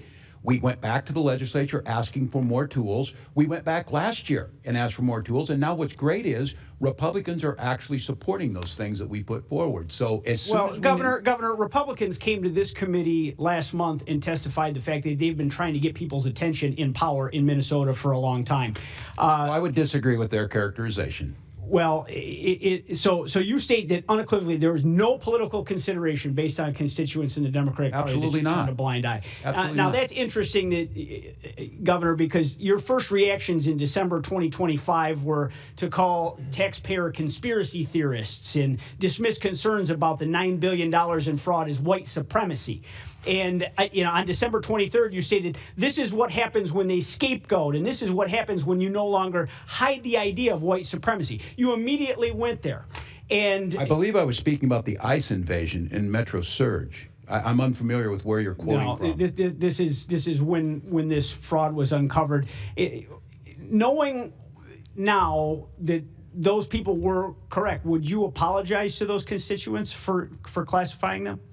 I'm unfamiliar with what you're asking for. I've heard today attacks on the Somali community that I would view as racist trope thrown at the Somali community. Okay, Governor, I understand you need to deny and deflect, and your stories are pretty legendary at this point. But while you were looking the other way at fraud that took place on your watch, you and your ticket mates in the Democratic Party in Minnesota get somewhere between 80 and 90% of the vote in Somali-heavy precincts. In your election, re-election, the gentleman sitting next to you won his last election by a mere 21,000 votes. It seems to me, in conventional wisdom here, would be that you were willfully ignorant to these crimes in return for a community support. That's totally false, Congressman. That accusation is totally false. I won by, I don't know, 10 points, hundreds of thousands of votes. He won by 21,000. But that accusation, throwing that around, we came here to help and work with you to try and find solutions to fraud. We're talking about $9 billion in fraud. Your entire state budget's only $65 billion. I mean, this is a massive. You have the spreadsheet on that, Congressman, on the $9 billion? You've rattled off about 10 different numbers today. You clearly don't have a handle on the numbers either, and you need a serious accounting effort in the state of Minnesota right now. Okay, Congressman, I've given you the numbers it's my time, to best not of my yours. ability. Do you believe that your inaction in the first term to prevent fraud in the childhood nutrition and child care assistance programs gave the green light to other scammers to commit housing and Medicaid fraud in your second term? No, I don't believe that. And once again, your words say one thing, your actions say something different. You came into office after several multi-million-dollar fraud scandals on the heels of a 2018 report alleging that over $100 million was being defrauded from taxpayers annually, and you did nothing. And in 2020, That's not after correct. hearing We took about action. potential fraud with Feeding in Our Future, you did nothing. That's and Governor, incorrect. you knew and did nothing to stop autism payment fraud. Its annual expenses inexplicably increased from $6 million to $192 million in just 5 years. And you did nothing to stop housing stabilization, Medicaid fraud, which has topped $100 billion. And you did nothing to stop daycare fraud, an issue that's already costing taxpayers millions when you were sworn into office. Are you familiar with Article 8 of the Minnesota Constitution? I am not, Congressman, but I will give you this. Doing nothing, you're in the right job for that in this Congress. I disagree with that entire characterization. No, I'm unfamiliar with that. It seems like you've created a state of Minnesota that you're free to come It ranks and at the set up top shop of almost and every do- category. and make fraud. It ranks at the top of nearly every category in quality of life. A real big, bold one after what we've uncovered here today. Article 8 country's states seen what that Minnesota's Minnesota made of. officers, including the governor, may be impeached for malfeasance or non-feasance in the performance of their official duties. Well, billions of dollars of taxpayer money were allowed to be lost to fraud. Whistleblowers were ignored. It's extremely well documented, and those people were punished. And you had a direct political benefit to this fraud. That's an impeachable offense. Mr. Chairman, I yield back. Gentleman yields back, and I think you heard the bell. I know votes are being called, so the ranking member and I have deferred any closing statements until we come back. I want to thank our witnesses for being here. We appreciate your testimony. Hopefully, you all will read the committee report and protect the whistleblowers, and hopefully we can hold some people accountable who have committed fraud. Pursuant to the previous order, the committee will recess for floor votes. We plan to reconvene right after the vote series. The committee stands in recess. Thank you all. You want us back? Yeah, the witnesses can be excused. Thank you all. Thank you. I know you have Thank you, Chairman. plain sketch. We really appreciate you all being here. Thank you, Chairman.